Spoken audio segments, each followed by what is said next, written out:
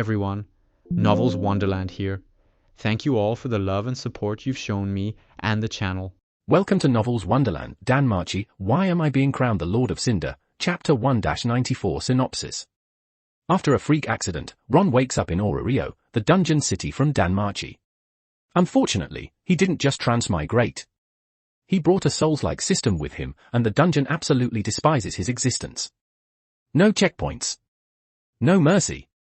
No safe exploration. From the very first step, the dungeon turns into a hostile nightmare.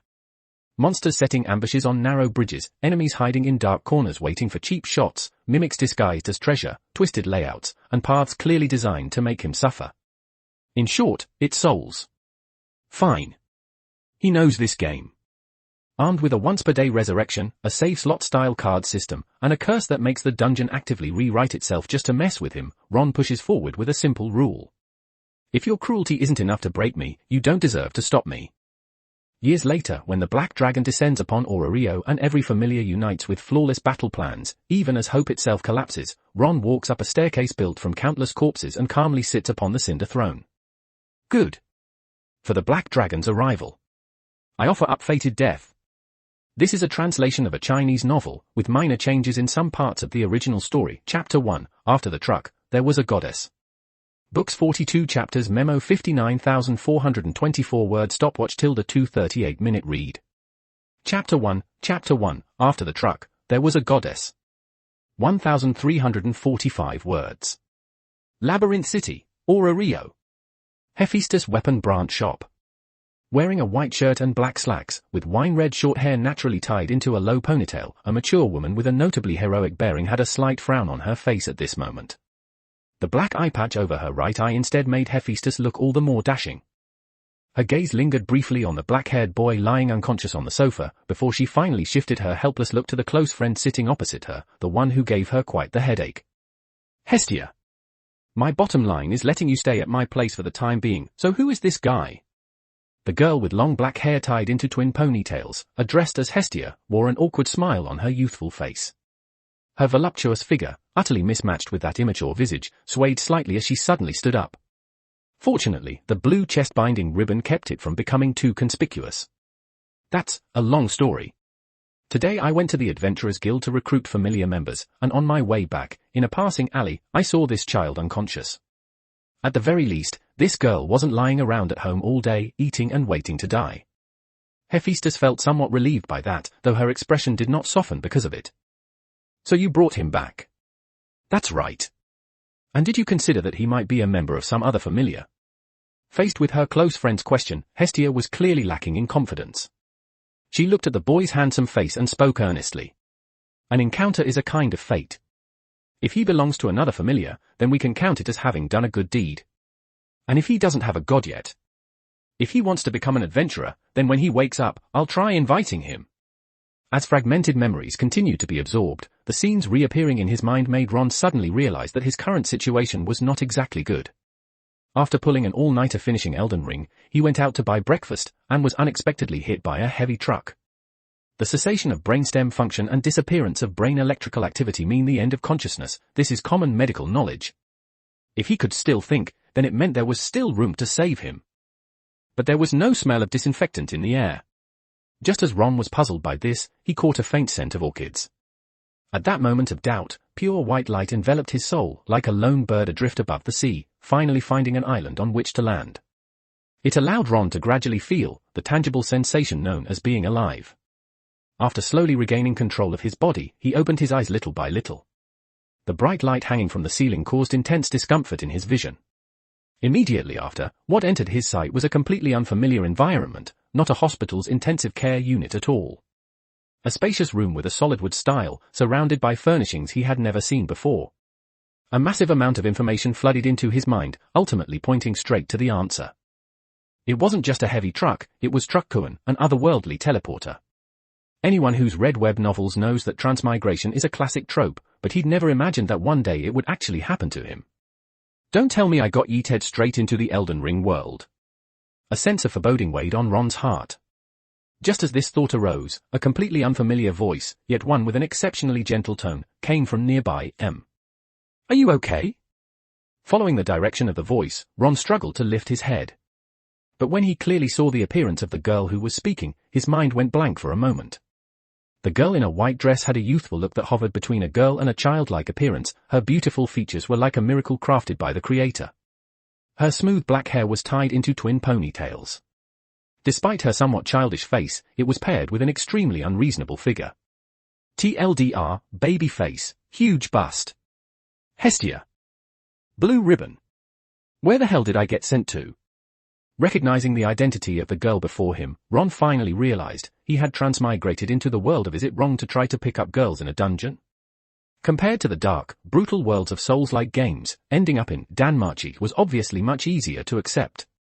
At the very least, he wouldn't run into some hidden bastard around a corner and die inexplicably to fodder mobs, dangerous as this world still was, despite not being as simple as it looked. Adventurers. Familiars.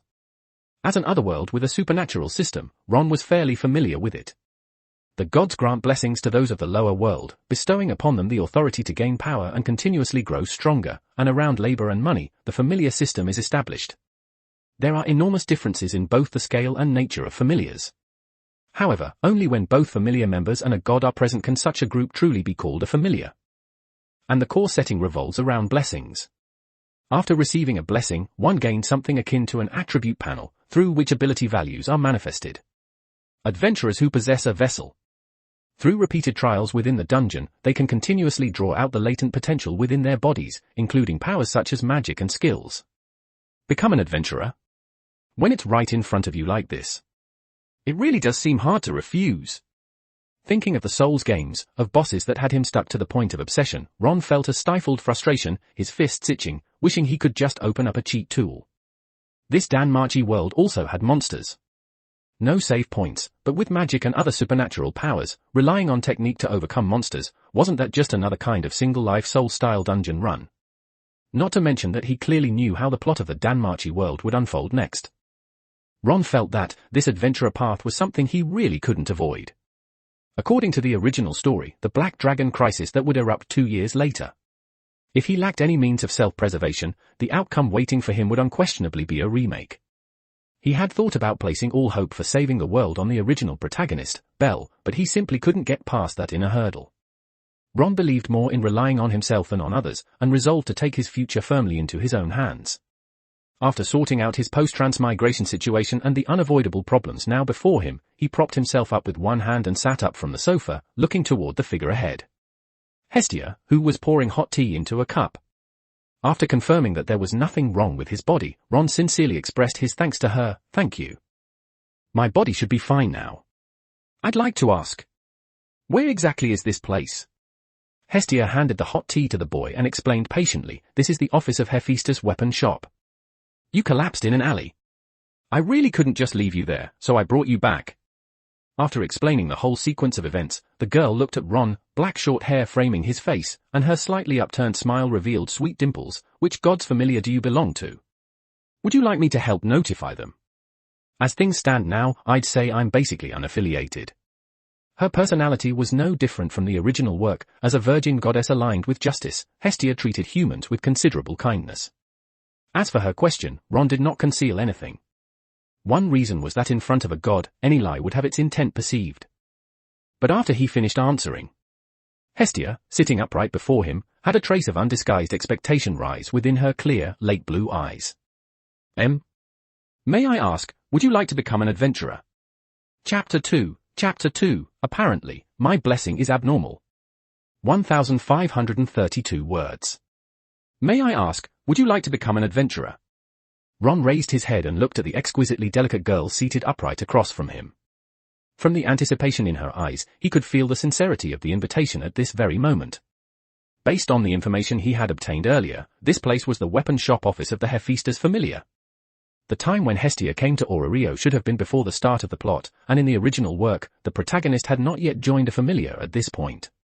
The familiar was currently in the difficult stage of starting from nothing, which meant that during the newcomer adventurer phase, one could only rely on oneself. However, ordinary novice adventurers basically had no possibility of joining powerful familiars. After all, familiars had developed in Orario for such a long time that derivative industry similar to those in Ron's previous life in the esports industry had already emerged: youth training. Selecting outstanding children for cultivation was reliable no matter how one looked at it, far more so than relying on random adventurers. And compared to familiars like the Soma familiar, which did not even appear in the original work, the Hestia in front of him was undoubtedly the best choice for him at the present stage. Of course. If coming to Orario and being unable to become an adventurer, then life would be completely meaningless. This was not a lie. Embracing a transcendent world where magic existed, this was something that Ron, as a transmigrator, had to seriously consider as possibly a once-in-a-lifetime opportunity. After receiving Ron's clear answer, Hestia lifted her head and looked at the spirited young man before her. She could feel the weight within his words. I've recently been planning to establish a familiar. At present, there are no adventurers who have joined. So I wanted to ask, oh, right, how should I address you? Ron. Mr. Ron, I wonder if you would be interested in joining the Hestia familiar. When she extended the invitation, the girl only felt her heart filled with nervousness.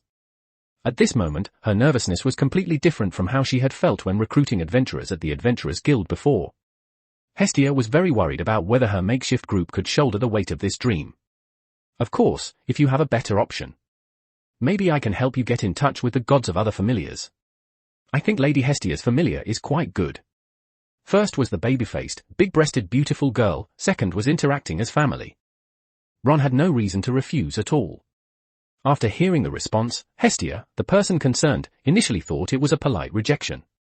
It was only when she saw the firm look in the young man's eyes that she realized what he meant. Really? I haven't been in Orario for very long. The conditions of the familiar may be harsher than you imagine, and I may not even be able to provide much help. Even so, do you still want to join my familiar? That's right. Ron did not change his mind. Choosing to join the newly founded Hestia familiar meant that dungeon exploration would be more difficult, but the advantage was that the god could frequently help update ability values. Seen from another angle, wasn't he essentially joining the protagonist's group in advance? With a calm expression, he looked at the young goddess whose face was filled with disbelief. Lady Hestia, what should we do next? Wait a moment. I'll go prepare the items to bestow the blessing right now. The unconscious boy she had picked up was willing to join the newly created familiar after waking up. To Hestia, wasn't that also a kind of fate? But before bestowing the blessing upon him, she had to ask Hephaestus about the specific procedure. Mainly because she truly had no experience in this area. Most importantly, the first adventurer joining the familiar symbolized her brand new beginning in Orario. After transmigrating to the DanMachi world, whether it was anticipation for the transcendent system, wanting to establish a firm foothold in the chaotic Orario, or facing the Black Dragon crisis arriving 2 years later, Ron had reasons why he had to become an adventurer. Fortunately, the development of events did not exceed the target expectations. After joining the Hestia familiar, what awaited him was an adventurer's life he had never experienced before. After standing up from the sofa, he surveyed Hephaestus's office. Ron's gaze stopped on the glass-made mirror not far away. When he saw the face reflected in the mirror, he felt a brief moment of daze. The self in the mirror still had the same familiar face as before. And compared to a previous life that had been battered by society, the 15 or 16-year-old youth before him had facial features whose contours were still full of immaturity. Good news. His body had returned to a stage of abundant vitality and peak attractiveness, the teenage years. Don't even say it. Since I've been reborn, no matter what, I have to live this life to the fullest. Just as Ron was filled with anticipation toward the unknown Orario, the office door was quietly pushed open. Immediately afterward, Hestia entered, carrying a parchment. The girl was very beautiful.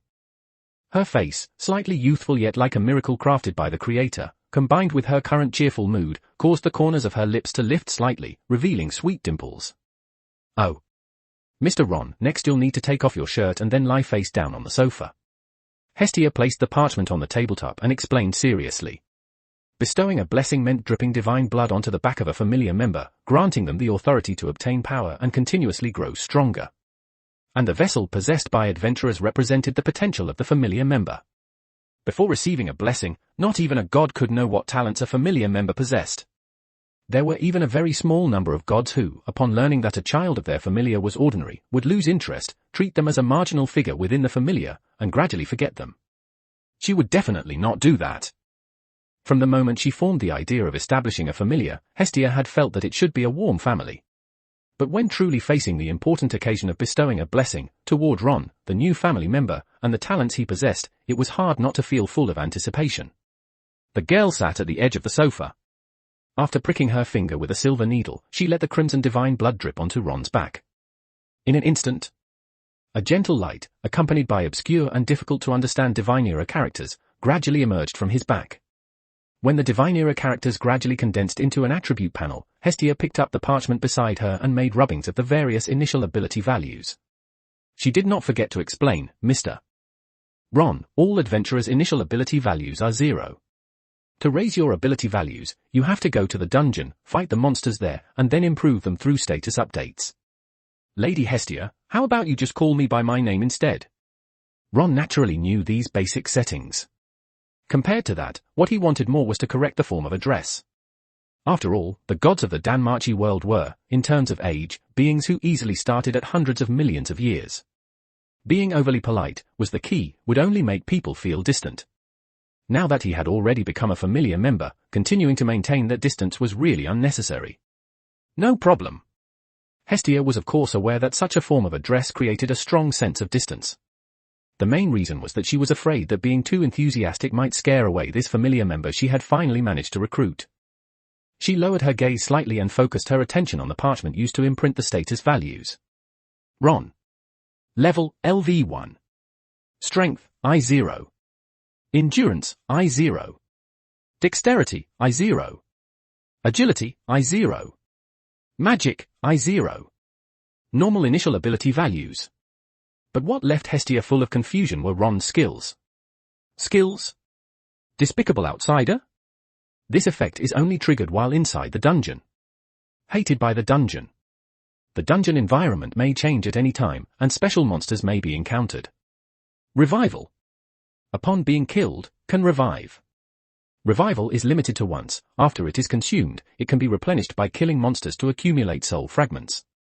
The number of uses refreshes at midnight each day. Character save slot.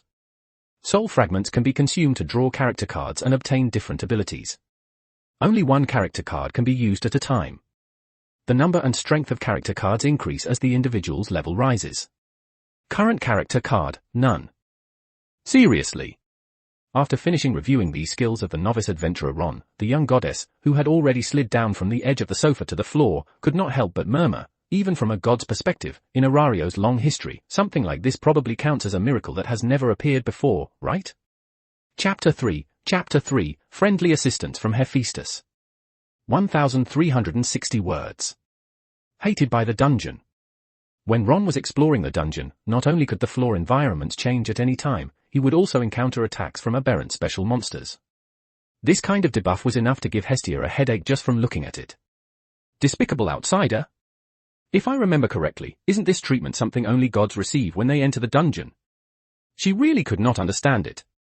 But when combined with this new familiar member's revival skill, the girl suddenly felt that the dungeon's hatred toward him was not without cause. Being able to revive after being killed. There was a limit to the number of times, but the count could be increased by accumulating points through killing monsters. This was absolutely an unprecedented method in Orario. As for character save, she could not understand it, but it left her deeply shocked. This was simply genius. Ron had just obtained a blessing, yet as a novice adventurer he already possessed 3 skills. Hestia had already begun to look forward to him creating a picture book-like heroic epic on the grand stage that was Orario and the dungeon. The girl raised her head, her tone solemn. Ron. The talent you possess is absolutely enough to support your dreams, and it can even make your future life of exploration in Orario filled with meaning. Could it be that I really am a pro? After becoming an adventurer, Ron had not felt any obvious changes in his body, but after hearing these words, he could not help but feel a sense of anticipation. That was, until he clearly saw the attribute panel engraved on the parchment, and his smile gradually disappeared. The difficulty of dungeon exploration strategies had clearly increased. In exchange for a cheat that allowed revival, no matter how you looked at it, it felt familiar. Damn it, the Souls-like game is still chasing me. Overall, my revival skill is extremely bugged, but the Souls-like nightmare difficulty dungeon exploration just happens to perfectly fix this problem. As for the final skill named character save, it should be by consuming soul shard items, extracting NPC characters from the Souls-like game, and after use, obtaining the various abilities of that character. Maybe. Ron's mood was hard to describe. At the very least, possessing the Souls-like protagonist's rewind ability could provide the necessary safety guarantee for his upcoming dungeon adventuring life. But after turning on cheats, it always felt like something would be lost. By the way, Ron, do you have a place to stay? After the excitement of discovering that her new familiar member was a genius gradually faded, Hestia realized the key issue. Ron had come to Orario specifically to become an adventurer. Without even thinking, it was obvious that in this unfamiliar city he definitely had no place to settle, and to make matters worse, her familiar had only just been established and did not even have a proper familiar headquarters. If not. At this point, the image of her close friend Hephaestus inexplicably came to the girl's mind. Perhaps she could help solve the familiar's lodging problem. Hestia did not make any promises. I can help you ask. Then I'll trouble you, Lady Hestia. Of course Ron would not refuse. After transmigrating into the DanMachi world and successfully becoming an adventurer, the next things he needed to consider were his food, clothing, housing, and transportation in Orario. After all, this was not a game, where once you got tired of playing you could just save on the spot and log out. But the advantage of joining Hestia's familiar lay precisely here, because this young goddess could, outside of dungeon exploration, provide help within her means. It's no trouble. She was well aware that her current self was not a qualified goddess. And the trust coming from her new familiar member, Ron, filled Hestia with motivation. At the very least, she wanted to appear as reliable as possible in front of him. She clenched her fist, her tone serious. Since you are my familiar child, taking care of you is my responsibility. No way. I said it from the very beginning, letting you stay at my place is already the limit of what I can tolerate, let alone the fact that you've already formed a familiar. That's only reasonable. You lot should be going to find your own familiar headquarters. Upon seeing her close friend again, Hephaestus did not even need to ask to guess that the person in front of her was definitely about to cause her trouble again. Staying at her place and freeloading food and lodging was one thing. After all, she was one of the few friends she had back in heaven. But Hestia wanting to bring a man to live in her house, even if this person was a newly recruited familiar member. That was equally unacceptable. You know that. I only arrived in Orario not long ago. The only friend I know is you, and my relationship with the other gods isn't very good either. The girl stood where she was.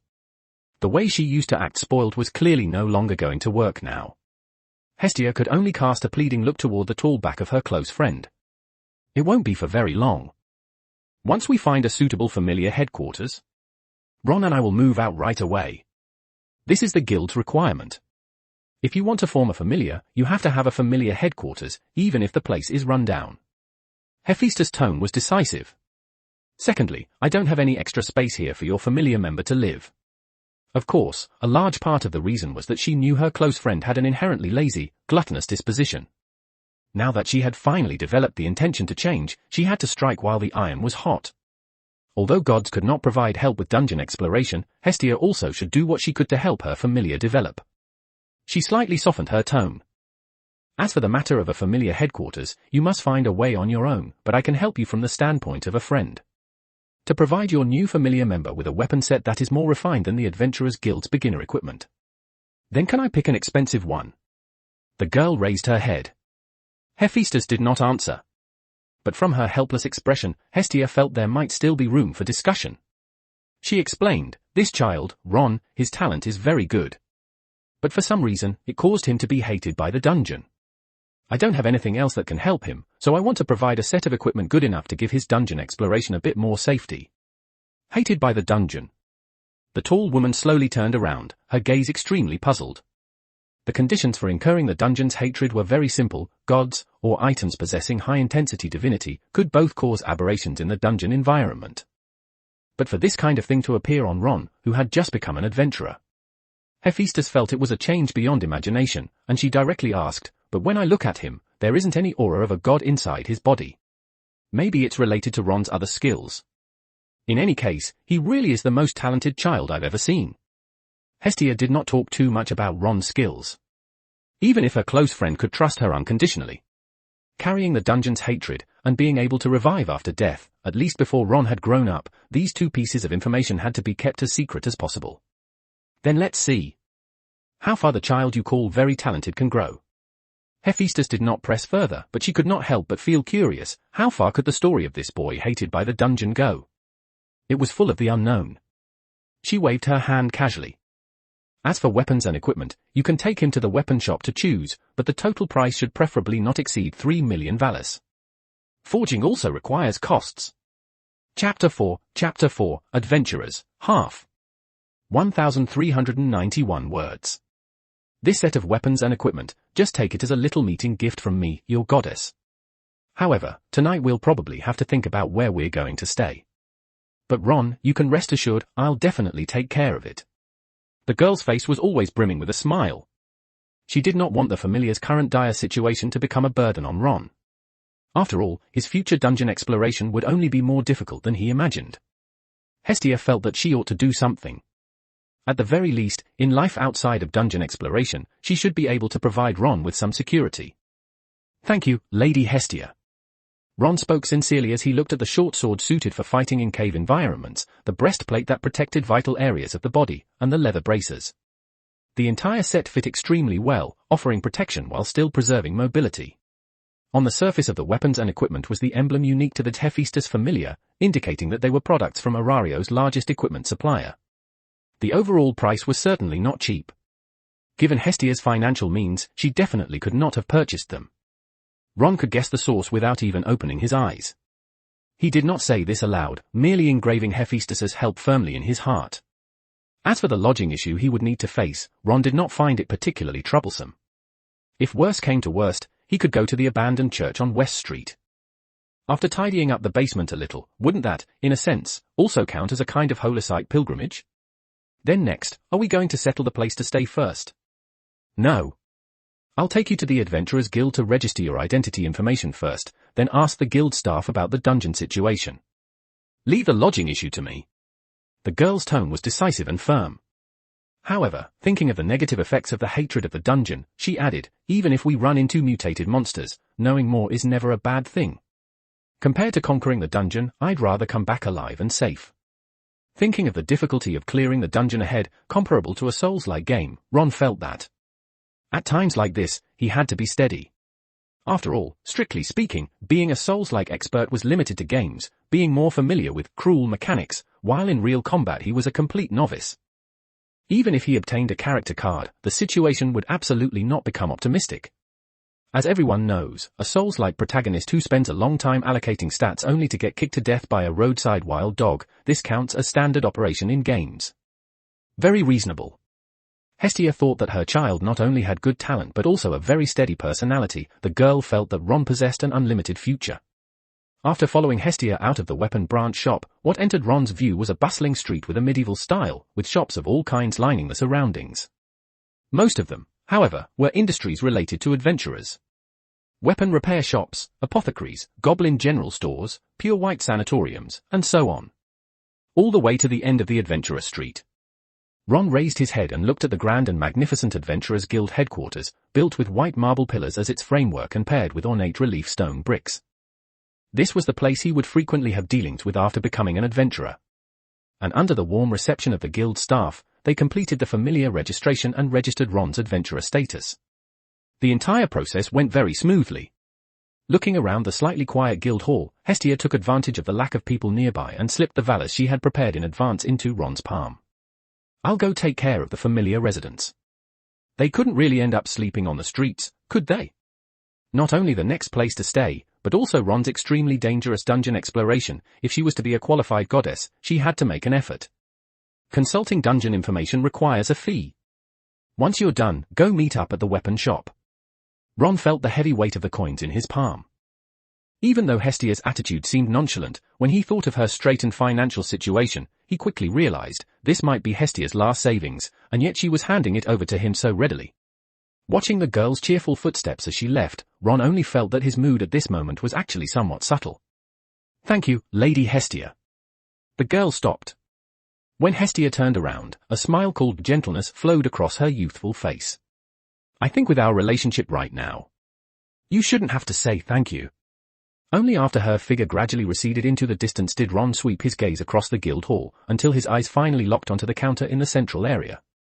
The girl behind the counter had shoulder-length short brown hair. Her neat and pretty features, paired with round-framed glasses, added a touch of elegance to her lovely face. Her slender elven ears were an even clearer symbol of her uncommon identity. Aina Tulle. Relying on her serious and dependable way of doing things, as well as her sweet looks and attractive figure, among the many staff members of the Adventurers Guild, she was the most popular poster girl. Since he had to consult a guild staff member anyway, Ron felt he might as well look for the reliable half-elf beauty who had left a deep impression on him in the anime in his previous life. It was not yet peak time for adventurers leaving the dungeon, so the workload was relatively light. Noticing an adventurer approaching, the girl raised her head. Seeing Ron's unfamiliar, handsome face, she guessed he was probably a newcomer who had just come to Rio to develop. Aina raised a hand and pushed up the frame of her glasses. The smile naturally flowing on her face was filled with gentleness. How may I help you? I want to inquire about information on upper-level monsters, and also learn about intelligence regarding the dungeon's abnormal changes. Ron stood before the counter and looked at Aina as he asked. After receiving a god's blessing and becoming an adventurer, one's physical abilities would be comprehensively enhanced. But after all, this was not a game. Souls-like protagonists could revive without limit, yet his own revival uses were quite limited. If some sneaky monster were camping the respawn point, there was no need to think, even with his eyes closed, he could guess the outcome. Ron believed that he should grasp as much information about the dungeon as possible to avoid unexpected incidents. He added, I hope it can be as detailed as possible. That's what I should be doing. However, when the girl reflected on the latter half of his words, she clearly noticed the issue, namely, the matter of information regarding dungeon anomalies, and raised her head. The look in her eyes as she gazed at Ron was filled with curiosity. Aina patiently explained, as for what you asked about dungeon anomalies, adventurer, there's no need for you to worry. Our Adventurers Guild has regulations that forbid gods from entering the dungeon. As long as the dungeon does not detect the presence of a god, situations like that basically won't occur. You can carry out your daily exploration activities with peace of mind.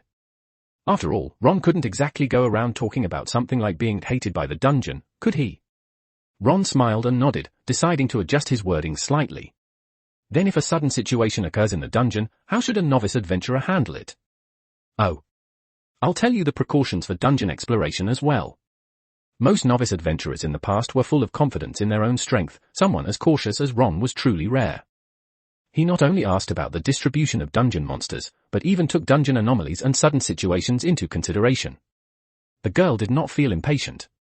On the contrary, she grew interested in the refined-looking Ron. My name is Aina Tulle. How should I address you? Because if nothing unexpected happens, novice adventurers are usually assigned to me. You can think of me as a rookie guide. Chapter 5, A Form of Tactical Retreat. 1,320 words. Ron. Then I'll call you that. After a brief introduction, the half-elf girl stood up from the guild counter and led Ron toward the resting area on the side of the Adventurers Guild Hall. Before starting their formal conversation, Aina poured 2 cups of hot black tea from the bar counter. She placed one in front of Ron and said with a relaxed smile, sorry, the guild only has black tea. If you're not used to it, you can add some sugar. Thank you. We don't need to pay for it, right? Considering that he would need to pay a consultation fee later, Ron asked seriously as he looked at the young girl before him, gracefully sipping her black tea. It was a precaution to avoid the awkward situation of not having enough money and having to ask Hephaestus to cover the bill. However, after hearing this, the smile on Aina's delicate face grew even brighter. Don't worry, this is an employee benefit of the guild. As for you, Tilda, you'll most likely be an adventurer I'm in charge of, so I still have this little privilege. The corners of the girl's eyes curved into a pleasing arc, and her clear, water-like eyes were filled with a hint of slyness. So let's get back to the question you wanted to consult about. Mr. Ron. The dungeon is far more dangerous than you imagine. I hope you can take what comes next seriously. Of course. Ron nodded solemnly, then added, a truly qualified adventurer isn't defined by how strong they are, but by whether they can return safely from the dungeon. In Rio, where adventurers constantly chased after power. This was the first time Aina had heard such a fresh and unconventional explanation. She straightened her posture slightly, set the teacup back on the table, and looked at him with curiosity. So that's the reason you're being cautious. Or maybe I'm just afraid of dying. Ron smiled and shrugged. Even though Hephaestus had an easygoing personality, it was impossible not to feel at least a little restrained when actually interacting with her. After all, no matter what, she was still a god. As an ordinary person, it was impossible to lie in front of a god. If she started probing into his background, what would he do then? If his identity as a transmigrator were exposed, Hephaestus might still be fine, but if the fun-loving gods of Orario found out that other worlds existed, he could not imagine just how crazy those gods, bored to the point of excess, might become. You're quite honest. Aina could not help letting out a light laugh, yet at the same time she saw in Ron something different from other adventurers, a contradiction he possessed. Worried about encountering danger in the dungeon, yet still wanting to become an adventurer. After the brief easing of tension between them, she began to get to the point. The safe area of the dungeon was called the starting path. Broad, spiraling staircases connected to the subterranean caverns, spacious enough to accommodate thousands of people. Following that were the areas known as the upper floors, floors 1 to 12. The monsters in the shallow floors were distributed in a fairly standard pattern. Most were goblins, kobolds, dungeon lizards, and similar creatures, with an overall low level of danger. Even an ordinary adult male could kill them as long as he had a weapon. It was not until floor 5 that there was a chance of encountering an elite monster known as the War Shadow, dubbed a rookie killer due to its high mobility and lethal power. And as one ventured deeper into the dungeon, the level of danger would rise sharply. For example, there were insect-type monsters with hard shells such as the killer ants, which would call for companions when in danger and might even trigger a monster stampede. There were also many other monsters like blue papilio, purple moth, imps, and more. Compared to the relatively limited coverage in the original work, Aina's explanation was much more detailed, allowing Ron to take it all in within a short amount of time. For a rookie adventurer, mastering this information was entirely sufficient. After all, burdened with the anomaly brought about by the dungeon's hatred, Ron felt that rashly heading into deeper areas was nothing more than gambling with his own life. Finally, he looked at Aina in front of him and asked once more, if something unexpected happens in the dungeon, how should it be handled? Very simple. The girl paused briefly, then said with utmost seriousness, run. Do everything you can to break away from the monster's pursuit and leave the area where the anomaly occurred. This is absolutely not something a rookie adventurer can handle. But as she said this, Aina smiled faintly. Still, you can rest assured. At least in the past 2 years, I haven't heard of any unexpected situations occurring. Then in the future, there would probably be more of them. Afterwards, Ron added silently in his heart that, at present, he still had not figured out how much uncertainty that the dungeon's hatred could bring to his exploration. It seemed that only by truly going there would he be able to obtain a more accurate answer. He nodded seriously. Thank you, Miss Aina, for the explanation. At the very least, now I already have a basic understanding of the monsters on the upper floors of the dungeon. No need. This is part of my job. She had not expected Ron to be so solemn. The girl hurriedly waved her hands, having a fairly good impression of Ron, who was polite in both words and conduct and occasionally displayed a bit of dry humor. She offered a well-intentioned reminder, the dungeon is really dangerous. Please don't push yourself. I will be careful. After finishing all the black tea in his cup, Ron had no intention of lingering in the Adventurers Guild any longer. Basically, he had already asked everything he needed to ask. As for information about dungeon anomalies, as an ordinary staff member, the information Aina could access was also limited. However, combining this with the plot of the original DanMachi work, the floor boss Black Goliath that the protagonist Belle encountered on the 17th floor was precisely a product of an anomaly. Surely I won't run into nothing but monsters of that level, right? Leaving the Adventurers Guild premises, Ron followed the street back along the same route toward the Hephaestus weapon branch. He did not even need to wait before he spotted a conspicuous figure. The girl's petite body was holding a fully packed set of equipment. Upon noticing Ron's arrival, Hestia hurriedly waved. A dependable composure flowed over her youthful face, though her manner was a deliberately assumed maturity. Ron. The temporary familiar base has already been arranged, including daily necessities and the like. As if recalling something, she brought it up, wanting to establish the image of a mature goddess. How did your conversation with the staff at the Adventurers Guild go? I've already grasped the dungeon's floor monsters. As for the specifics, the changes caused by the dungeon's hatred, I'll only have a rough understanding after I go there myself. Ron did not conceal anything. If all else failed, he would just crawl around on the first floor. Surely under the torment of this ridiculous dungeon, something like a goblin lord-level monster from some anime wouldn't appear, right? Thinking of Hestia's concern for him, he immediately added, if I encounter danger that I can't handle, running away is also a form of tactical retreat. That way of thinking is correct. The girl nodded, giving high praise. She looked at Ron, who was half a head taller than herself. Her confident tone carried a hint of excitement. But you can rest assured, before you set off to explore the dungeon, I've already found you an instructor. Chapter 6, Preparations before setting out on the adventure. 1,353 words. Ron was not surprised that Hestia had managed to find a familiar headquarters and a place to settle down. He simply knew that the living environment could not be held to overly high standards. In other words, a basement of an abandoned church that could keep out wind and rain, plus a beautiful goddess as a housemate. What more could one possibly ask for? However, when Hestia mentioned that she had found an instructor to guide dungeon exploration, his eyes filled with astonishment. Could this be some kind of special treatment for a new member? Is this instructor someone who specializes in dungeon exploration? That's right. Basic practical combat skills, how to fight monsters efficiently, he will teach you all of that, so that I can feel at ease about your safety. After all, considering the kind of vessel Ron possessed. If he were to join one of Arario's powerful familiars, he would definitely be trained as a core member. Hestia was well aware that she did not have such conditions. She could only, within her limited means, provide some conveniences for his future dungeon expeditions. When the girl reached this point, she spoke in a relaxed tone. Let's head to the familiar headquarters first. The environment might be a bit simple, but I believe it will definitely improve in the future.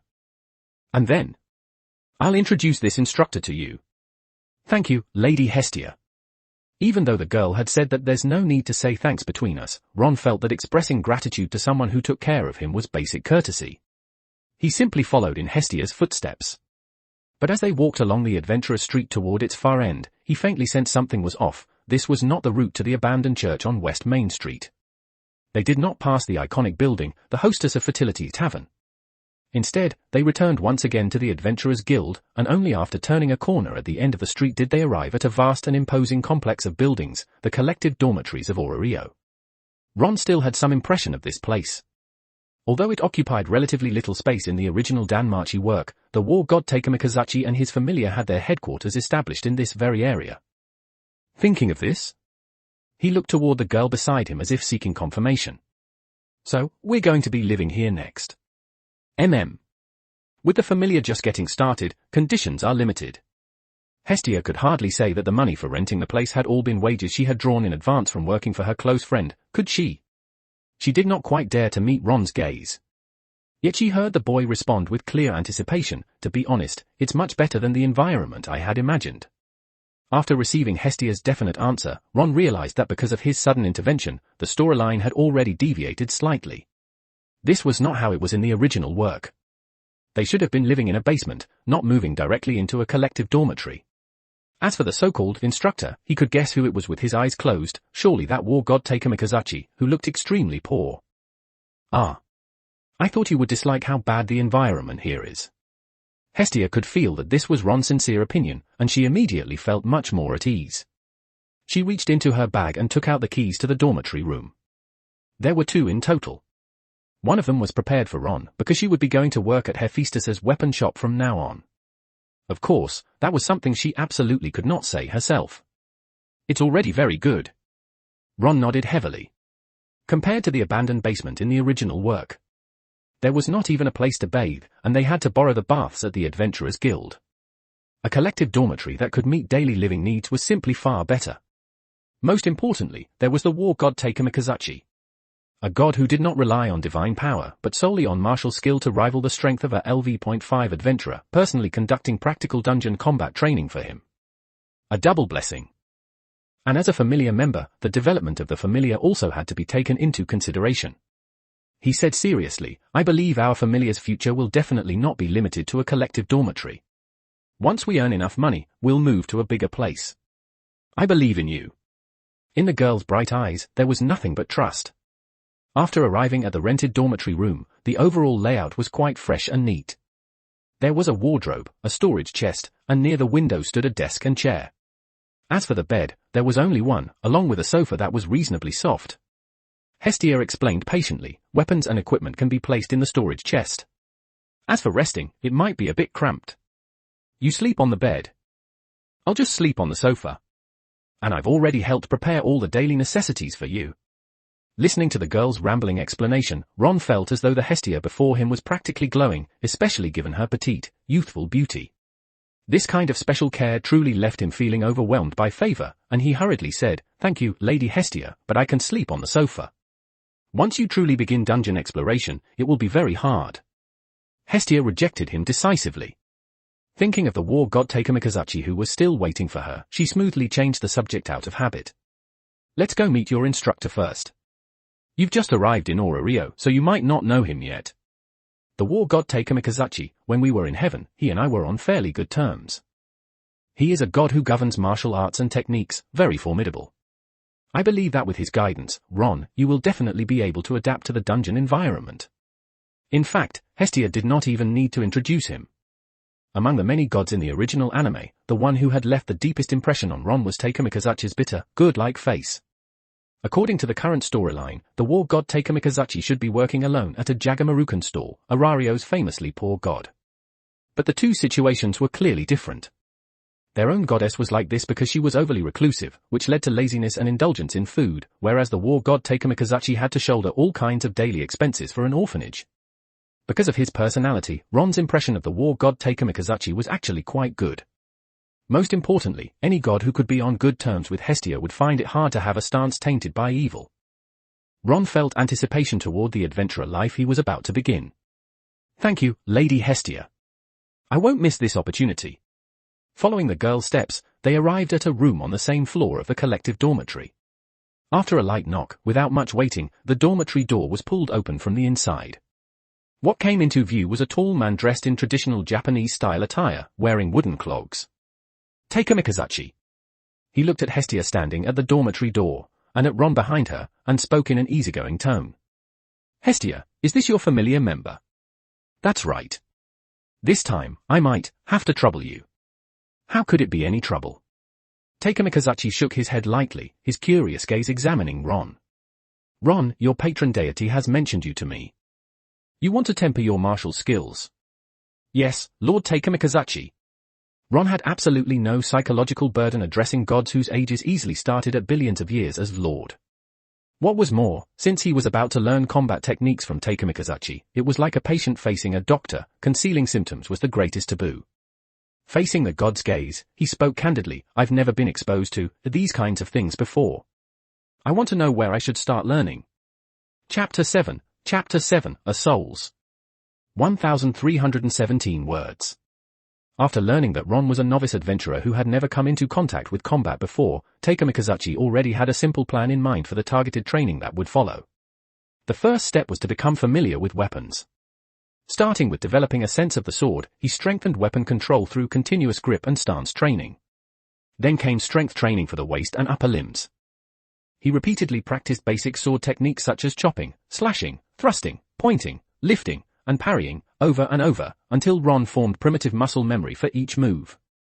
And because this guidance had been entrusted to him by Hestia, Takamikazuchi took the instruction very seriously. Only after Ron was able to repeat this entire training routine without any mistakes in the details did he feel at ease enough to conclude and remind him, saying, follow this method. Once you reach the level where skill comes from familiarity, it will become much easier. At the very least, you should be able to handle ordinary dungeon monsters, things like goblins and kobolds. As for combat techniques, there's no way to teach those. You can only comprehend them through continuous combat. Could he really fight strengthened goblins and kobolds? Ron lacked confidence. After all, in the Souls game system, even the most ordinary monsters had the ability to overturn the protagonist, let alone himself. To truly become at ease in the dungeon, he would probably need to accumulate enough soul fragments, draw the corresponding NPC character cards, and master part of their abilities before the difficulty could be reduced even slightly. After finishing the basic swordsmanship training, Takamikazuchi no longer maintained the stern demeanor he had during instruction. He reached out and lightly patted the boy on the shoulder. Do you have any other questions? My head has learned it, Ron said with a grave expression. I just don't know whether my body will still remember it when I actually face monsters. In any case, thank you very much, Lord Takamikazuchi. Just a small effort. Naturally accepting Ron's thanks, Takamikazuchi added before parting, having just obtained a blessing and become an adventurer, I recommend that you head into the dungeon to begin exploration as soon as possible. That way, your abilities can improve relatively quickly. I can only teach you this much. If you want to truly learn martial skills, it would take at least half a year. Half a year would be required. Even if the DanMachi storyline had not fully unfolded yet, Ron did not have that much spare time to study. He might as well focus on researching this cheat ability instead. The soul-style interface, so long as he could survive cautiously, its future growth potential would at least not be bad. Watching Takamikazuchi's departing figure, after calming himself slightly, he looked down at the short sword in his hand. What he needed to do next was very simple. Good.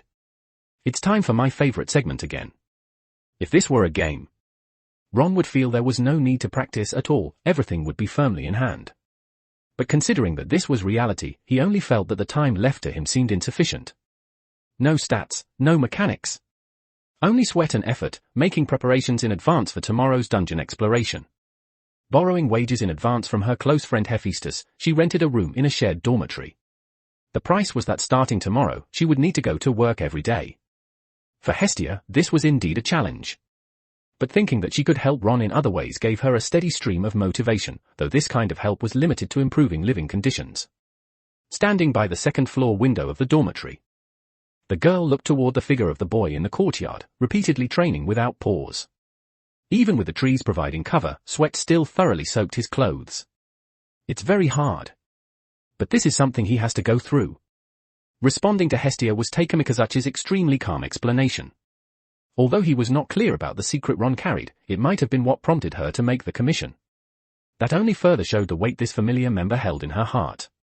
Takamikazuchi could tell Ron was training seriously. Various basic sword techniques, through uninterrupted repetition, were gradually shifting from unfamiliar to proficient. Toward a boy willing to put in effort, his impression could hardly be poor.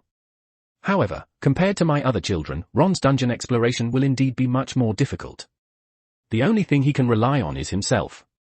But I think Ron is also fortunate. There really aren't many children who can make a god go to this extent. In the end, it's still because I, as a god, am not competent enough. The girl fell silent, rarely so. She did not continue to linger in the room. As time drew close to evening, what needed to be dealt with next was the matter of Ron's dinner with her. Given their tight financial situation, a popular restaurant like Hostess of Fertility was definitely not Hestia's first choice. From Takamikazuchi's recommendations, she found a relatively affordable restaurant whose portion sizes and flavor were both deeply loved by ordinary adventurers, and packed up dinner. A carbohydrate staple, vegetables to supplement vitamins, and a calorie-bomb pork cutlet. By the time Hestia had packed up dinner and returned once more to the shared dormitory, the slightly thin boy was still training hard in the courtyard. Only the location had been changed, to an open area with lighting. She raised the bento box she was carrying in her hand, and made her tone sound as cheerful as possible. Ron, today's training should be about enough for now. I packed dinner back, eat it while it's hot. Okay. Ron did not refuse. His physical condition had returned to a teenager's peak state, and after receiving the god's blessing, he was clearly much more resilient.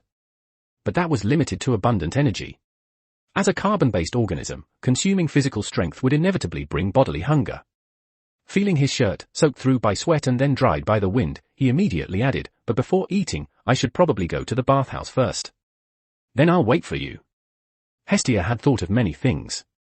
She had even prepared her wording. If it really came to it, she would have Ron slow down his dungeon exploration, and trouble Takamikazuchi to help him first solidify his fundamentals. But when she saw the boy return from washing up, relaxed in demeanor, she ultimately did not say those words. Ron's gaze swept over the abundant dinner laid out on the table. Chicken fried noodles, pork cutlet, a vegetable and fruit salad, within a medieval background, this was already quite a good standard overall. The key point was that all of it was fed to him by a beautiful young goddess. As for the price paid, it was very likely that Hestia would need to go to the Jagamarukan stall during the day, or work in Hephaestus's shop to keep things going. Living in DanMachi, starting off as a kept man. If it were a wealthy, beautiful young woman, Ron would not have the slightest psychological burden. But now, this stable life was built on the fact that the familiar's goddess went out to work for it. Just that alone made it hard for him to accept the benefits with a clear conscience. Moreover, having transmigrated into a fantasy world with supernatural power, Ron felt that the first thing he needed to figure out was this cheat ability of his, the Soul's Game protagonist.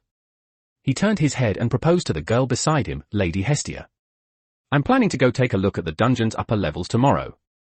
According to the guild staff's introduction, even if monsters like goblins and kobolds undergo mutations, I should be confident I can deal with them." Chapter 8, First Experience of Soul Travel. 1,366 words. Rio had plenty of nightlife, but the only entertainment available to adventurers consisted of taverns, gambling houses, and the pleasure quarter. Ron had no interest in any of that. After high-intensity training, combined with the fullness brought on by food, he fell asleep early on the sofa, only waking naturally at dawn when his biological clock stirred. The night before, when he proposed going to explore the dungeon, Hestia had not refused. She had merely laid out the conditions for exploration. When encountering dungeon monsters, please do not force yourself into battle. After expending uses of the revival skill, you must immediately withdraw from the dungeon. If necessary, you may seek help from other adventurers. Ron naturally had no objections. After all, only by staying alive could there be a future. After getting up from the sofa, he looked toward the beautiful girl sleeping soundly on the bed. Her sleeping posture could hardly be called elegant. When he returned from the bathroom after taking care of his hygiene, Hestia was already awake. "Good morning, Lady Hestia." "You too." The girl lazily stretched, and beneath the accent of her dress, her perfect figure was strikingly apparent. "Heading into the dungeon so early to start exploring?" "Leaving early. If you really run into danger, once you safely withdraw from the dungeon, there'll still be time to train." Ron took out the weapons and armor Hestia had prepared from the storage box, but ran into a very obvious problem when it came to putting them on. For a modern person, this was a bit over the top. Seeing this, Hestia took the initiative to step over to the boy's side, standing on tiptoe to help adjust everything, until Ron in front of her was fully equipped with all the armor. Only then did she clap her hands in satisfaction, before suddenly remembering something. "This is money for breakfast. Only by maintaining your best condition can you explore the dungeon." Ron lowered his head and looked at the copper coins pressed into his palm, then looked at Hestia, who clearly could not even take proper care of herself, yet still gave him every possible preferential treatment. This time, he did not say thank you. Only after truly adapting to the rhythm of dungeon exploration would he be able to genuinely repay her. After leaving the communal dormitory together with Hestia, the morning sunlight had already completely driven away the chill and mist.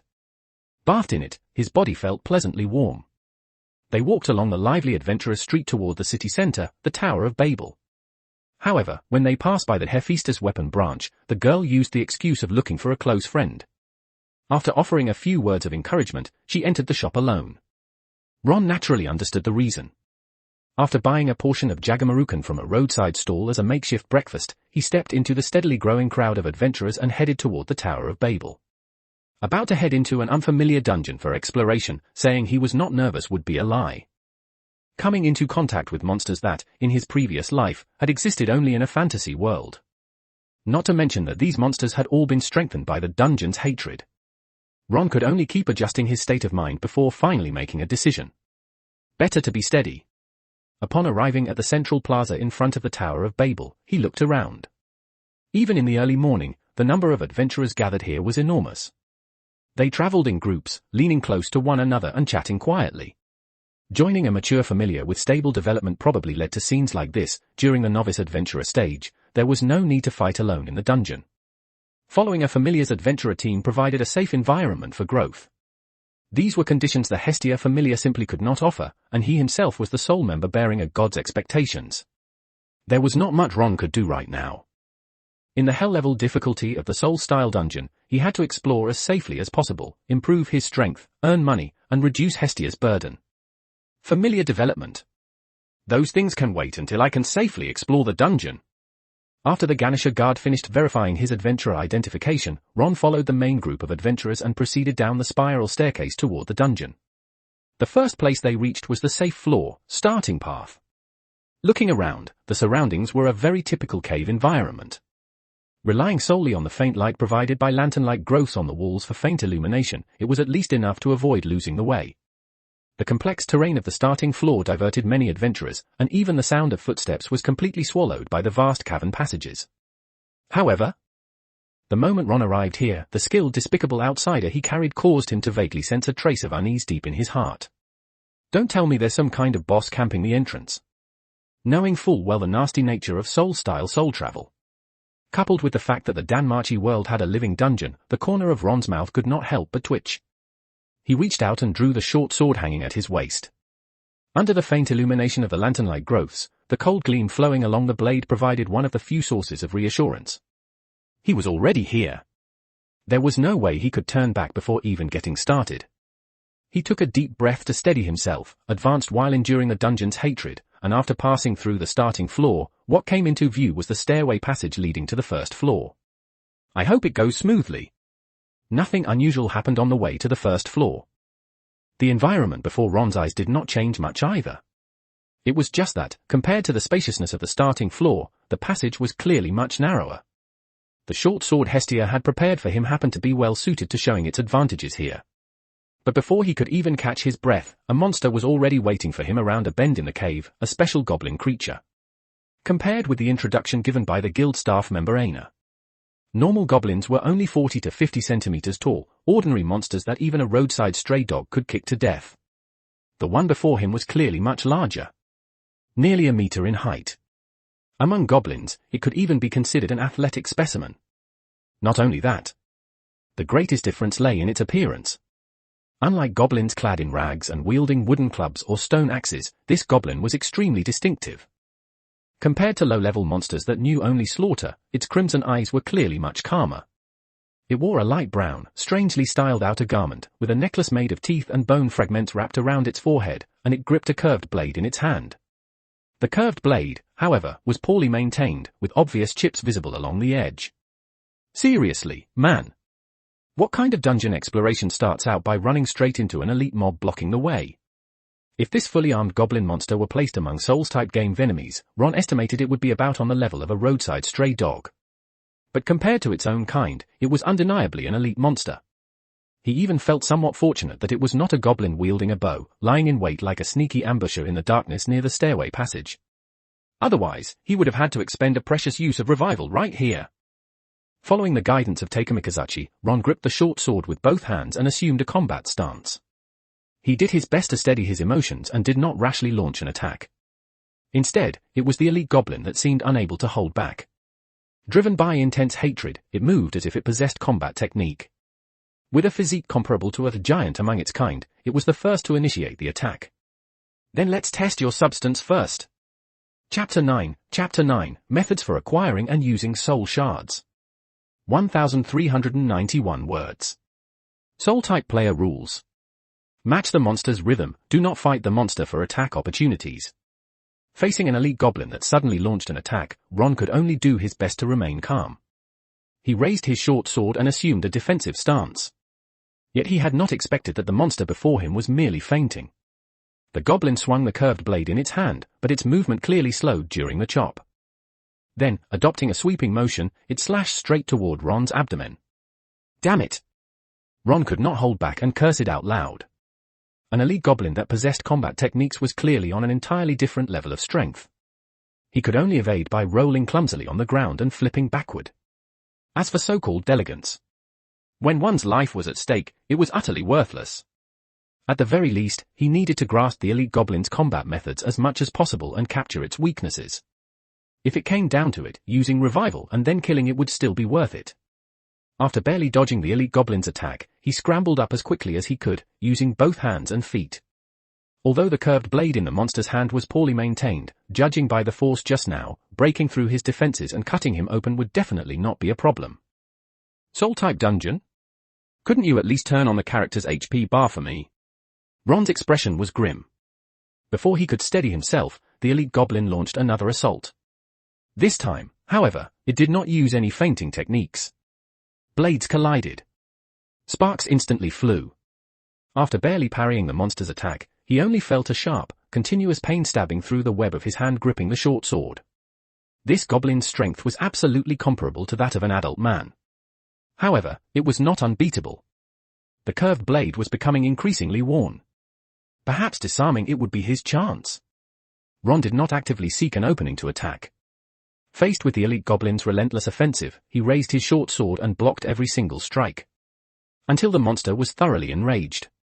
The goblin chose to actively widen the distance. It sprinted toward the boy's direction, then leapt up at the last moment, swinging the curved blade and hacking down at Ron with full force. Bang! The collision of blade and weapon produced a piercing noise. The tremendous gravitational momentum made Ron's knees go weak, while the elite goblin, its center of gravity unstable as it staggered backward, fully exposed its opening. Before even leaving the newbie village, he was already being chased down and beaten by a goblin. Ron had long been bottling up a bellyful of anger, so he naturally would not let the opportunity slip by. He grit his teeth and drove his legs forward with explosive force, slamming his shoulder into the monster. The short sword he gripped with both hands stabbed into the goblin's abdomen, and blood instantly sprayed out. However, the short sword pressed against the monster's bones and did not pierce clean through its body. At #1%. The intense pain made the elite goblin let out a howl, its shrill cries constantly assaulting the eardrums. The horrifying wound in its abdomen, with blood continuously flowing out, did not cause the monster to lose its fighting ability. Instead, it completely stimulated its ferocity. Realizing that something was wrong, Ron used the momentum of his roll to yank the short sword out of the goblin's abdomen. He panted heavily and said, "Damn it, even some roadside wild dog has a second phase." And at #1. The elite goblin's eyes were bloodshot and crimson.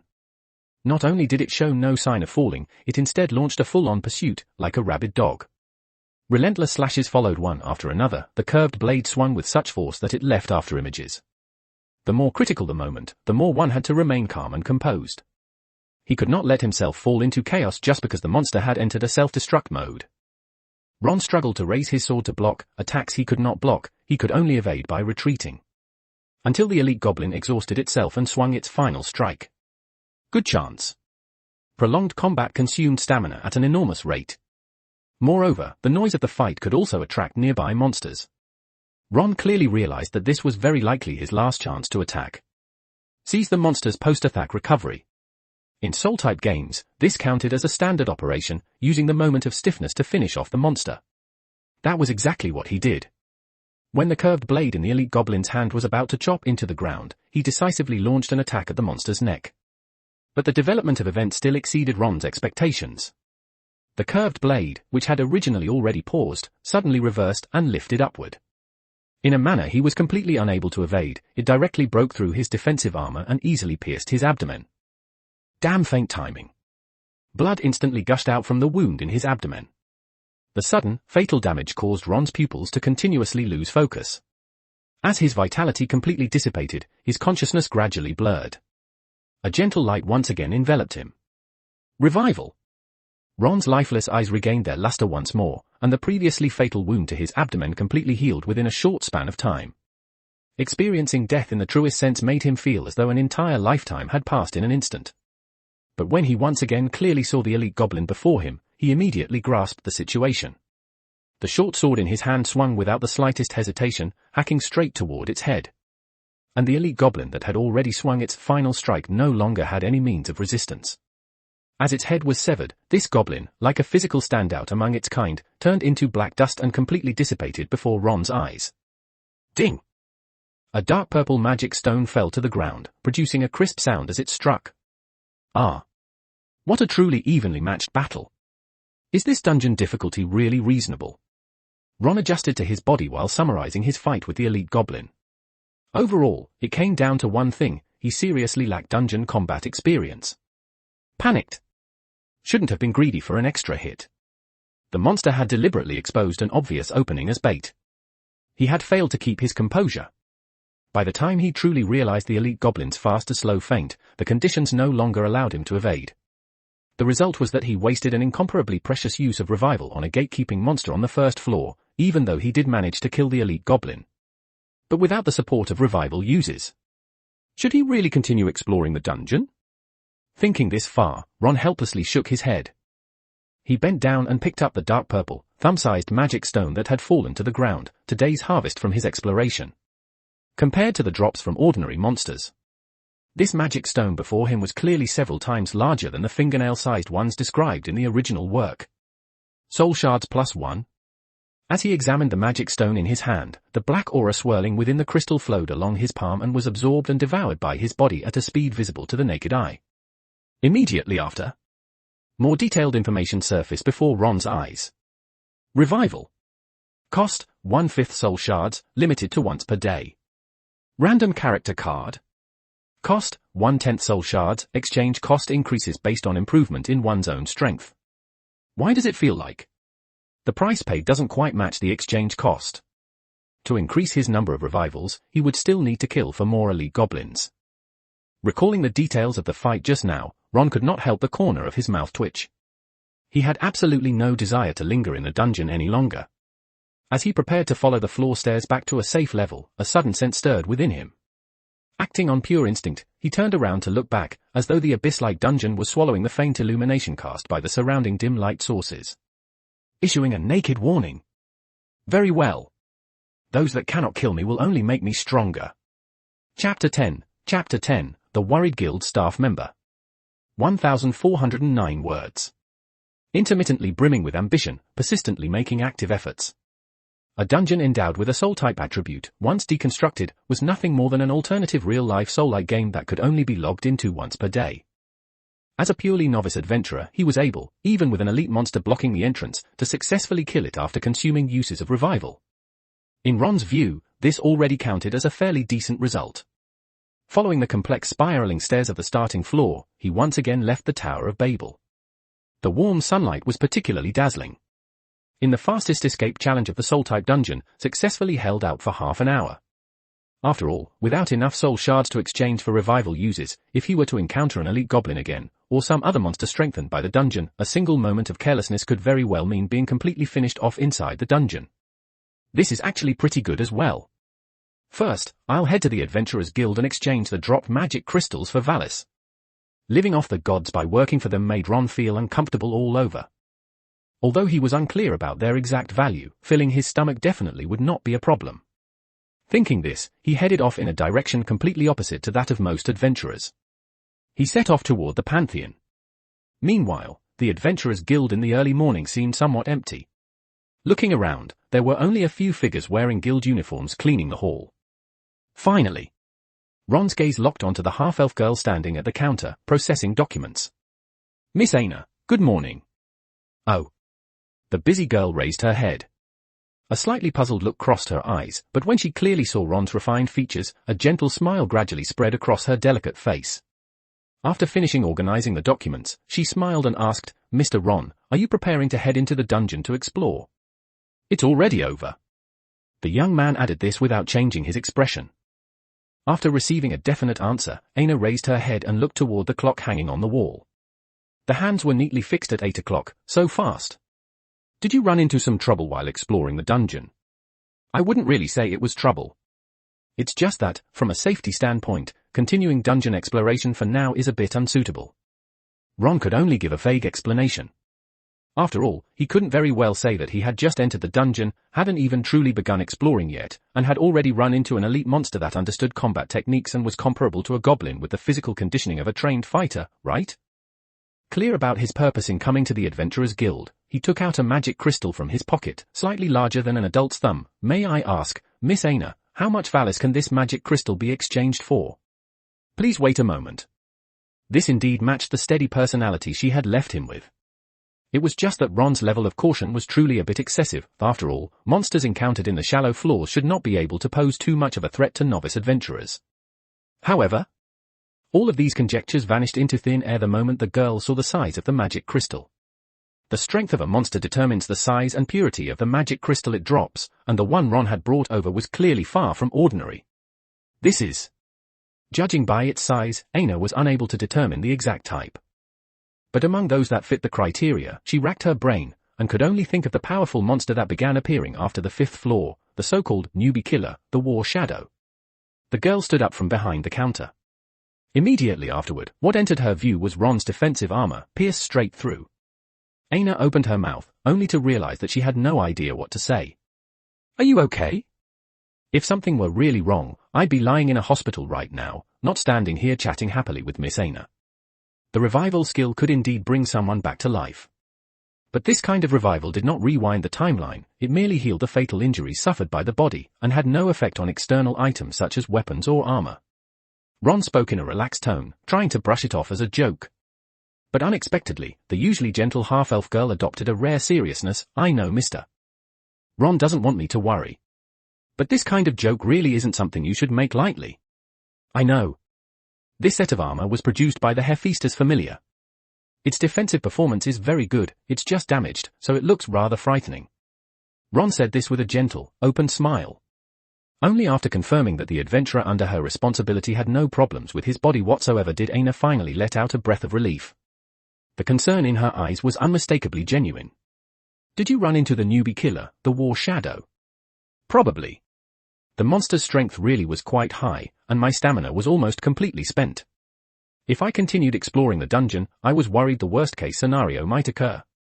Your strength, and your luck, are both very good. The girl looked at Ron in disbelief. Her memory was still stuck on yesterday, when he had asked her about detailed information on dungeon monster distribution. At that time, Aina had even felt that. Ron was different from other adventurers, steady in a way that didn't seem like a newcomer. But now the result was right in front of her. What kind of novice adventurer goes around saying, I need to be steady, safety should come first in the dungeon, and then run straight into the dangerous area beyond the 5th floor the very next day, and even kills the newbie killer, the War Shadow? Setting aside the adventurous act itself, Aina truly saw in Ron a kind of potential that the vast majority of Arario's novice adventurers simply did not have. Her expression turned somewhat helpless, and also, this is what you meant by putting safety first in the dungeon. On the road of growth, misunderstandings are always unavoidable. Ron nodded without changing his expression. If he hadn't been considering safety issues, he would probably still be in the dungeon right now, fighting elite monsters. As your guide, I hope you can give more thought to your own safety. Or maybe also think about the people who care about you, the girl added in a muttering tone. Only after saying it did she realize the ambiguity in that sentence. Aina reached up to push her glasses frame, using the motion to conceal the turmoil in her heart. If too many novice adventurers under my responsibility fail to return smoothly from the dungeon, that would also cause some trouble for my work. I'll pay attention.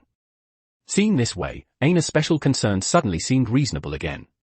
Barely counting as a half-competent Souls-like game expert, Ron knew how to stroke the fur the right way. I absolutely won't go adventuring recklessly in the future and make Miss Aina worry. All right. I'll go help you exchange the Valis first. If you want some tea, you can go to the rest area and pour yourself a cup. The girl's expression finally softened. She went to the counter area, briefly spoke with the staff at the exchange desk, and then handed the exchanged Valis to Ron, who was waiting. Aina explained, the magic stone dropped by a War Shadow can be exchanged for 1,000 Valis. However, this kind of monster also has more valuable material drops. Still, I hope you won't joke with your life just because you're short on money. Thank you, Miss Aina. The Valis exchanged from the drops exceeded expectations somewhat. Judging by the spending level of Arario's affordable restaurants, today's exploration gains were at least enough to solve the dinner problem for both himself and Hestia. Just as he was about to leave, wanting to make sure Ron had really taken her words to heart, the girl raised an eyebrow slightly and said, then could you tell me, what is your next exploration objective? This time, Ron's attitude was extremely sincere. Under the premise of guaranteed safety, do my best to clear the 1st floor of the dungeon. Chapter 11, Updating Ability Values. 1,319 words. Taking the exploration difficulty of the Souls-type dungeon as a reference, Ron felt that the goal he had set for himself was fairly conservative when fighting an elite goblin alone. Even so, he still felt some strain.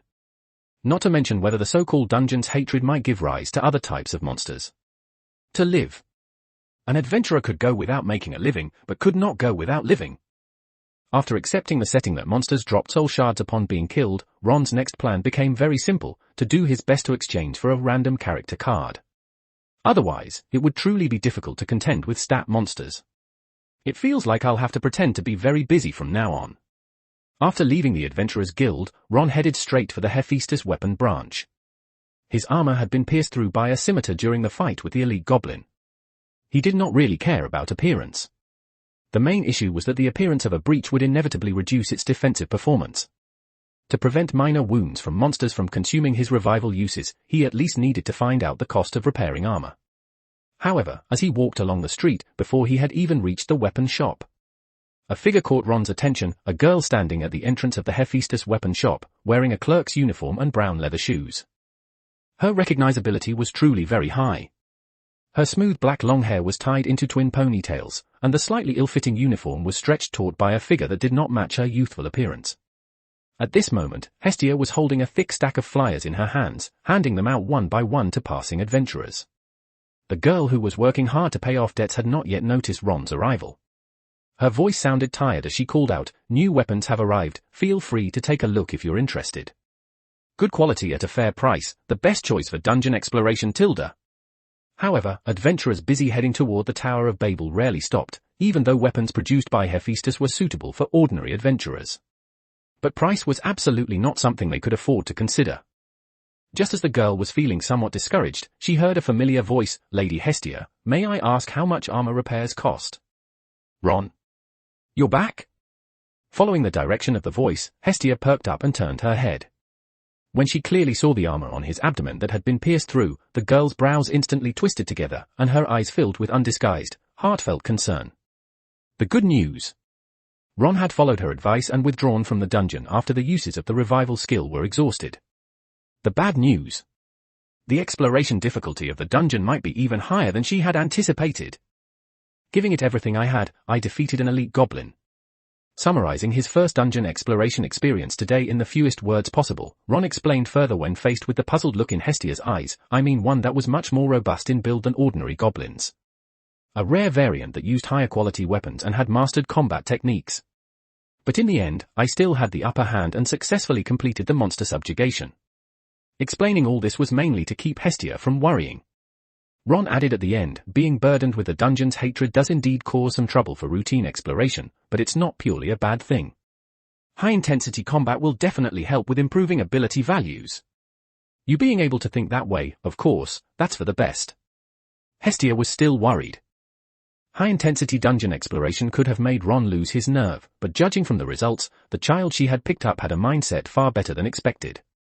As for the armor repair issue, the girl patted her chest and said confidently, "Leave the armor repairs to me. Work in the shop isn't that busy right now anyway. Do you need me to help you update your ability values? Is it convenient?" According to what Aina had said, ordinary goblins were like stray dogs by the roadside, while the strength displayed by elite goblins was at least several times greater. Although he had not gone through that many battles, Ron still could not help but feel anticipation. After being tempered by a gate-blocking elite monster, what kind of concrete improvement would he see in his ability values? It's convenient. Updating ability values doesn't take much time anyway. Most importantly, Hestia was just as curious. With a talent unprecedented in Rio, what kind of surprise would Ron bring her? She put away the flyers she had been handing out and pulled the boy by the hand as they entered the weapon shop. Ignoring the astonished looks from the other clerks, they arrived at Hephaestus's office. Having gone through the process yesterday, she was already becoming familiar with the operations. "All right. Take off your clothes first and lie face down on the sofa." Standing in front of the sofa, the girl did not hesitate. After pricking her finger with a silver needle, she squeezed out bright red divine blood and let it drip onto Ron's back. A flowing radiance flashed forth, an obscure divine script emerged from his back. It overlaid the ability value gains that Ron had obtained during this period of training and dungeon exploration onto the adventurer's original base values. Immediately after, this panel, which even gods found difficult to understand, was presented before Hestia once again. Ron. Level, LV1. Strength, I0H103. Endurance, I0H110. Dexterity, I0I86. Agility, I0H107. Magic, I0I0. After taking an impression of the ability values onto parchment, Hestia's gaze lingered on the updated attributes, her eyes full of astonishment. Just through basic training and a brief dungeon exploration, Ron's overall ability values, starting from the initial stage of an adventurer, had all achieved a cross-rank-like increase, except for dexterity and magic. This ability value increase is a bit exaggerated, isn't it? It might also be the benefit period of having just become an adventurer. With Ron's current rate of improvement, among Arario's many LV1 adventurers, he would likewise be a top-tier standout genius. What kind of newcomer could obtain close to 400 points of total ability values? Hestia suddenly felt incomparably gratified. The talent her new familiar member had delivered on was completely worthy of the many efforts she had put in during this period. But when she thought of what lay behind the ability value increases, it was the result of Ron giving it everything he had, bearing the dungeon's hatred, and fighting monsters in life-and-death battles. The girl felt that this kind of improvement was the reward Ron deserved. She handed over the parchment. "Ron, your talent is truly outstanding. However, improving ability values later on will be relatively difficult. I hope you can keep at it and work even harder." Ron, of course, understood the principle of small accumulations adding up. When he saw the changes in his ability values, he instantly felt that all of his efforts had been worth it. Given the strength of dungeon monsters going forward, even if the speed of ability value improvement slowed later on, it would still be far faster than that of ordinary adventurers. But when he thought of the setting of the DanMachi world, many adventurers, due to their own talent limitations, could not even raise their ability values above C rank, and would stagnate completely in the D rank range of 500 to 600, Ron's mood became somewhat wistful again. He knew that this was not the limit of an adventurer. In the original DanMachi work, the protagonist Belle could break through the S rank limit in every ability value. Why does it feel like there's still a long way to go on the road to becoming a stat monster? Chapter 12, The Takamikazuchi Familiar, and Hephaestus's Complicated Feelings. 1,394 words. After leaving the armor that needed repairs with Hestia, Ron did not linger at the Hephaestus weapon branch, instead returning to the communal dormitory. Staying there might not necessarily have been of any help. But seeking out the war god Takamikazuchi and asking him to help enhance his practical combat ability would bring nothing but benefits to dungeon exploration. Right now, the problem is magic power affinity. I have to master magic and use it frequently in order to see improvement in this area. And I don't have the kind of bug level skills the original protagonist had, so my various attributes. Can I actually break through the limits of rank S? No Souls-like player would ever refuse to become a stats monster. But on the road to becoming a stats monster, Ron still had many problems to face. First was the magic power attribute. He had no way to improve it at all. If one wanted to obtain magic in a DanMachi world, the fastest route was to spend valor starting at hundreds of millions at the auction house to purchase a grimoire. Even if he dismantled himself and sold the parts, he probably still wouldn't be able to scrape together that much. Second was the limitation the system imposed on adventurer ability values. With his traits as a soul-type dungeon player, could he actually reach the theoretical maximum values? Since things have come to this, I should first think about how to break through to the second floor. Following the fork at the end of Adventurer Street, Ron finally returned to the communal dormitory. Just as he was considering how to go about finding Takamikazuchi, he discovered several familiar figures standing in the courtyard. The first to catch his eye was a black-haired girl. Her long, smooth black hair naturally draped over her shoulders. She wore a purple, kimono-style outfit, with red shoulder guards on both sides serving as decoration. What drew the eye the most was the girl's tall, slender figure. Having frequently undergone dungeon training, her fair, straight legs were completely free of excess flesh. Her dark red over-the-knee stockings outlined just the right amount of tightness. Yamato Mikoto. Ron naturally knew the true identity of the beautiful girl before him. As a high-level adventurer of the war god Takamikazuchi's familiar, her strength had reached LV.2. Her personality was upright, and she treated others with courtesy. Most importantly, she possessed the gravity barrier magic Futsuno Mitema. In the dungeon, that alone made her an absolutely all-around exploration talent. As for the other two accompanying Mikoto, the tall, broad-shouldered man with neat short hair was Kashima Uka.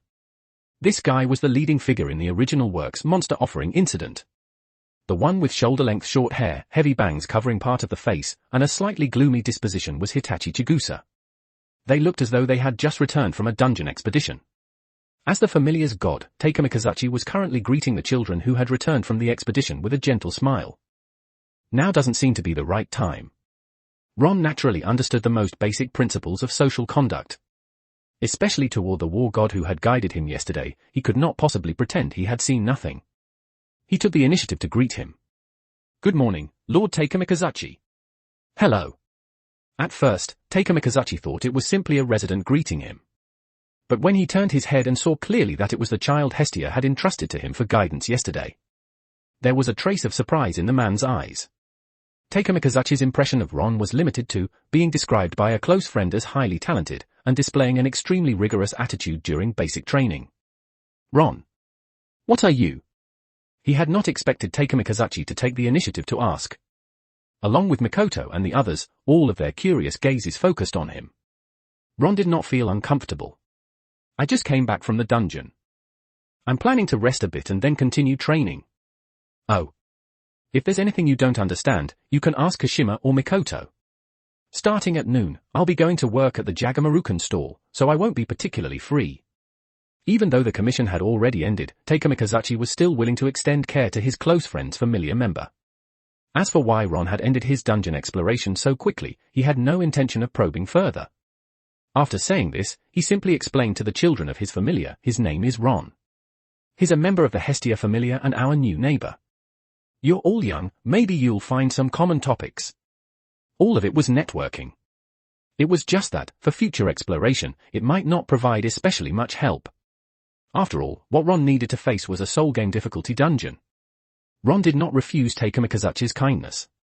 He said with an easy smile, "It's a pleasure to meet you all." Armor repairs? Do you think I look like a sucker? At the Hephaestus weapon shop, the mature woman looked at the armor laid out on the redwood table, completely pierced through by a sharp blade, and felt nothing but a pounding headache. She had even felt a bit relieved just moments ago. After recruiting a familiar member, this woman's personality had seemed to change. She was actually putting effort into completing the work she had arranged. What Hephaestus had not expected was that this was simply digging a pit for herself in advance. Not only had she let him freeload weapons, he even wanted to fleece her for armor repairs. To a smith. Equipment hammered out blow by blow was as precious as children. The purchase cost she had waived for Hestia had even come out of her own pocket as a subsidy to the smiths. And yet, how long had it been? The armor had already been pierced through by a sharp weapon. But you're the only friend I have. I couldn't think of anyone else to ask for help. The repair cost can also be deducted from my future wages. The girl lowered her head, looking like a quail. Give me a break. I even fronted the rent for the communal dormitory. You still have to eat in the future. The mature woman waved her hand irritably, but still compromised. After all, she couldn't very well say she regretted having a friend like this. That kind of hurtful thing, Hephaestus did not have the heart to say it out loud. Yet as she carefully examined the extent of the damage to the armor, her brows knitted tightly. Equipment that could be placed on shelves for sale. At the very least, its quality was absolutely guaranteed. Ordinary attack simply could not destroy it. But judging from the damage to the breastplate, she realized that this was definitely the final result of an extremely powerful force, one capable of piercing straight through in an instant. If even the armor had been pierced through, how could the wearer possibly be unharmed? Is he all right? Hephaestus frowned. For this woman to be waiting here so patiently, she guessed the person had probably been sent to the sanatorium for treatment, but there was no money to settle the bill. To prevent Hestia from returning to her original lazy state. She shook her head and sighed helplessly, reaching out to take some valise from the cabinet. But upon hearing the next reply, she abruptly lifted her head. Ron, you mean? He's fine. He's already gone back to the communal dormitory to train. The girl answered without any guard. Yet Hephaestus's tightly furrowed brows showed no sign of easing. When it came to matters of life and death, she did not care about this little bit of valise. What truly shocked her was Ron's current condition. From an analysis of the breastplate's damage, even if most of the force had been shed, the remaining power was still something a rookie adventurer's body could not possibly withstand.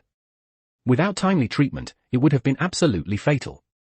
And yet, Ron had no problems at all. He could even train normally.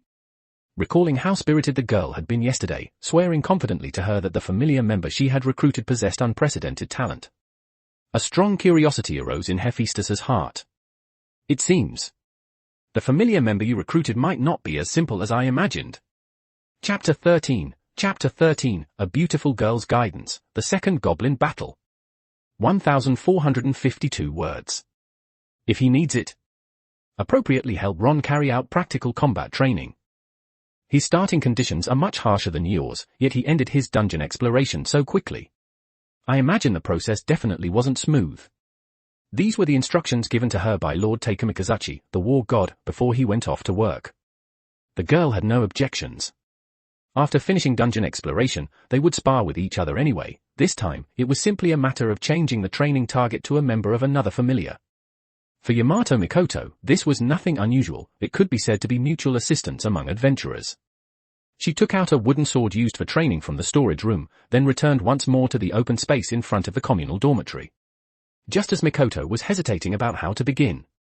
She did not expect that this boy, close to her in age and with rather delicate features, would take the initiative and say, "Hello, my name is Ron. May I ask how I should address you?" "Yamato Mikoto." "May I ask what you need?" Even though her god had already instructed her in advance, the girl still felt a bit shy. "I just wanted to ask, Senior Yamato, do you have time right now? Regarding matters of practical monster combat techniques, I'd like to ask for your guidance." Ron's attitude was sincere as he asked proactively.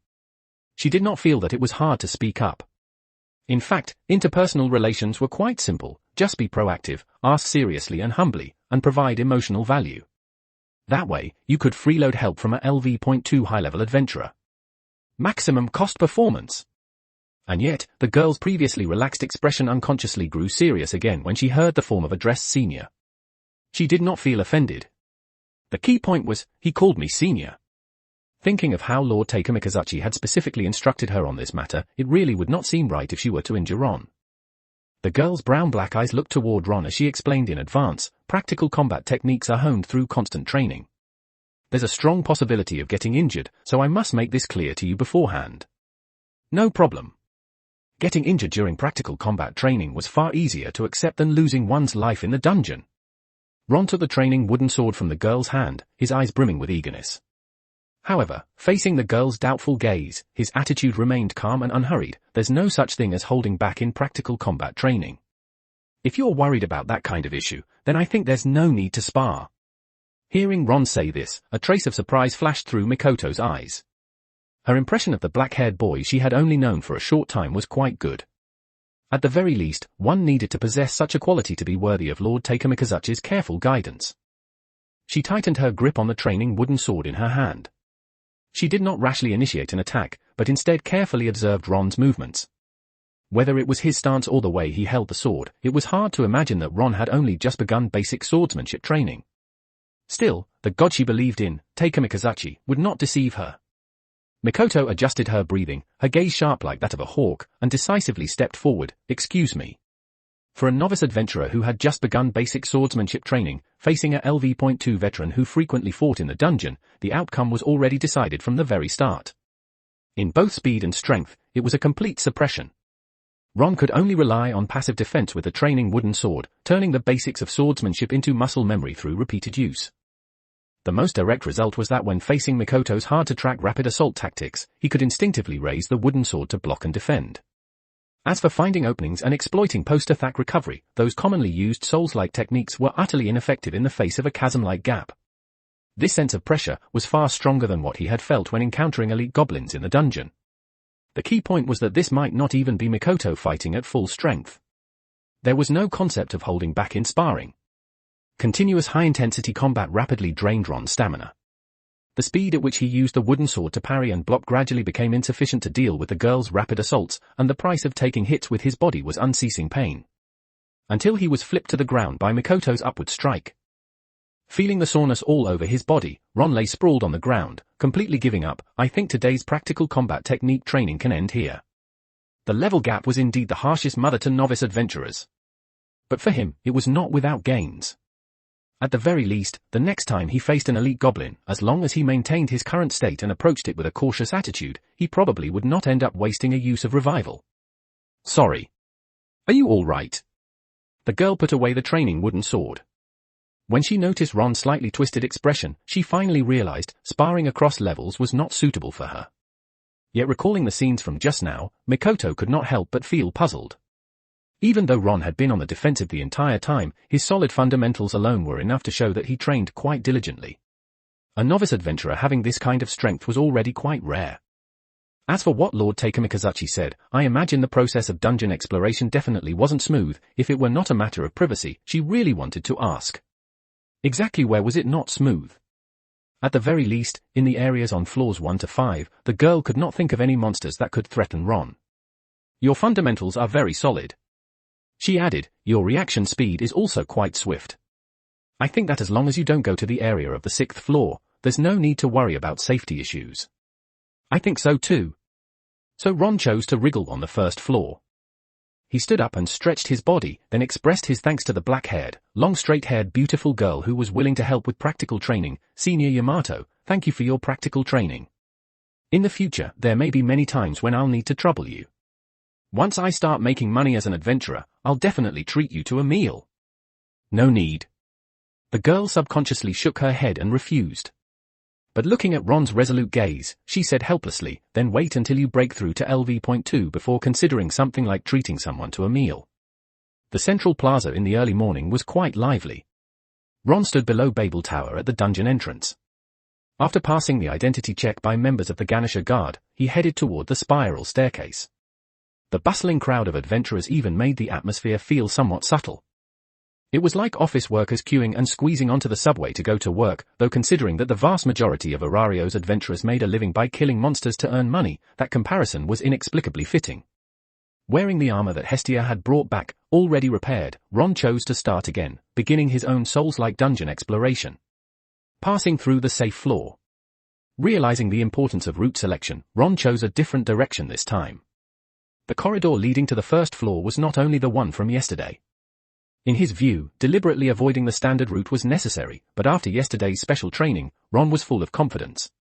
And so, with the uneasy premonition brought by the dungeon hatred pressing down on him, he arrived at the first floor area that most adventurers would choose to pass through quickly. Before he had even stepped out of the staircase, by the faint light emitted from the dungeon walls, Ron saw a familiar monster. It wore a light brown, oddly styled outer garment. Around its forehead was a necklace made from teeth and bone fragments, and in its hand it held a sharp curved blade. An elite goblin. The culprit that had wasted one use of his revival skill yesterday. And upon meeting again, Ron no longer had his initial panic. With a calm expression, he drew the short sword at his waist. If he really had to say some pre-fight trash talk, he only wanted to state, by rights, a goblin of your level isn't even qualified to block my path in the dungeon. Chapter 14, A Miracle in the Girl's Eyes. 1,352 words. Morning. Yamato Mikoto did not choose to stay in the communal dormitory to rest with the other members. Instead, as she usually did, she went alone into the dungeon to explore. The main reason was that their financial situation was truly worrying. Even the god Taika Mikazachi, as a deity, had to take part-time work at a Jagamarukan stall. Only by earning as much money as possible could he maintain the orphanage expenses. As a member of the familia, the girl felt she had no reason to slack off. Although in the upper floors, the rewards obtained from killing monsters were not much, they could at least cover daily expenses and ease the burden borne by the god. And then, just after she passed through the starting floor, she discovered something particularly strange. Monster. Dark green skin, a slightly hunched humanoid build. Regarding the specific information about this monster, the girl could guess its type even with her eyes closed. A goblin. But what truly puzzled her was the appearance of this goblin.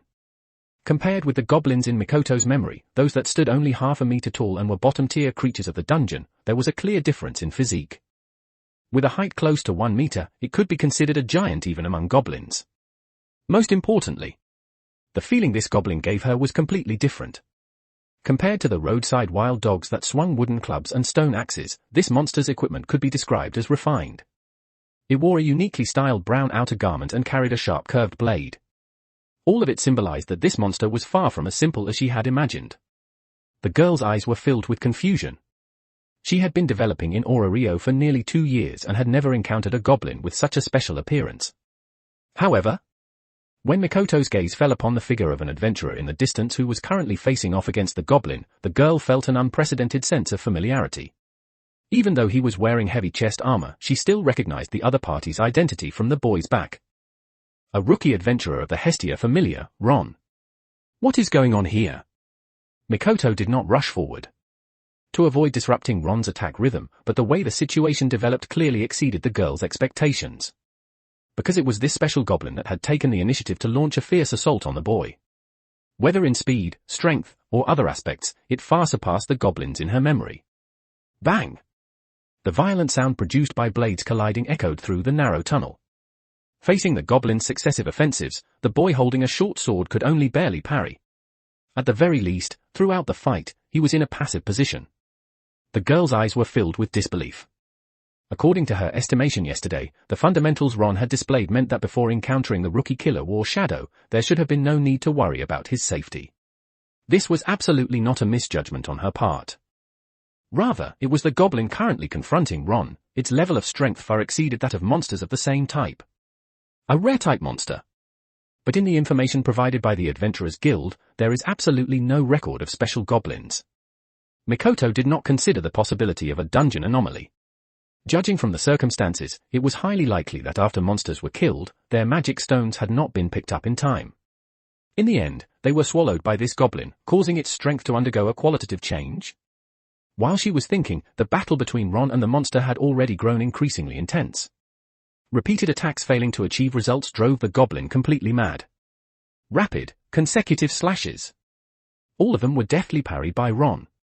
Using the recoil, he forced the goblin to expose fleeting, split-second openings. The boy suddenly stepped forward.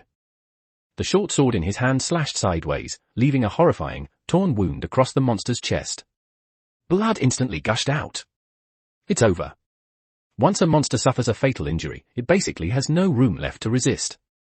At least, that was what Mikoto thought. However, Ron did not rush to deliver the finishing blow, leaving her somewhat confused. And just at that moment, the monster, which had been on the brink of death, burst with madness in its bloodshot, dripping eyes. The goblin roared, gathering all its remaining strength, determined to kill the human before it, even if it meant dying with him, in the dungeon. The speed that erupted in that instant absolutely surpassed the reaction ability of most adventurers. Yet Ron seemed completely accustomed to it. He did not greedily press the attack. His body moved swiftly to evade, dodging the goblin's frenzied, mad dog-style slashes in their entirety. Only after the monster was completely exhausted did he advance rapidly.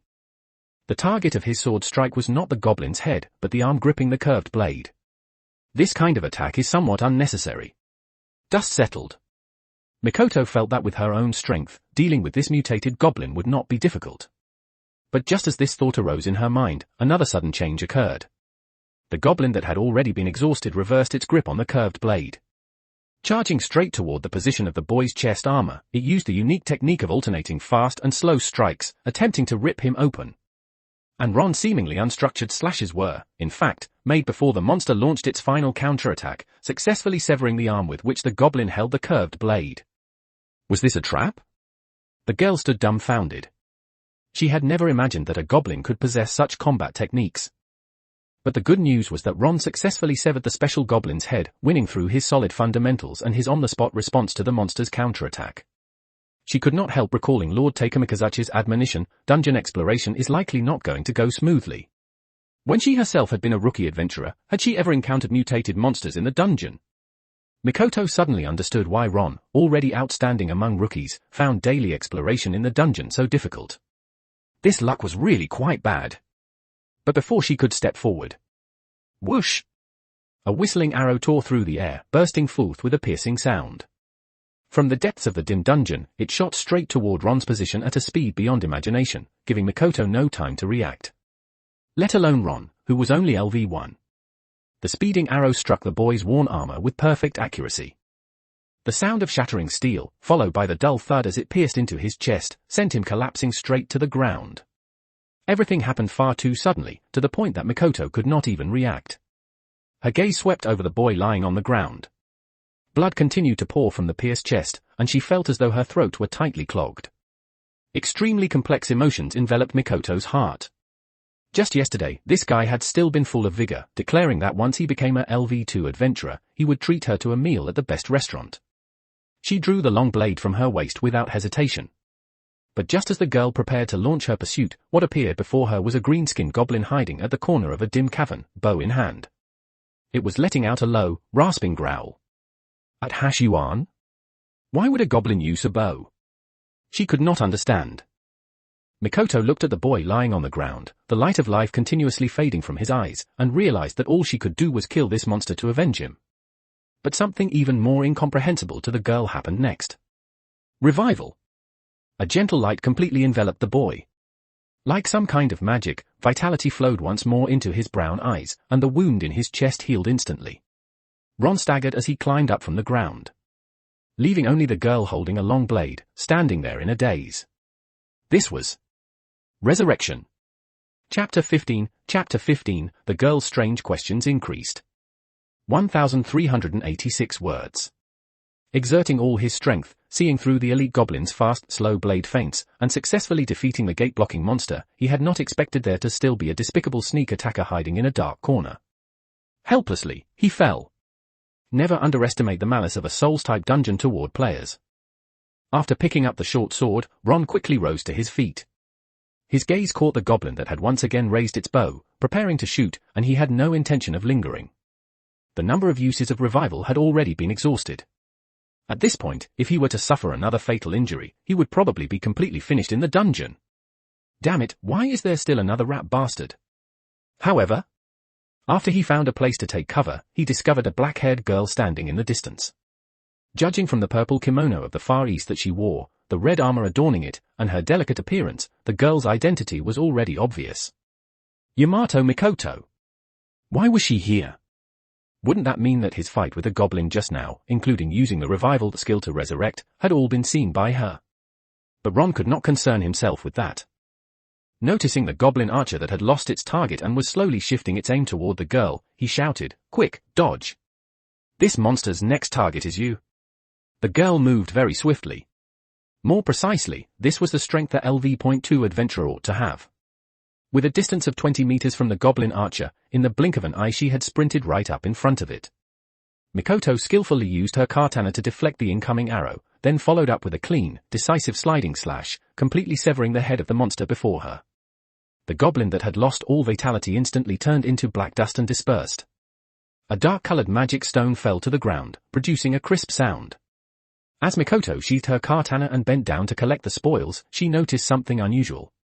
In terms of size, it was even larger than some monsters from the middle floors. Is this another mutated monster?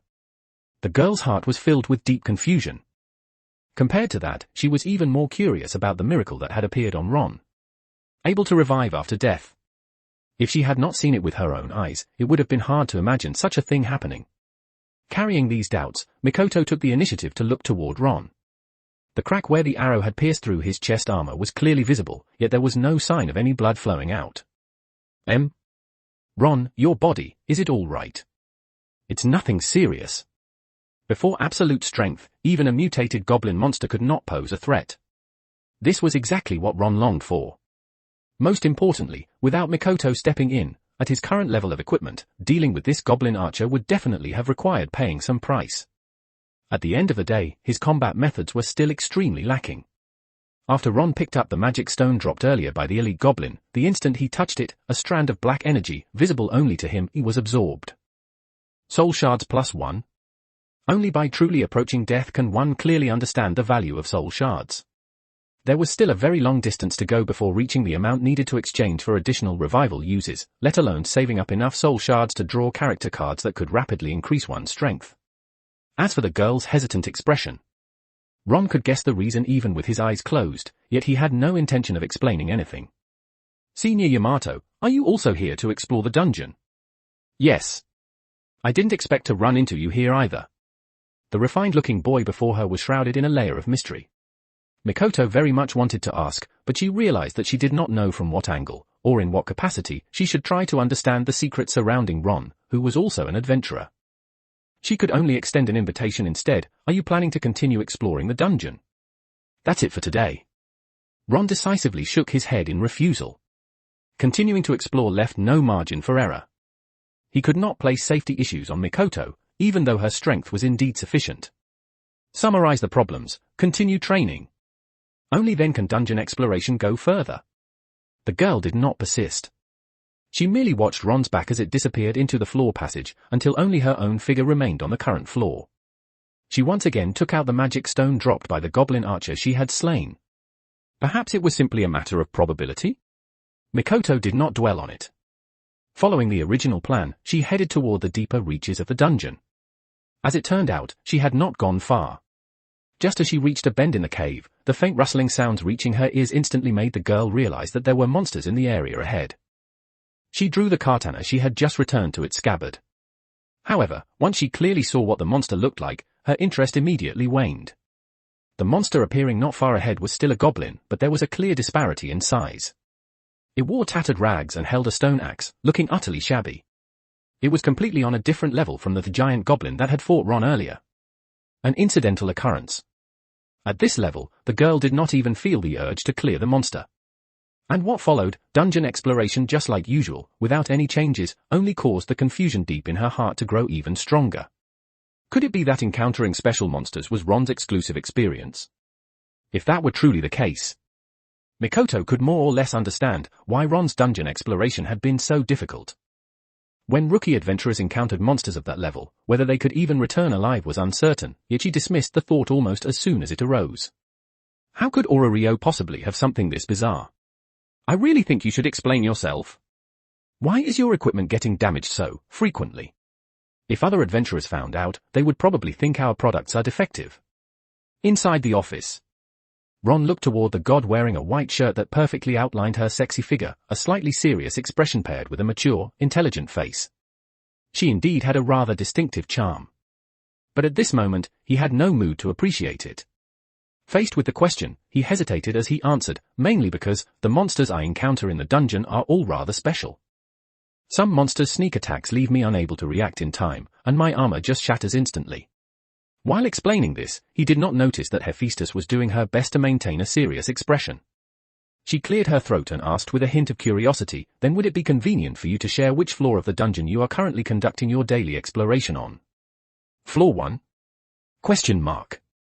That was indeed very difficult. If he were encountering monsters at the level of War Shadow, the so-called rookie killer, combined with the effect of dungeon hatred, shattering armor and equipment. Hephaestus could understand that. But if what Ron said was accurate, then it meant that the dangers he encountered during his routine dungeon exploration far exceeded those faced by the vast majority of adventurers. Very interesting. What the gods came to Orario to seek was precisely the unknown hidden within the children. Even though Hephaestus was more curious about strange and unusual weapons, that did not prevent her from developing an interest in the new familiar member recruited by her close friend. Then have you summarized the problems? Yes. I think the main issue is that my combat methods are relatively single-minded, and I have no way to deal with sudden situations. If I could set up several tactical systems, it would be much better. The boy's tone was firm. This was also something his own goddess had instructed him in, so long as his skin was thick enough, he could always scrape a bit of benefit from Hephaestus. Chapter 16, Misunderstandings, Shields, and Blushing Elves. 1,469 words. However, the tactical system requires support from other types of weapons. Given the current economic situation, doing that feels like it would be extremely difficult. My efficiency in dungeon exploration is still too low. The boy explained concisely. But Hephaestus had no intention of responding at all. It wasn't that she wasn't interested, rather because she knew that once she answered, Ron's next line would very likely be, if there were kind-hearted people willing to sponsor weapons, that would be even better. Being fleeced by Hestia already gave her more than enough of a headache.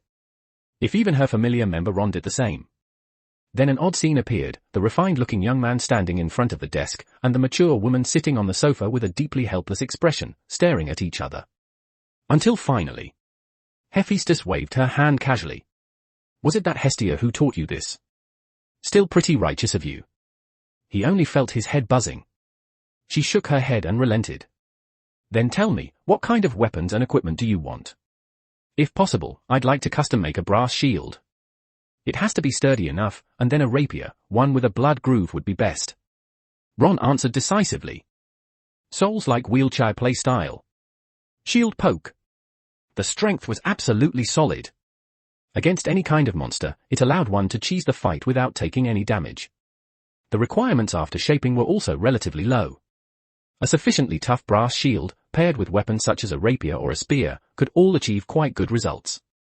If this were placed in a Souls-like dungeon, he felt it could resolve a large part of his own progression problems. No problem. As for the rapier, there are ready-made ones available in the weapon shop right now. But the brass shield, it might not be fully forged until the evening. Hephaestus answered very straightforwardly. It even made Ron feel a little embarrassed. He nodded seriously and expressed his thanks. May I ask, how much will it cost to customize these two pieces of equipment? I might not be able to come up with that much money in a short time. You don't need to worry about the money. The woman stood up from the soft sofa chair, lazily stretching her waist. Because she had no intention of asking Ron for payment in the first place. As for the cost of forging the equipment, it would simply be deducted from Hestia's wages. As the goddess in charge of forging, Hephaestus actually found it a bit hard to understand how a heavy shield and a rapier were supposed to construct a tactical system. However, these things were all changes in the eyes of a goddess. She casually added, once the brass heavy shield is finished, I'll have Hestia help deliver it back to you. As for anything else, doesn't really feel like there's much to say. I hope you can explore the dungeon properly. In the not-too-distant future, on the stage that is Orario, I hope to hear stories about you. It should be quite interesting. This was Hephaestus's heartfelt sentiment. Despite his armor being severely damaged twice in succession, Ron was still standing safely in front of her. This meant that, setting aside the dungeon's hatred for the moment, the abilities possessed by the young man before her would only be more mysterious than she had imagined. Thank you for your expectations, Lady Hephaestus. Another round of freeloading, brothers. Ron knew this very clearly. If he wanted to completely conceal skills such as the dungeon's hatred and revival in Orario, that was simply something impossible to do. What he could do was to become as strong as possible before truly stepping onto the stage that was Orario. After leaving Hephaestus' weapon shop, he headed in the direction of the Adventurers Guild, casually exchanging today's gains for Valis. And there were also some things he needed to ask Aina about. With the current exploration progress, relying on the drops from killing monsters meant that eating wouldn't be a problem, but if he wanted to save up some money, it would be extremely difficult. To become a well-rounded Souls-like warrior with no obvious weaknesses, at the very least, the weapon setup had to be complete.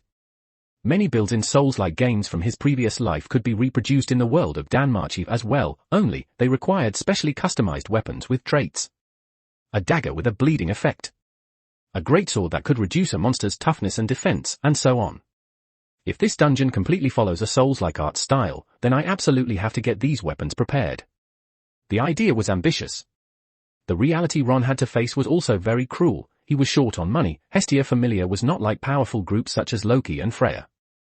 For the former, as long as you explored the dungeon, you could receive a share of wages.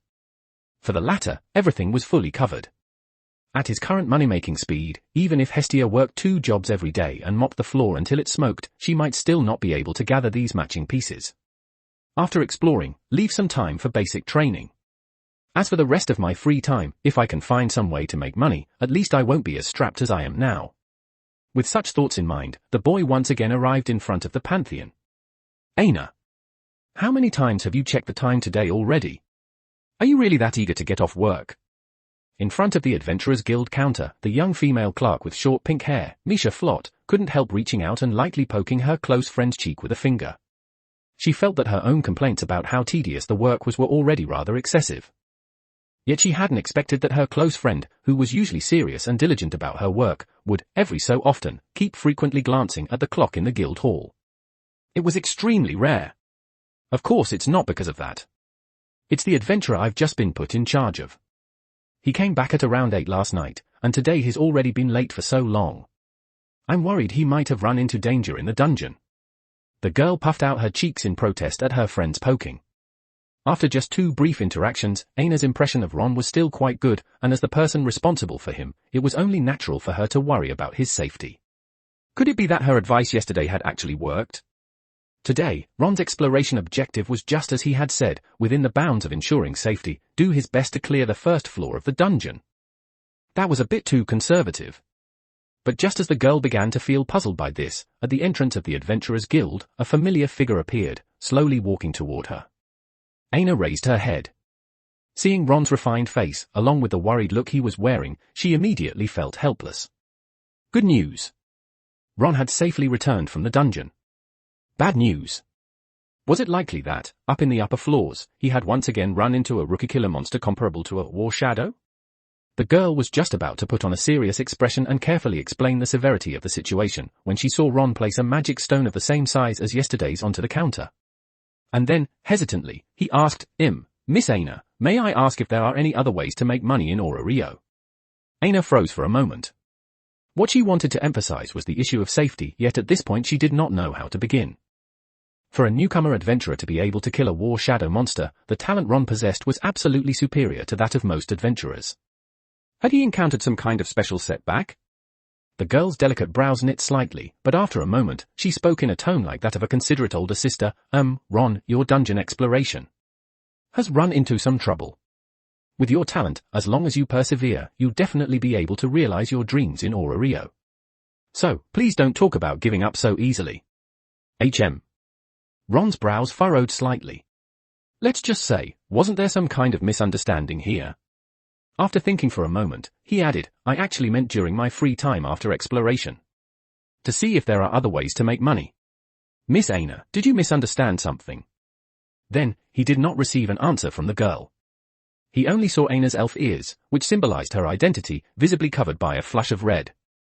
Chapter 17, From the Guild to the Sanatorium. 1,232 words. She had mistakenly thought that Ron was going to withdraw from the ranks of adventurers.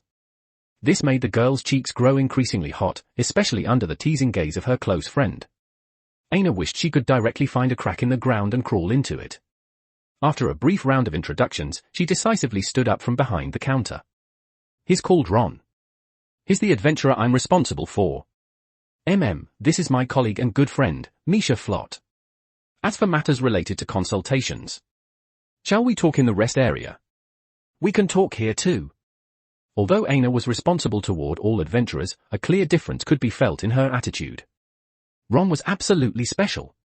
Misha could only feel the flames of gossip in her heart burning ever more intensely, but what was left for her was only the sight of Aina pulling Ron away toward the rest area. She wanted to slack off and sneak over. As she turned around, she noticed the team leader's serious expression. "Fine, no gossip for me then." The girl snorted softly in her mind. As long as one was an adventurer, it was inevitable to deal with the guild. Trying to figure out their relationship would only be simpler than expected. Ron and Aina arrived at the rest area in the side hall. In order to ease the awkward atmosphere from earlier, he took the initiative to explain, "Actually, it's just these past 2 days of dungeon exploration haven't gone as smoothly as expected. After returning to Aura Rio, aside from daily training, there really isn't anything else to do. Since being idle is still being idle, it's better to earn some money to solve the financial problem." If this were elevated to the level of a familiar, it would certainly leave a better impression with Aina. However, his actual goal in making money was indeed to replenish his own weapon stock. Ron believed that being straightforward was enough. Not as smooth as expected. The girl held 2 cups of red tea with steam continuously rising from them. She placed one of the cups in front of Ron, and after thoroughly understanding the entire course of events, her brows knit slightly. When she thought of the magic stone dropped by the newbie killer War Shadow, as well as the income of rookie adventurers in the dungeon, it was indeed not as high as imagined. After hesitating for a moment, Aina nodded and said, "As for dungeon exploration, it's fine as long as you yourself are confident. As for other ways of making money, most of them are related to dungeon exploration. Places like the Sanatorium and the Azure General Store will post commissions for rare drops. They basically all require going to the middle floors. Before you reach LV2 upper tier adventurer, I don't recommend that you take commissions." What a joke! Even if his own strength reached LV2, whether he could safely explore to the 5th floor area amid the dense malice of the soul-type dungeon was still an unknown. Ron decisively rejected this idea. Excluding earning money through commissions, as for the other method. Even without Aina explaining it, he could guess it. Most likely, it was to follow the example of the war god Taika Mikazuchi and help out at roadside stalls that were recruiting workers. Damn! I really don't want to get tainted by that office worker stench. Before transmigrating to the DanMachi world, Ron had been a corporate drone paying off the so-called blessings of non-stop overtime. If he had come to a fantasy world with magic, only to still follow a path of working part-time to make money that was nearly identical to his previous life, just thinking about it made him feel suffocated. Other than working part-time, isn't there any other way? Although some of the words were not easy to understand at first, after hearing Ron's additional explanation, the girl nodded in understanding and thought it over. Places like casinos, which could easily cause adventurers to fall into depravity, were instantly ruled out. After hesitating for a moment, she raised her head and said, "There actually is a way to make money. It's just that it carries relatively large risks. If it's not absolutely necessary, I think, Mr. Ron, you shouldn't consider going down this path. Become a bounty hunter and hunt down fugitives wanted by the guild." Ron's eyelids twitched violently. However, the girl hurriedly shook her head and patiently explained, "The Sanatorium, Miss Airmid of the Gen Sect Familiar, is researching new medicine. It seems to be in the area of healing injuries. But the specific effects and side effects haven't yet been fully investigated. They need adventurers who frequently go into the dungeon to bring her accurate reports." Drug testing. In his previous life, it also counted as a way to make quick money. The outcome was exactly as Aina had said, before a new potion's formula was fully perfected, it was very likely to cause harm to adventurers. Do I really need to worry about all that myself? Ron could not help straightening his back. In daily dungeon exploration, even if one maintained extreme caution, it was still possible to die at the hands of some enhanced monster. And as for the effect of the revival skill, it could instantly heal all injuries to the body and could also eliminate the side effects brought about by potions. I think I'm capable of handling this job. Facing Aina's puzzled gaze, he took the girl's hand and said, "Miss Aina, there are specific reasons I'm not able to explain to you for the time being, but there's one thing I can guarantee you. That is, the side effects brought by potions aren't that serious for me. Why is he holding my hand? That solemn, almost slightly scorching, look in his eyes made the girl's heart race a little. She made a token attempt to pull her hand back. After realizing it had no effect, she could only nod helplessly and say, I can take you to meet Miss Ermid. As for whether she agrees or not, we'll still need to see her opinion. No problem. Following Aina to the sanatorium, Ron had a very deep impression of this extremely magnificent white palace. After all, he passed by it every day on his way home. As for the person they were here to find, Da Saint Ermid Tizana. As the captain of the Gen Sect Familiar and Arario's top-tier healer, although her personal strength was only LV2, the high-tier magic she possessed, Dia Frattle, simultaneously had the properties of healing wounds, restoring stamina, dispelling toxins, and nullifying curses. And the most effective healing potion circulating in Orario, the Panacea, was also a result developed by Ermid Tizana herself. Following in Aina's footsteps, they arrived at the main hall of the sanatorium where injured adventurers were received. They waited briefly. A young woman wearing the Gen Sect Familiar's attire, with soft silver-white long hair draped over her shoulders and a face as delicate as a doll's, finished seeing a patient. She raised her head. When she looked at the frequently cooperating Adventurers Guild staff member Aina, and then at the refined yet utterly unfamiliar face of Ron standing beside her, the slightly cold look in Ermid's eyes softened somewhat. Miss Aina, have the medicinal ingredients I asked the guild to look for been found? Chapter 18, How to Make Money by Not Staying Dead. 1,356 words. First, I have to make this clear to you in advance. The stability of the new potion is very poor, and I have already been arranging adventurers to test its side effects. It's just that there haven't been any results yet. Why? Because the adventurers I found never returned safely from the dungeon. Ermid explained, in an extremely calm tone, the tragic end that the vast majority of Arario's adventurers might ultimately encounter in the dungeon. Developing new potions was inevitable. Many people simply could not afford the exorbitantly priced Panacea. However, lowering the quality of the materials or altering the formula would inevitably lead to unstable effects, and rashly using the injured as test subjects could even result in irreversible consequences. After comprehensive consideration, providing compensation to adventurers and having them report the side effects of the new potion was the safest method. The girl did not know what kind of predicament would drive Ron, a novice adventurer, to take such a risk and use this dangerous method to make money. But what Ermid could do was only to truthfully inform him of the consequences. The method for testing the potion is rather demanding. After you are injured, you need to use it in as safe an environment as possible, and then record all your sensations. The healing effect, the side effects, and so on. Other adventurers, when facing ordinary monsters, would find it difficult even to get injured. As for his own soul-type dungeon, not to mention being injured, even remake was the norm, as long as the injuries were not life-threatening. Ermid's new potion happened to have a healing effect. Then he could still make use of his revival uses to continue exploring the dungeon, killing as many monsters as possible and earning precious soul shards. A win-win. Meaning that he won twice. Earning money for testing the potion, and getting a new potion for free, guaranteeing the sustainability of his dungeon exploration. Ron's gaze was firm as he looked at the delicate, doll-like girl in front of him. I think I should be able to take on this potion testing commission. All right. Wait here for a moment. Seeing how serious Ron was, Ermid felt there was no need to continue persuading him. She turned and went to the warehouse, packing the new potions that needed testing into shockproof containers. She did not forget to add, after you finish using the healing potions and return safely to Orario, compile the information you obtain and give it to me. I will analyze it based on the specific circumstances. I'll pay you a reward of 200,000 to 1 million Valis. Wasn't that faster than earning money by working in Orario? Ron readily agreed. This commission was extremely dangerous for other adventurers, but the revival skill he possessed could completely avoid that risk. As he picked up the potion box and prepared to leave, the slightly cold voice of the silver-haired girl made him pause in his steps. There is a green healing potion in the box. If you really encounter danger, it can restore part of your injuries. I've already looked for many adventurers, but none of them have brought me any useful information. I hope Mr. Ron can bring me a surprise. Ermid's cool eyes remained utterly calm. Only when her gaze fell on the grateful-looking Aina did the girl give a slight nod. Not all adventurers who tested the potion received this kind of preferential treatment.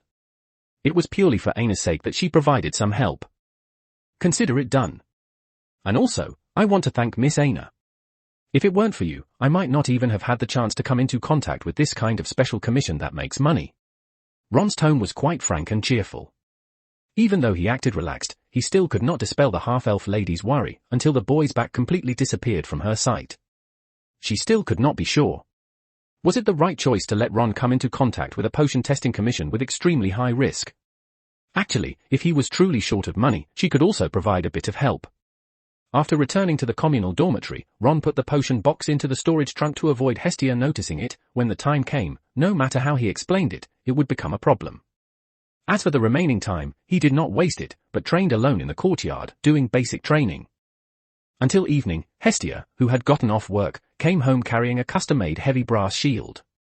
A slight sheen of sweat appeared on the girl's forehead from carrying the equipment.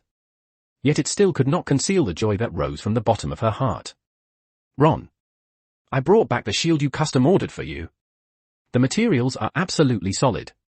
It will definitely be able to help with your upcoming dungeon exploration. Come and try how it feels in your hands. Thank you, Lady Hestia. Shield thrust style. It did not require particularly complex techniques. The left hand held the shield to block the attacks of monsters, while the right hand, his dominant hand, used brute forward momentum to attack the target. A rapier with a blood groove could effectively make up for the lack of damage. Following the methods in his memory, Ron experimented with this brand new fighting style. What he was currently worried about was the sheer size brought by the Roman Great Shield design. It could not be lifted with one hand. However, this worry turned out to be unnecessary. After becoming an adventurer, although his attributes had not yet undergone a qualitative leap, he could still lift it with ease. The effect isn't bad. If I had a shield slam combat skill like in World of Warcraft, would that make me a qualified battle tank? You must attack targets that carry taunting effects first. After adapting to the wheelchair-style tactics of the shield thrust style, Ron did not continue training. Instead, he took the gains from the past 2 days and brought Hestia to a nearby restaurant. He used treating her to a meal as a way to thank Hestia for her care. Limited by financial constraints, the dishes were not particularly lavish, but he could still feel her heartfelt joy through the girl's lively tone. After filling his stomach, Ron chose to rest early. Orario did not have much of a nightlife. Coupled with the physical exhaustion from dungeon exploration and daily training, staying up late had become a kind of luxury he could not afford. Accordingly, his biological clock was extremely stable. When dawn had just barely broken in the early morning, Ron controlled his movements and got up lightly, avoiding disturbing Hestia, who went to work at the weapon shop every day. After a simple wash, he first put on the repaired fine steel armor, then fastened the braces and greaves, with the short sword and the rapier hanging on either side of his thighs. As for the key to the shield thrust style, the heavy brass shield, whose weight was quite substantial for ordinary people, was bound to Ron's back with cloth straps. No problem. With this much equipment, it really gives a full sense of security. Even so, Ron still felt it was not quite enough.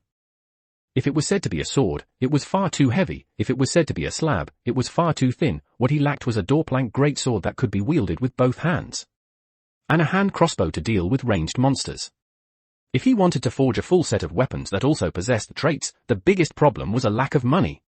Thus, on the road toward the central plaza, under the astonished gazes of the adventurers along the way, the boy ignored them as if he did not see them, his steps firm as he headed toward the dungeon. Damn soul-type dungeon. Just wait for the invincible shield thrust master to ruthlessly tease your sensitive nerves, and turn all the monsters blocking the way into fuel for the firebearer's ascension. Chapter 19, The 3 dogs were never just 3. 1,474 words. If one wanted to possess great strength within the original system of the DanMachi world, there were no shortcuts to take. What it required was the hard work and sweat poured out in the dungeon. For example, the sword princess of the Loki familiar, Ais Wallenstein. She became an adventurer at a young age and, over the course of a little more than a year, broke world records to become the fastest adventurer in Orario to reach LV.2. And then there was Belle, the original protagonist. Ron had no intention of aiming unrealistically high. Especially within the high-pressure environment of the soul-type dungeon, as long as he could return safely every day, it was enough to improve his own strength as much as possible. With new tactics in mind, he followed familiar routes and arrived at the first floor area. Having gradually grown accustomed to the special treatment of dungeon hatred, he glanced toward the stairway entrance. Seeing that there was no elite goblin there, he instead felt an unusual sense of discomfort. Don't tell me the dungeon realized that arranging goblins was useless and is preparing to throw some Souls-level difficulty at me, like a tree sentinel or something. Ron frowned as he observed the dungeon environment. Relying only on the faint illumination along the dungeon walls, it was impossible to clearly see the monsters lurking in the dark corners. Yesterday, he had been ambushed by a goblin archer in exactly this way. To be cautious and conservative, he decisively drew the short sword hanging on the outside of his thigh. Under the faint light, the blade continuously gave off a cold, piercing gleam. And right at that moment, from deep within the cavern, which had originally been extremely empty, there suddenly came a heart-chilling echo of canine barking, accompanied by rapid footsteps that were continuously drawing closer. Grrrk, grrrk, grrrk. Who was barking like a dog? Ron frowned and abruptly turned his head. But recalling the introduction given by the guild staff member Aina, he remembered that most of the monsters active on the first floor were ordinary ones such as goblins and kobolds. At once, an ominous premonition enveloped the boy's heart. Looking in the direction from which the disturbance had arisen, what finally appeared before Ron's eyes were kobolds crawling on the ground, already completely twisted and deformed. To call them dogs would be somewhat insulting to humanity's loyal companions. To call them beastmen, on the other hand, they were clearly malformed breeds whose evolution was incomplete. Their bodies, originally close to human in shape, seemed as though they had been twisted by the great hand of the Creator. Now, they were staring fixedly at Ron with a canine gaze, their crimson eyes filled with hatred. Their small, emaciated bodies were fully exposed, yet they bore completely asymmetrical dog heads. Within their gaping maws, the canine teeth were as sharp as saw blades. The foul-smelling saliva was extremely viscous, hanging down to the ground in transparent strands. Good grief! After counting the number of monsters, the corner of Ron's mouth could not help but twitch. He always felt that the scene before him carried an inexplicable sense of familiarity. The three-dog god-slaying formation. Although it was a kind of monster he had never encountered before, even before he had become a Souls game expert, he had already been tormented to the point of living death by this sort of thing in games. Because the playstyle didn't allow him to waste mana, and warriors were also very easily ambushed by monsters that coordinated their attacks. As a result, after crossing into the DanMachi world, those bad memories were still chasing after him. Damn that cheap trick of attacking the groin. Why do you keep obsessing over those damn three dogs? Ron untied the straps bound to his chest that connected to the heavy brass shield. Bang! The heavy shield, possessing astonishing weight, crashed to the ground with a loud clang, kicking up a cloud of dust. He realized that the level of danger before him was absolutely several times higher than when facing goblins. With even the slightest misstep, it was very possible that he would be finished for good in the dungeon. First, under no circumstances could he allow himself to be surrounded by the three dogs. Ideally, he needed to kite them, pull the monsters apart to create distance between them, prevent the mutated kobolds from coordinating, and then break the monsters in front of him one by one. So I just enter the dungeon and it's already a high-end match, huh? The prerequisite for kiting was speed. Ron was not yet prepared to use the shield thrust tactic to deal with the mutated kobolds, unless it became absolutely necessary. For now, his priority was still to improve his technique. And once freed from the restraint of weight, he could feel his steps become much lighter.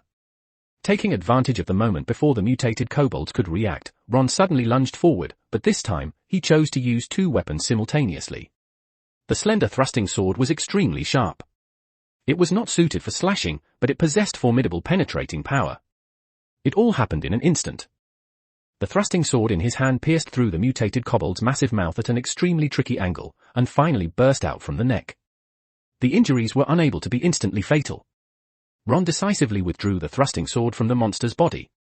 After evading the monster's retaliatory head-twisting bite, the short blade held in his right hand slashed again. Only when the mutated kobold's head was severed did it end. This monster, whose body proportions were extremely uncoordinated, completely turned into black dust. A purple magic stone containing energy fell to the ground, producing a crisp sound. Two left.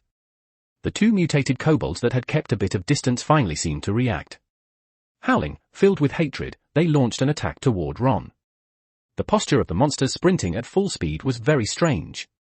Yet in terms of speed, it was not something to be underestimated in the slightest.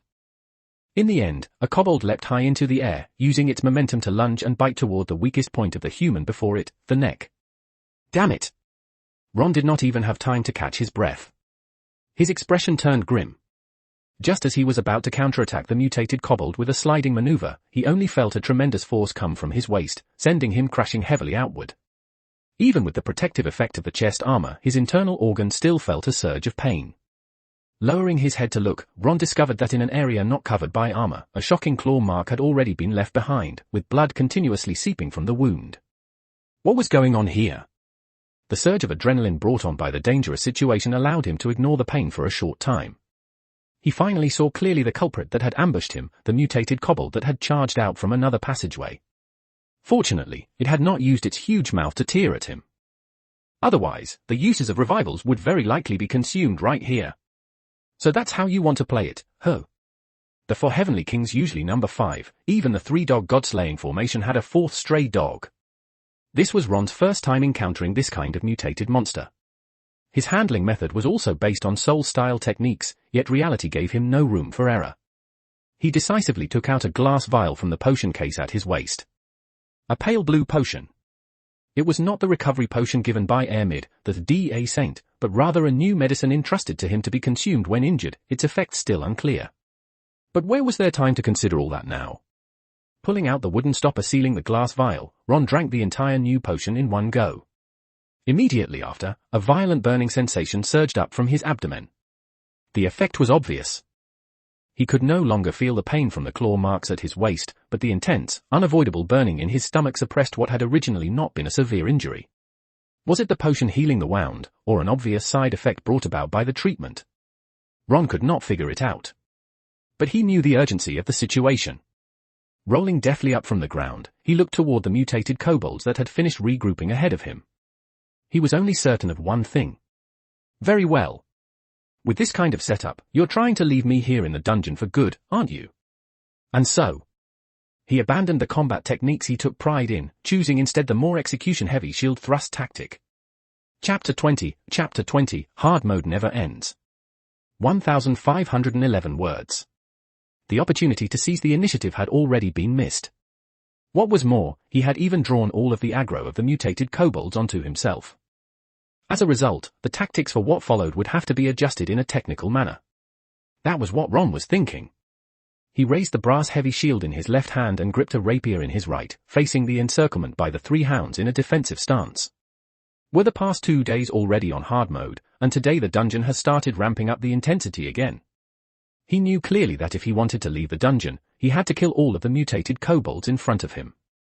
More importantly, there could not be too many mistakes, otherwise, after revival, the monsters would camp his corpse. And at that very moment, with a low, hoarse snarl, one of the kobolds was the first to launch a probing attack at Ron, trying to pounce on the detestable human from an undefended side. However, the same trick did not work a second time. He spun around swiftly. When facing the monster, he used the inertia of the brass heavy shield to raise his arm and launch a shield counterattack straight at the kobold's hideous, ferocious head. Bang! Skull and metal collided violently, producing a dull, heavy sound. Borrowing the force of the impact, Ron directly knocked the mutated kobold's body flying several meters away, perfectly exposing an opening right before his eyes. Seizing the brief moment as the monster staggered to its feet, he gripped the rapier in his hand and, without the slightest hesitation, delivered the finishing strike to the kobold. The third-tier armament produced by the Hephaestus Familiar was more than sufficient even for adventurers exploring the middle floors, let alone the shallow floors. Even if the monsters had been strengthened by the dungeon, Ron only felt a sharp pain surge from the webbing between his thumb and index finger. Immediately after, there came a strange sensation, as though stabbing into jelly. His gaze focused on the tip of the rapier.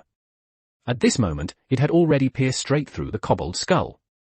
Along with the slight trembling of the blade, the monster, its brain matter thoroughly churned, completely turned into dark grey dust and vanished from his field of vision. There are still 2 left. There was no need for any contest of wits at all.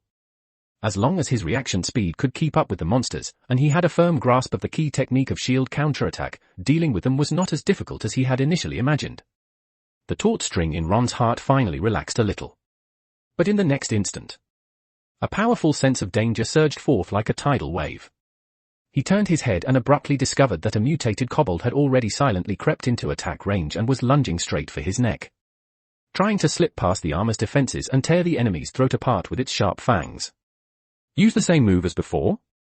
Ron knew clearly that there was definitely not enough time. All he could do was follow his instincts, rolling and twisting his body, then slamming the brass heavy shield vertically into the ground. The same method, repeated once more. Bang! There's one left.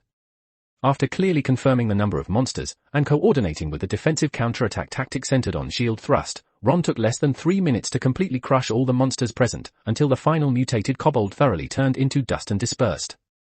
The cave passage returned to silence once again.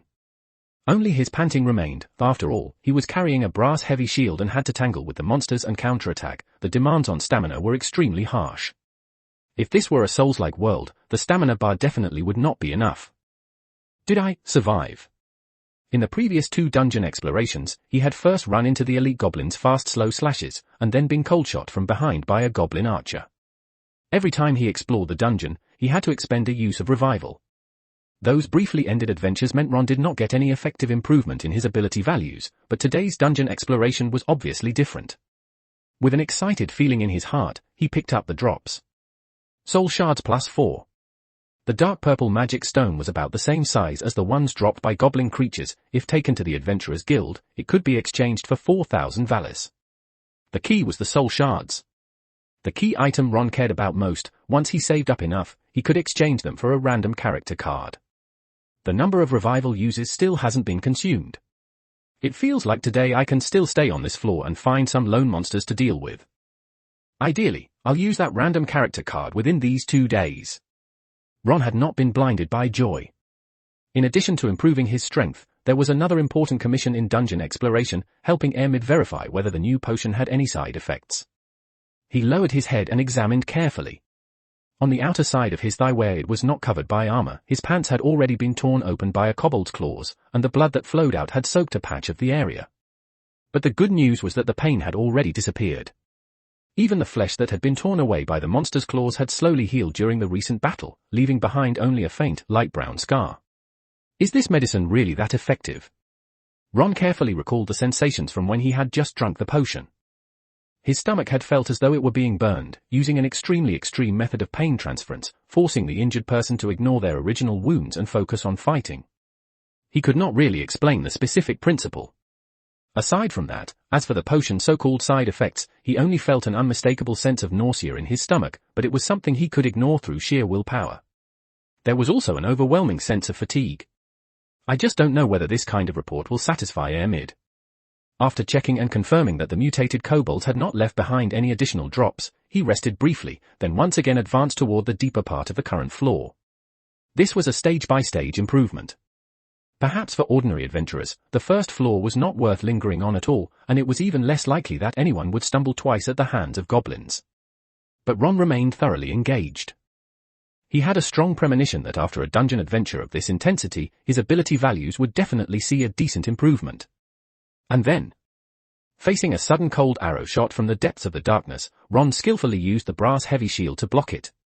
Like a mad dog, an elite goblin wielding a curved blade was swiftly cut down before him, as Ron used the combination of the brass heavy shield and the rapier to easily kill the monster. The soul shards continued to accumulate. However, the deeper he explored into the floor, the stronger the unease in his heart became. Nothing should go wrong, right? Ron cautiously walked to the end of the passage. What appeared before him was an extremely flat and open area. When he looked back, he could see that many cave tunnels were also connected around it. And directly ahead, a staircase slanting downward into a deeper floor stood there, already marking the endpoint of continuing forward. The second floor. Even though he still had remaining uses of revival, he had no intention of taking risks. If he were ambushed by monsters on the return trip, surely he could not be burning soul shards just to revive, could he? But before he could think any further, accompanied by a fleeting sense of dizziness, Ron could feel movement coming from the dungeon itself, to the point that even his mind could not help but tremble. This was absolutely not an illusion. And just as he became alert to his surroundings, the distant wall ahead violently collapsed. Thick green arms slowly extended out from the cave-in. Then after that, forcing its way straight out from within the wall and appearing before Ron's eyes was a colossal figure rarely seen on the beginner floors, and also an old acquaintance of his. A goblin. The monster's physique was extraordinarily massive. Compared to it, even a minotaur would seem rather shy. Clearly realizing that this was some kind of trick that Soul-style dungeon was pulling on him, Ron unconsciously slipped into a player's perspective and abruptly lifted his head. This big fellow in front of him, surely it wouldn't be called Goblin Guard, would it? Brother, if something's up, I'm taking off first. I will post some extra chapters in Patreon, you can check it out. patreon.com/Tito Villa. Chapter 21, Lefia. 1,392 words. Floor boss. When Ron saw the gigantic goblin, this thought involuntarily surfaced in his mind. In Soul-type games, there were usually such stage settings. Coincidentally, the DanMachi world also had this kind of setup. However, so-called floor masters only appeared on certain floors, for example, Goliath on the 17th floor, the two-headed dragon Amphisbena, and so on. They all shared one common point. That was that the power they possessed was extremely formidable. Damn! And a dungeon fused with soul-like attributes was so insane that the possibility of assigning a floor-guarding boss to every single floor already seemed to be laid out right in front of him. He really needed to run. Ron did not hesitate at all, avoiding drawing the monster's aggro. Because within Dungeon Hatred, there was a debuff that altered the floor environment if, because of the goblin guard in front of him, it caused the area behind him to produce a door that could not be opened from this side. Being forcibly left behind to fight the monsters to the death, just thinking about it felt outrageous. With such an enormous difference in body size, even if he had mastered the shield thrust style wheelchair tactic, once real combat began, the number of revivals would definitely not be enough to expend. This should be called a tactical retreat. The soul shards he had accumulated with so much effort, Ron did not want to consume them on revival attempts, while the dungeon behind him was gradually being swallowed by darkness. At this moment, the sense of unease it brought grew ever stronger. He decisively turned around, only to discover that the goblin guard was chasing in his direction, and that even the dungeon itself did not intend to let him off so easily. The walls continuously collapsed, and monsters resembling elite goblins and archers gradually poured out. So it's Battle Royale mode, huh? Dungeon anomaly. Ron could only think of this possibility. His expression turned extremely grim, and he decisively broke into a run to get away. Fortunately, it went smoothly. Retracing the path he had come from, any monsters that tried to ambush him were basically all blocked head-on by the airtight defense of the brass heavy shield. Even goblin lunging attacks that clearly looked like attempts to lure the enemy deeper did not actively pursue. Only the elite goblins and mutated kobolds that obstructed his return path were dealt with by Ron, conveniently, during the brief intervals while being chased by the floor boss. When the monsters were isolated and their combat styles were familiar, he needed no more than half a minute to deal with the goblins and kobolds blocking the way. The soul shards he had accumulated had already reached 9, just short of the amount needed for redemption. Only one last monster remained. However, when Ron was considering whether he should accumulate enough to exchange for a random character card before returning, the sound of footsteps coming from behind caught his attention. What exactly was it? He frowned, intending to briefly observe the situation before making a decision. But when Ron saw clearly, the unfamiliar girl running out of the passage in a panic, and the elite goblin chasing after her. Did I cause trouble? He had gone too deep exploring, and the soul-type dungeon could not hold back its panting. As a result, a goblin guard was born, and even aberrant monsters were continuously surging forth. When they carried out their pursuit of him, they would also indiscriminately attack humans. Ron's expression was ugly. Just as he was thinking about how to deal with this mess, the elf girl running toward him waved with all her strength and shouted, "Hurry and go. These goblin monsters, they're not as simple as you think." Listening to the unfamiliar adventurer's explanation, Ron's expression grew even more strange. Not far behind him was the safe passage leading to the starting floor. He did not hurry to leave, and reminded her, once we return to Rio, it'll be safe. And you? Bending over and continuously panting heavily, the adventurer, she was an elf beautiful girl with long Yamabuki-colored hair, tied behind her head into an enormous ponytail, and she was also holding an exquisite staff in her hand. Somewhat familiar. Lefia Viridis. With this thought arising, his already strange expression became even more complicated. If he remembered correctly, this person should be a LV.3 adventurer. With the epithet Thousand Elf, at the LV.3 stage she possessed firepower output comparable to LV.5, was that reasonable? As for himself, having just become an adventurer and being unable to beat the dungeon's monsters, Ron felt that if he was weak, then he should train more. But why was Lefia being chased and driven by monsters? He forcibly kept a stiff face. If I remember correctly, you should be the Thousand Elf of the Loki familiar, Miss Lefia, right? You know me. There aren't that many LV.3 adventurers in Rio. It's hard not to recognize them. Ron shook his head silently and looked at Lefia, who seemed somewhat pleasantly surprised. He could not suppress the thought in his heart. So, with your strength, why were you being chased by goblins and kobolds? These goblins and kobolds are monsters from a dungeon anomaly. To prevent adventurer casualties, this must be reported to the Adventurers Guild as soon as possible. While clearing the monsters, we also need to investigate the specific cause. The girl looked a little embarrassed. When answering, she subconsciously avoided Ron's gaze. She could hardly tell this guy that, actually, she had wanted to deal with them herself, but her chanting had not even finished, before it was interrupted by the aggressive elite goblins and mutated kobolds, right? Most crucially, behind that group of monsters, there was also a goblin of unprecedented size, steadily advancing toward her position. There was no helping it.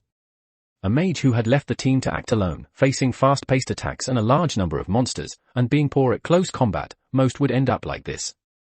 What was more, she had even left the twin-stick fairy dust that could be used as a magic swordsman weapon at home. So that's how it is. This was a lie. Ron did not expose the girl's thoughts. He simply locked his gaze onto the elite monsters that had tracked them here, thinking of the number of soul shards he had accumulated. In a calm tone, he said, "Do you want to deal with them?" She very much wanted to tell Ron that even if they were special monsters, as long as she could successfully cast her magic, dealing with them would be extremely easy. But the sheer number of monsters simply did not give her any opportunity to chant. Just as Lefia was hesitating over how to answer, this unfamiliar, refined-looking young man seemed to know what she was thinking. "I'll draw the monsters' attention. Then I'll be responsible for eliminating them." The elf girl nodded firmly. To be able to rise so quickly to a LV.3 adventurer, of course she cared about her pride, especially since she was being witnessed firsthand by an unfamiliar adventurer. She absolutely had to save face. Lefia tightened her grip on the forest's teardrop in her hand, and the girl's delicate face gradually grew serious. Yet just as she was about to ask the unfamiliar adventurer's name, this youth, holding a brass-heavy shield in one hand, had already charged toward the monsters. "I haven't even asked what your name is yet." Lefia lightly bit her lip. She worked hard to steady her emotions and began chanting. As magic power surged, brilliant light flowed from the tip of the staff named Forest's teardrop. "Proud warriors, archers of the forest, the advancing plunderers stand before you, take up your bows. Answer the call of your kin, knock your arrows and kindle the flames, lights of the forest. By my command, loose your arrows, let elven fire arrows fall like rain, burning the barbarians in fire." This was the elf girl's wide-area fire attribute attack magic. And at this very moment, heavy footsteps slammed against the ground. The seemingly stable cave passage was struck by tremendous force. After the wall stones gradually collapsed, a passage was revealed. Immediately after, the floor boss, Goblin Guard, joined the battle. I will post some extra chapters in Patreon, you can check it out. patreon.com/Tito Villa. Chapter 22, Between Her and Death. 1,466 words. A massive, powerfully built Goblin Guard charged straight through the barrier separating the floor passageways, completely cutting off Ron and Lefia's retreat. Chunks of rubble crashed onto the ground as dust billowed continuously from the surroundings. The violent disturbance made the elven girl whip her head around. The spell she was in the middle of chanting, Fusillade Phalarica, nearly collapsed entirely due to the momentary distraction. The flames gathered behind her flickered unsteadily. Deal with these mutated monsters first. The Goblin Guard can wait until later. Ron looked in the direction of the commotion. To be honest, he did not feel particularly surprised by the Goblin Guard's appearance. The soul-type dungeon, driven by hatred, had already become completely unhinged. Facing a floor boss alone.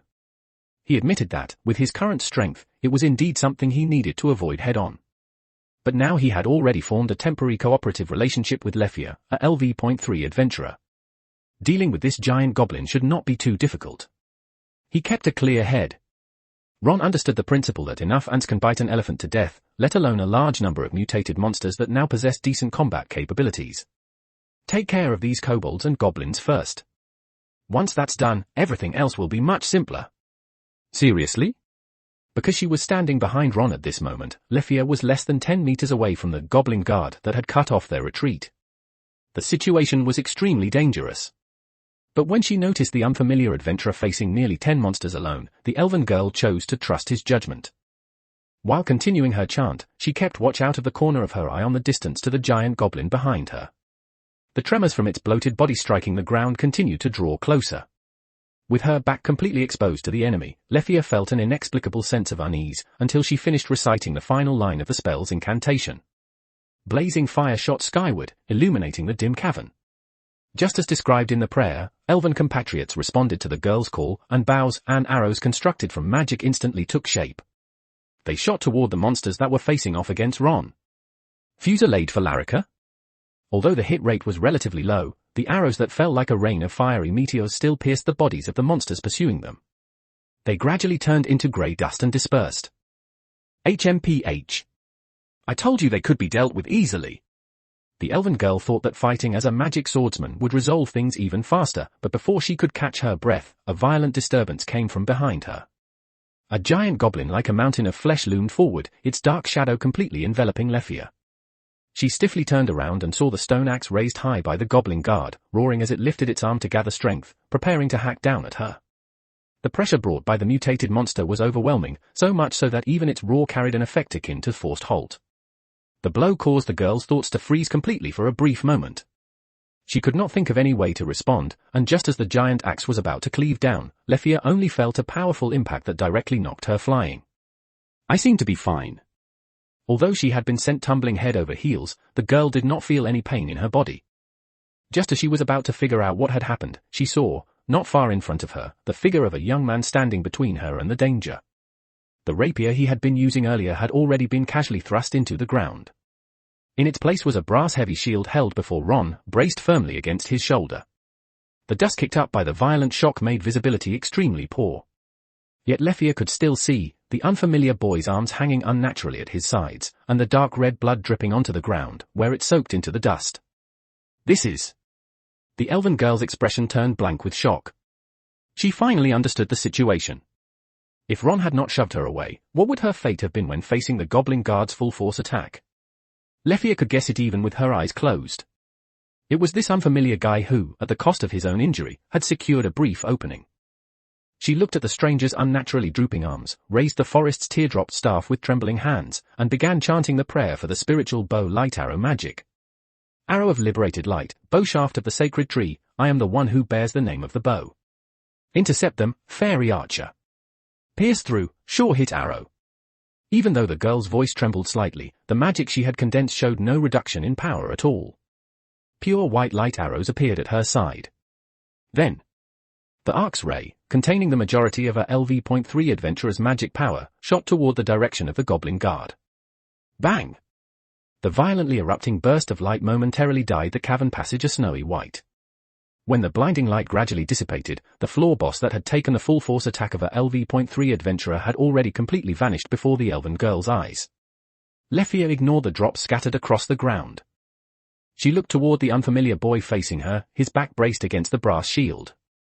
Bloodstains mixed with dust were smeared across Ron's originally clean-cut face. Because of her own oversight, failing to consider that a colossal monster appearing on the shallow floors could actually possess a forced halt ability similar to that of a minotaur from the middle floors, this outcome had come to pass. Guilt filled the girl's heart. Unlike other elves, she did not maintain arrogance or fastidiousness toward other races. She reached out, wanting to help Ron up. She muttered lightly as she did so, I'll take you to the sanatorium. Don't worry. I know Senior Ermid, she'll definitely be able to heal all of your injuries. And you don't need to worry about the money either. Hiss.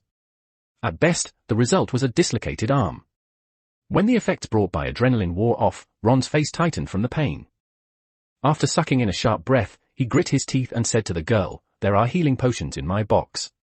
Remember to take the blue one.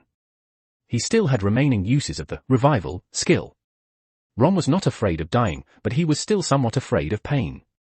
He had even been prepared to expose it in front of Lefia, yet he had never imagined that someone as strong as the goblin guard would be instantly killed by her. As a result, he could not even restart. He could not exactly ask her to kill him. If he really did that, it would probably make Lefia feel guilty for half her life. The blue one? The elven girl's movements were frantic. When she opened the potion box, what immediately came into view was a very familiar green panacea.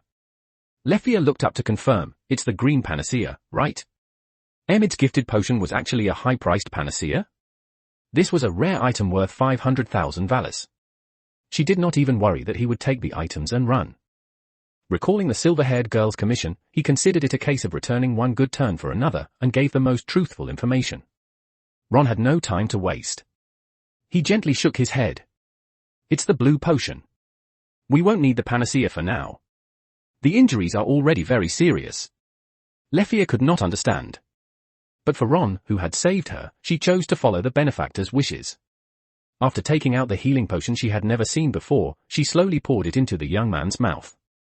The intense burning sensation in his mouth, esophagus, and stomach made Ron, whose overall condition was already extremely poor, continually sweat coldly from his forehead. His originally rather clean-cut face turned completely pale. The half-elf girl felt her heart wrench. She knew she had to do something.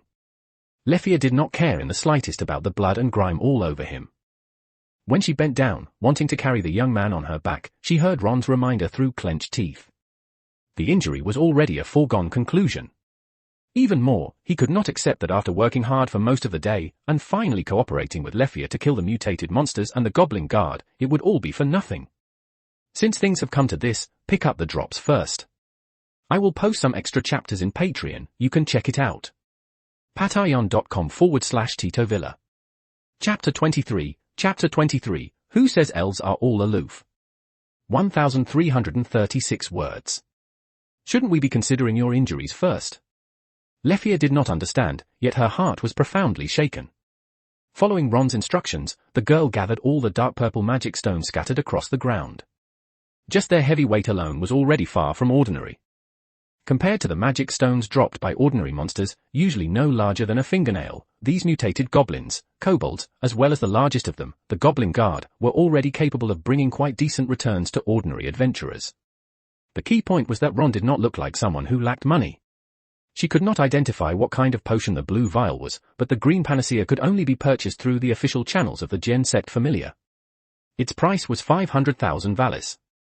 The equipment the boy carried on him was also fine-quality weaponry produced by the Hephaestus Familiar. After confirming that there were no missing magic stones or dropped materials, Lefia handed the pouch to Ron. She had no intention of taking a cut from it. First, the salary provided by the Loki Familiar was already very generous. Second, if Ron had not pushed her away at the critical moment, she likely would not even be qualified to stand here and speak. It's all here. We should head back to Rio first. Your injuries are very serious. Ron struggled to raise his arm. Enduring the pain, he took the magic stones out of the pouch, no different at all from those dropped by monsters he had slain in the past. But this time, he did not see any prompt indicating an increase in soul shards. Which step had gone wrong, exactly? Ron's already pale complexion grew even worse. Recalling the just concluded combat sequence, he had indeed focused primarily on drawing the hatred of the surrounding monsters. Mutated kobolds, goblin guards, and similar monsters had all been dealt with by Lefia. Was the dungeon's hatred limited to himself, merely spilling over to other adventurers, while only the monsters he personally killed could yield soul shards? Thinking this far, the scant hope Ron held faded away completely, and his expression collapsed entirely. He did not refuse Lefia's suggestion to return. With his current physical condition, even though he could visibly sense the muscle-tearing injuries continuously being healed, remaining in the dungeon any longer would absolutely be courting death. The moment he had just made contact with the passage leading to the second floor, the dungeon had already pantingly summoned a goblin guard, and the disturbance caused had been extremely intense. If the dungeon were to realize how hard he was to kill, Ron did not dare imagine what kind of grotesque monster it would stitch together next. We're really heading back. Just help me up. I may also need to trouble you to strap all this equipment onto me. As for the dropped loot, we'll split it evenly. He had no intention of monopolizing this harvest. He raised his head and looked at the Yamabuki-colored elven girl with a deathly pale face. If it hadn't been for you, it would have been very difficult for me to deal with so many monsters on my own. No. Lefia hurriedly shook her head. In fact, Ron could have completely ignored her and left directly. Just as she was about to explain, she saw the boy's extremely exhausted expression. The girl swallowed many words back down. In the final analysis, the only thing she could say was that the unfamiliar adventurer in front of her was truly very contradictory. He was clearly suffering very serious injuries, yet he was still worrying about the matter of drops. And after getting them in hand, he was even willing to split them evenly with her. I'll take you back first. It's just that the cave passage has collapsed, so we may have to go back the original way. With gentle movements, Lefia helped Ron up from the ground, yet in the end she still did not manage that absurd operation of strapping heavy equipment onto an injured person. As for the brass heavy shield that had blocked the Goblin Guard's full force attack, when she saw the extremely obvious dent that had appeared on the shield's originally smooth defensive surface, she could not imagine just how powerful the impact Ron had taken at the time had been. I still haven't asked what your name is. You already know my name is Lefia. If you don't tell me, isn't that a bit unfair? From another angle, we can be considered comrades who fought side by side. By reason and by right, you have to tell me, don't you? Are elves all this noisy? If it were according to the setting in the original DanMachi, most elves were rather arrogant, somewhat similar to the celestial dragon's theory of noble bloodlines. So why was it different on Lefia? Ron turned his head expressionlessly, his gaze falling on the elven girl's flawless profile. Her cheeks, like fine mutton fat jade, were exquisitely beautiful. Her slender, pointed elven ears were all the more a symbol of her identity. Is there something on my face? That gaze was simply impossible to ignore. The elven girl had actually long been accustomed to it, her race's special nature inevitably brought special looks. Yet Ron's gaze at this moment was extremely pure. It made Lefia's heart beat quicken a little. Oi, no. I'm just confirming something. Why are you blushing like that? Ron very calmly shifted his gaze away. Being called a magic idiot by familiar companions meant that this person's magical reserves were absolutely quite enormous. The idiot attribute, that was purely a description of Lefia's personality. Oh. Not on the same wavelength as Ron, the girl walked ahead to lead the way, muttering in a voice only she could hear, "You still haven't told me your name." In the end, he could not withstand the incessant muttering. The boy shook his head and sighed. In a helpless tone, he said, "Ron. Mr. Ron. I'll call you that, then." The passage back to the surface had collapsed due to the appearance of the Goblin Guard, so for Ron and Lefia to return, they could only look for other caves. Fortunately, there were no accidents along the way. But because of the dungeon's disturbance, most adventurers exploring the shallow layers decided to return to Orario. And so, in the unfamiliar DanMachi world, Ron once again experienced the sensation of squeezing onto a subway with other corporate wage slaves during rush hour. Following the main body of adventurers, he struggled his way out of Babel Tower. Looking toward the central plaza bathed in the blazing sun, seeing the light again gave him a rare sense of having been separated from the world. The new type potion provided by Airmid, in terms of effectiveness, perhaps could not reach the level of a panacea. But after all, it was a simplified version. When the potion's effects were fully absorbed, the muscle-tearing injuries in Ron's arms had already been completely repaired, and there were no other issues with his body. The potion works. The side effects are indeed significant. If the pricing were more reasonable, there would still be adventurers willing to choose it. The side effects of the new potion had already left him with a deep impression. Just as Ron was preparing to head alone to the sanatorium, he finally noticed that Yamabuki-colored tail tightly following behind him. Lefia had not left. After briefly explaining the situation to members of the Ganesha Guard Corps, the girl stood timidly beside Ron, not forgetting the original vow she had made. "Mr. Ron, please go with me to the sanatorium. It must be confirmed by Miss Airmid that you have no injuries left before. I can truly feel at ease. As for the medical expenses, you don't need to consider them at all. Just take it as my insignificant repayment of a favor. I will post some extra chapters in Patreon, you can check it out. patreon.com/Tito Villa.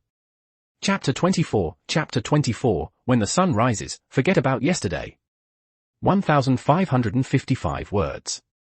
Being able to stuff a precious potion like the panacea into the medicine box, Ron was not so narcissistic as to think it was because the other party found him handsome or had other intentions toward him. It was purely a matter of building goodwill with Aina. It could be considered a return of courtesy for this special consideration, and it also resolved a potion issue that had troubled Airmid for quite some time. He came once again to the sanatorium. However, compared to yesterday, the tale he brought along today was the Loki familiar's genius girl, Lefia. Under the astonished gaze of the elven girl, the handsome young man walked into the non-patient passageway. Miss Airmid, who was helping patients check their injuries, showed not the slightest sign of irritation at being disturbed. How strange. Could it be that Ron was a member of Airmid's familiar? Lefia felt as though she had discovered a new continent, fine weapons and equipment, rare panacea potions. There was absolutely no way he could be a member of some small Orario familiar. But then again, what powerful familiar would allow a newcomer to explore alone? Even though Ron had this layer of connection with the Gen Sect familiar, the injuries he had suffered in the dungeon were the result of protecting her. The girl did not feel at ease simply accepting the other party's efforts. Lefia actively followed after Ron. Just as she was hesitating about how to explain things to Senior Ermid, who had taken such good care of her as usual. The conversation that followed, however, caused her expression to stiffen. "Miss Ermid, I'm back. MHM. After resolving the issue with the patient in front of her, the silver-haired girl raised her head. When she noticed Ron's sleeve stained red with blood, she could not help but feel somewhat angry. If he was injured, he should have taken better care of himself. But when Ermid thought about how Ron's injuries were very likely sustained in the dungeon and incurred while testing whether the new potion had any side effects. No matter what, the girl could not bring herself to say any harsh words. "Are you all right?" When fighting monsters, there may have been some damage to the arm muscles and ligaments, but after taking Miss Ermid's new potion, the effect was very obvious. Ron moved his body a bit. Aside from that, there was no discomfort at all. Considering it a fulfillment of Ermid's request, he added seriously, "It's just that the potion's healing effect is relatively slow, so it can't be used for emergencies." Side effects. They're also rather obvious. After drinking it, there's a strong burning sensation in the mouth, esophagus, and stomach, but if you think about it from another angle. Could this also count as a way to divert attention? Ermid patiently recorded the potion's effects. Overall, it was certainly no match for a panacea. At best, it could save someone as long as they weren't dead. But the further it went. When she heard the words strong burning sensation, the silver-haired girl finally sensed that something was wrong. She raised her head and looked at Ron with an extremely complicated gaze. The latter noticed nothing at all and even pulled over Lefia, who was standing nearby and slacking off. The young man spoke in a highly confident tone, "I can guarantee that all of this is genuine intelligence. There is absolutely no possibility of falsification. This includes even that bottle of new potion I drank. It was all given to me by Lefia. She can testify for me." The foolish elf did not understand this exchange that lacked context from beginning to end, but since she herself had been the one to feed Ron the potion, she chose this moment to step forward. Lefia smiled and nodded. "That's right. I even asked him at the time whether he wanted to drink a panacea, but Mr. Ron said it hadn't reached that level yet, so he took a bottle of the blue potion instead. Being trusted by Aina in this way."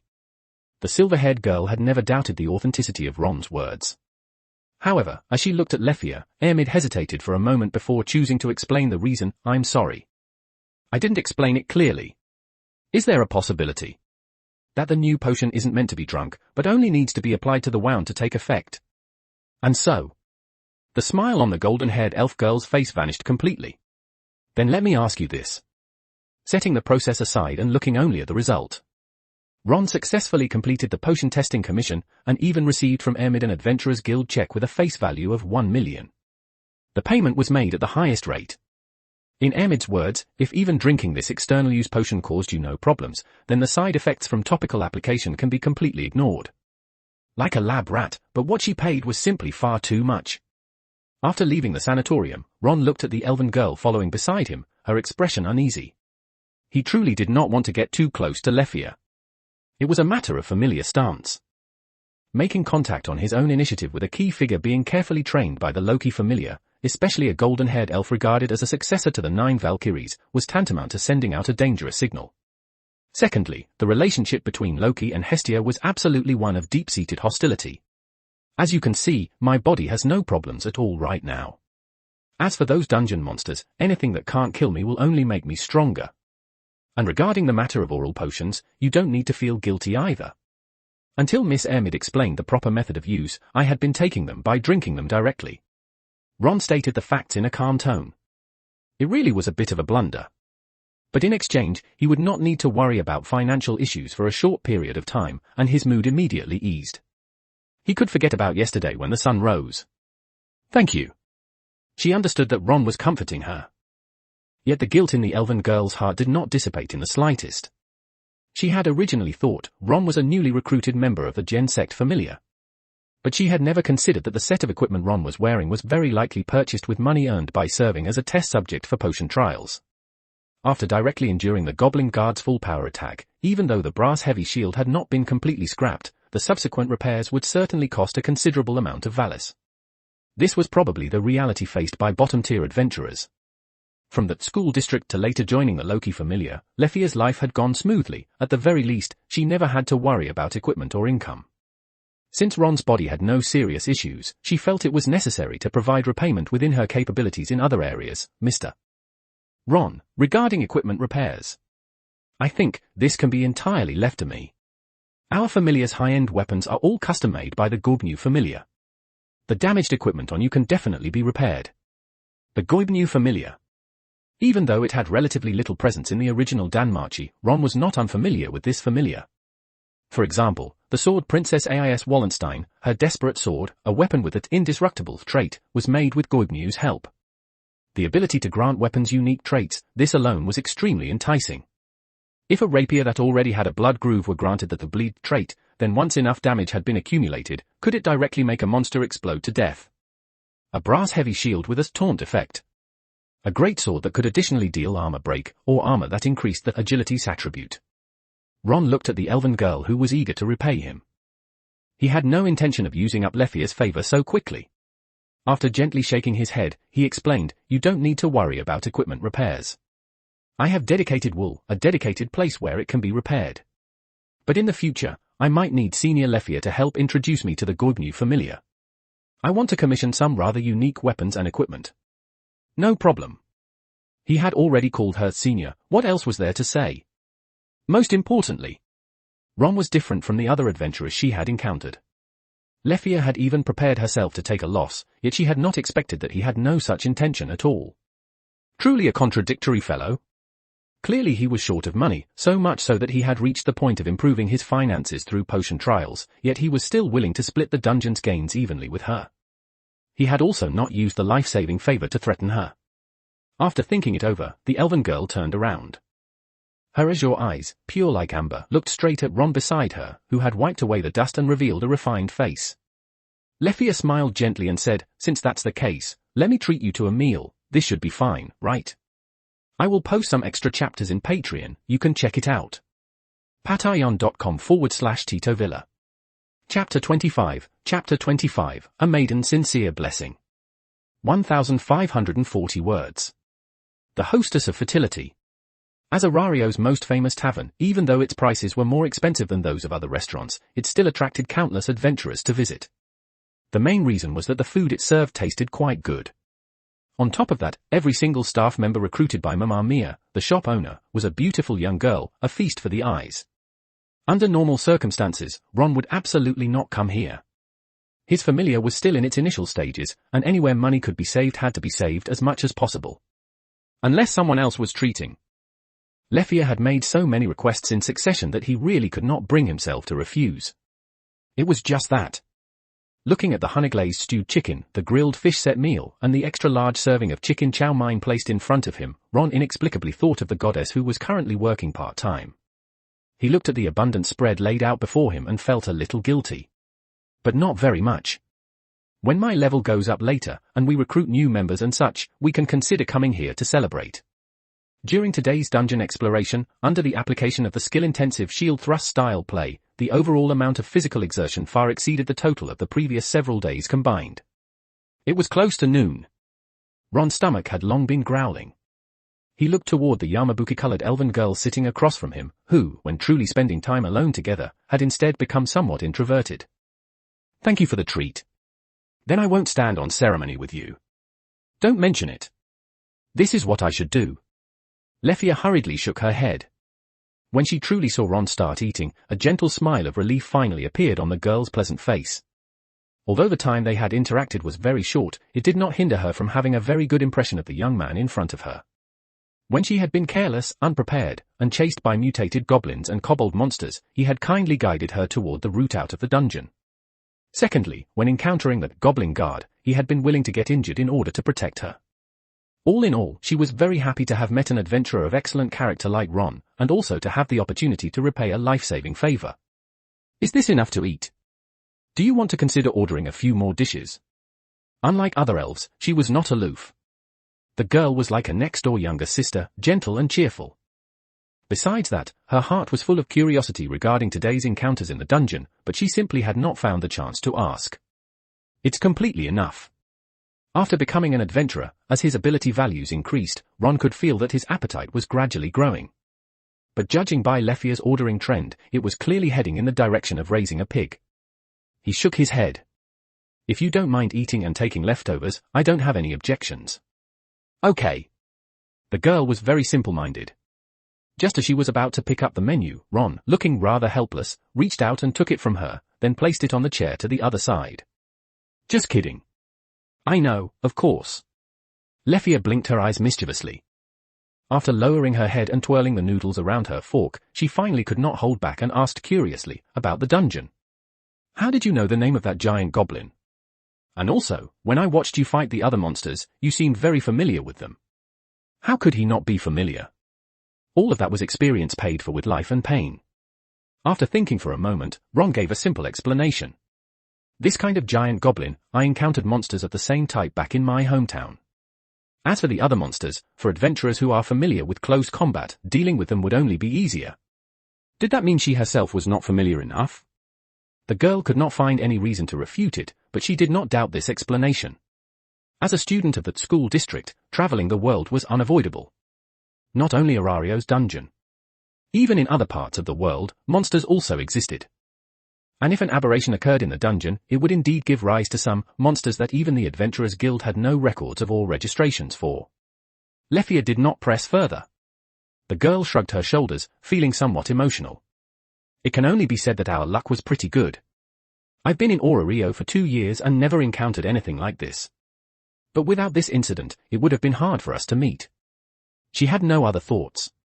If Ron did not already belong to another familiar, Lefia really would have wanted to bring him into the Loki familiar. He would definitely be able to become a reliable companion. But he already belonged somewhere, and overly close contact would only lead to misunderstandings from the gods of their respective familiars. Looking at Ron, who had heartily finished his lunch, the girl hesitated for a moment before adding, if you run into any difficulties, you can come find me. You already treated me to a meal. No. I absolutely won't allow a life to be repaid with meal money alone, but anything I can help with will be within my abilities. This was the girl's peculiar sense of competitiveness. After Lefia paid the bill, she stood up and left with light steps. Although she had not yet heard Ron's name in Orario before introducing herself, she still said with firm conviction, I think that, with your effort. Absolutely. It definitely won't take very long before Arario's adventurers all know your name. That's for sure. Ron accepted the blessing without hesitation. In the high-pressure environment of the dungeon's hatred, and with a Souls game protagonist template, turning talent into results was, in his view, merely a matter of time. And then, finding a way not to get killed by that damn dungeon. As for the equipment repairs, I'll be troubling Lady Hephaestus.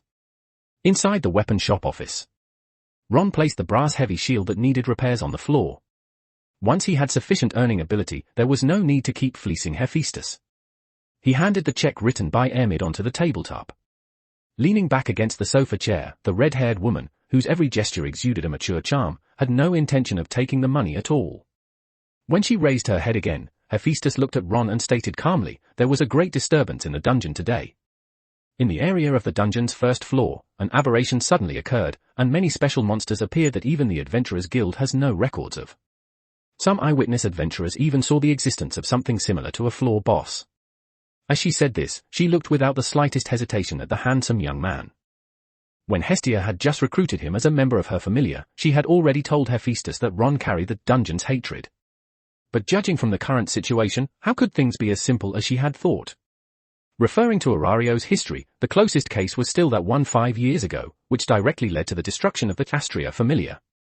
But that was also because they had encountered the framing of the Everless faction, the Rudra familiar, causing the special incident in which the 30th floor's forest ravine of the dungeon gave birth to the Juggernaut.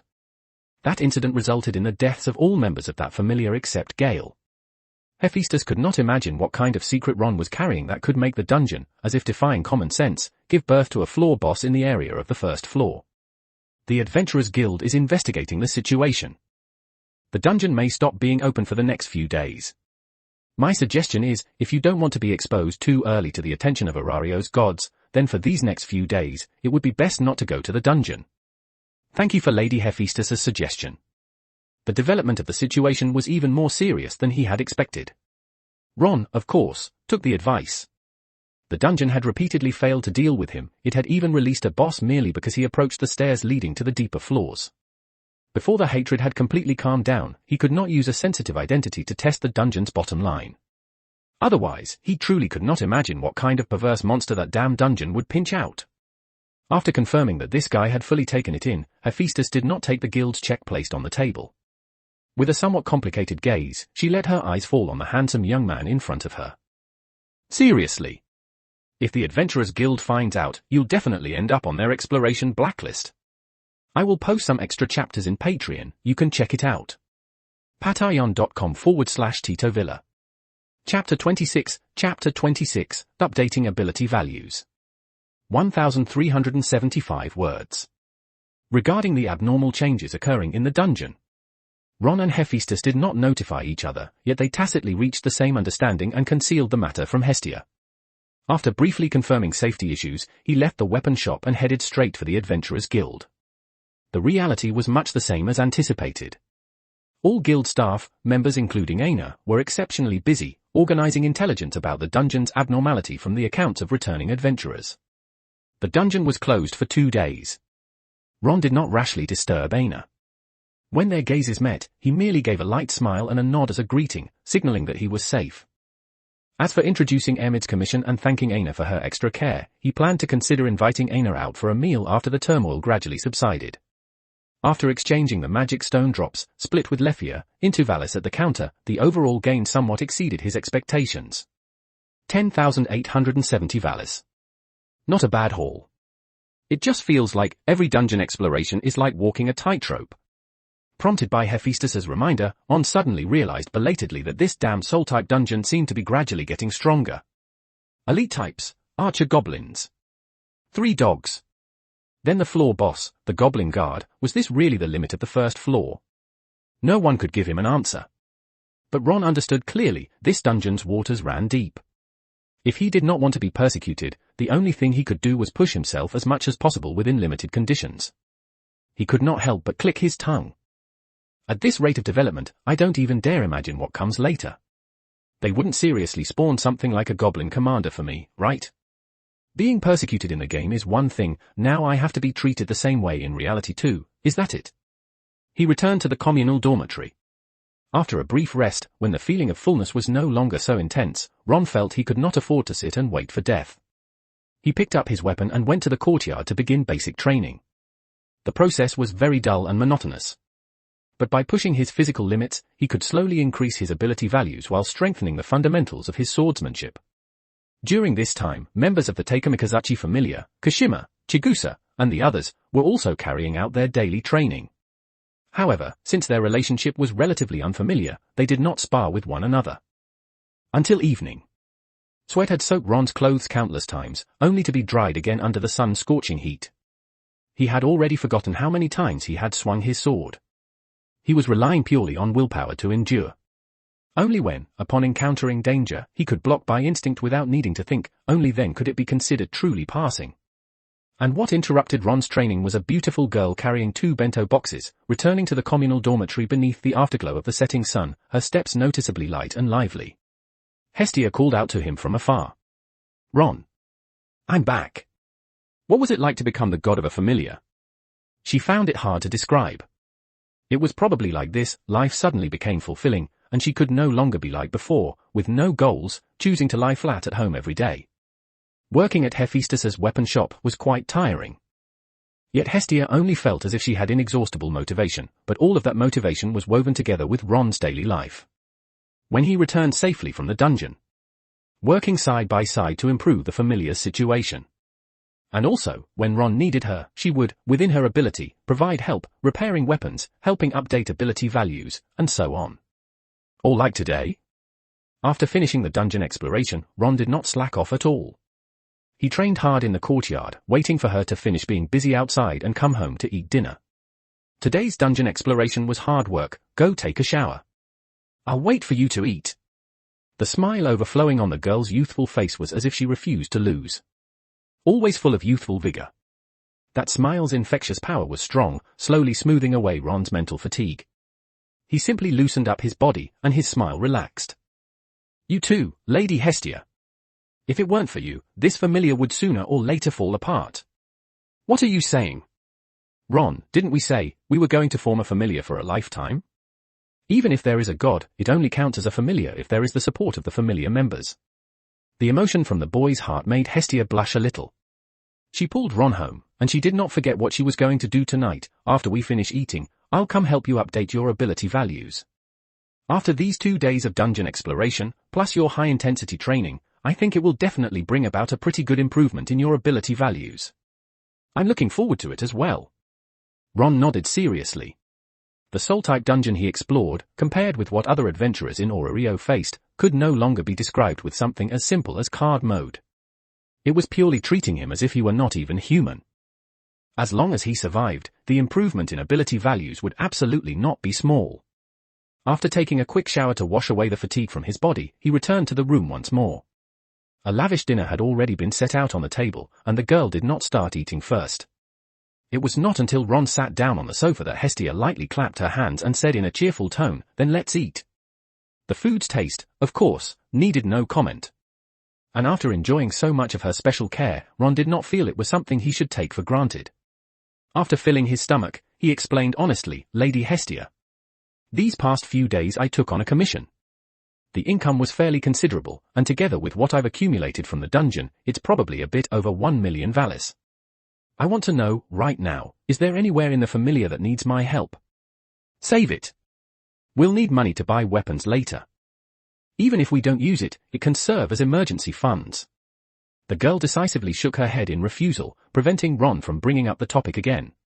Hestia suddenly stood up from the sofa. She picked up the items needed to update ability values and pointed eagerly at the bed. "I'll help you update your ability values.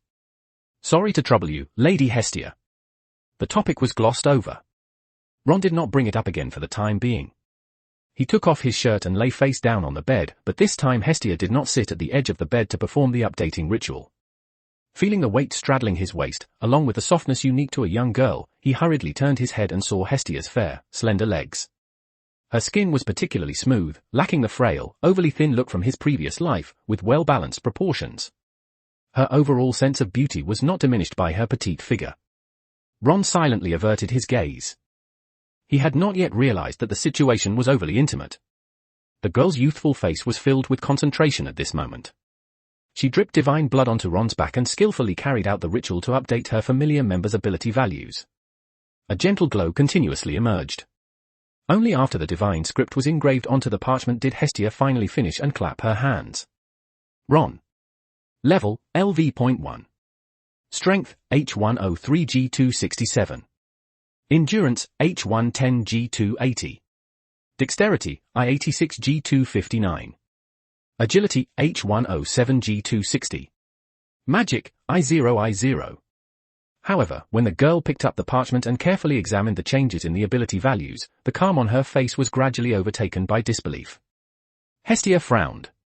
"Why does it feel like, every time I update ability values, it's like cheating? I will post some extra chapters in Patreon, you can check it out. patreon.com/Tito Villa. Chapter 27, Chapter 27, A Girl's Uncontainable Curiosity. 1,659 words. Only after Ron clearly saw the contents recorded on the parchment did he finally understand why Hestia's expression just now had been so astonished. Because the increase in overall ability values could no longer be described as merely exaggerated. For example, the prodigy girl recognized by all adventurers in Orario, that Sword Princess Tlais, once requested Otter of the Freya familiar to help her undergo hellish special training. Even then, the total increase in ability values for that day had only just barely exceeded 100. After these 2 days of exploring the soul-type dungeon, Ron's various attributes had all undergone leaps that crossed level boundaries, something that might seem ordinary to others. But among newcomers, it was downright overpowered. "What do you mean a stat monster? All I see is day after day of effort and sweat." Ron was extremely satisfied with his updated ability values. This sense of reward, where as long as one put in effort, one could receive tangible improvements in ability values, was countless times better than the empty promises his bosses had painted in his previous life. Moreover, considering the level of danger posed by the soul-type dungeon, these gains were exactly what he deserved. If there was anything truly regrettable, it was the magic attribute, which so far had shown no sign of improvement at all, and the key issue was that he couldn't emulate Belle. After all, when Belle went to eat at a restaurant, there would even be a goddess of beauty feeding him grimoire magic tomes. Relying on the meager income earned from daily dungeon exploration and part-time commissions, if he wanted to save up enough money to buy a grimoire, he would probably have to wait indefinitely. When Hestia noticed Ron's gaze lingering on the magic attribute, the girl quickly realized where the problem lay. All of his other abilities had undergone explosive growth, yet the magic attribute alone showed no sign of progress. That was only natural. Ron did not possess the magic skill, so it was only to be expected that he could not improve in that area. But the moment she thought of this, Hestia felt a sense of powerlessness. Money was one issue. More importantly, even if they had the money, it was not guaranteed that they could secure a grimoire to purchase. And during dungeon exploration, magic was especially important to adventurers. Ron. About magic, I really don't have any solution. Of course. Ron had never expected Hestia to be able to help him with this matter. As for acquiring magic through postnatal means, relying on grimoires was fundamentally unrealistic. The other method was to depend purely on talent awakening under some particular trigger. With a sincere smile, he comforted the girl, whose expression was tinged with self-blame. If everything had to be handled by the gods, then what would be the point of having familiars? And as for magic, I think it's fine to just let fate take its course. Ron. He really was very sensible. Clearly about the same age as ordinary young people, yet Ron possessed a steadiness that did not match his years, along with that unyielding drive to never admit defeat. The girl sat on the edge of the bed, gently swinging her feet. When I came back, I heard that the dungeon has stopped being open for the past 2 days. The specific reason is that an abnormal change occurred in the dungeon, and a floor boss appeared in the shallow layers. The Adventurers Guild was worried about accidents, so they temporarily sealed it off. I know. What I mean is, are you all right? Knowing full well about the miracle Ron possessed, Hestia did not even need to guess. Such a commotion was definitely caused by her own familiar member. But both Ron and Hephaestus chose to keep it hidden. Only then did the girl realize that the situation was even more serious than she had imagined. Judging from the overall magnitude of today's increase in ability values, it was very clear that the effort behind it could absolutely not be covered up by simply calling it talent. Perhaps the burden on Ron was simply too heavy. After hesitating for a moment, Hestia raised her head and forced a smile. If dungeon exploration really is very difficult, it would actually be acceptable to switch to a commercial familiar. It's just that I don't really have much business sense. So I'd still have to trouble you later. Why did this suddenly feel like the tone was going in a strange direction? Ron smiled and shook his head in refusal. This soul-type dungeon truly treated people inhumanely, but to give up the path he had deliberately chosen just because exploration was difficult. That was something he simply could not do. More importantly, knowing how the plot of this world would develop, he had to seize that vague and illusory future with his own hands, rather than resign himself to waiting for the protagonist to carry him along. In a world that possessed extraordinary power, he had to keep growing stronger. Looking at Hestia once more, he gave his own answer. I used to really yearn to become an adventurer, but the objective conditions didn't allow it. But now, having finally come to Rio, I have to consider whether this might be the only opportunity of my entire life. This was an exceptionally heavy dream. It was also because of trust that Ron chose to place this weight, comparable to the weight of his life itself, into the newly established Hestia familiar. After hearing his words, she raised her head. She looked at the sunny, cheerful boy in front of her. Hestia only felt that Ron seemed to be glowing. Then you really have to seize it properly. With the dungeon closed for these 2 days, what are your plans? If you feel very tired, it's fine to relax a little.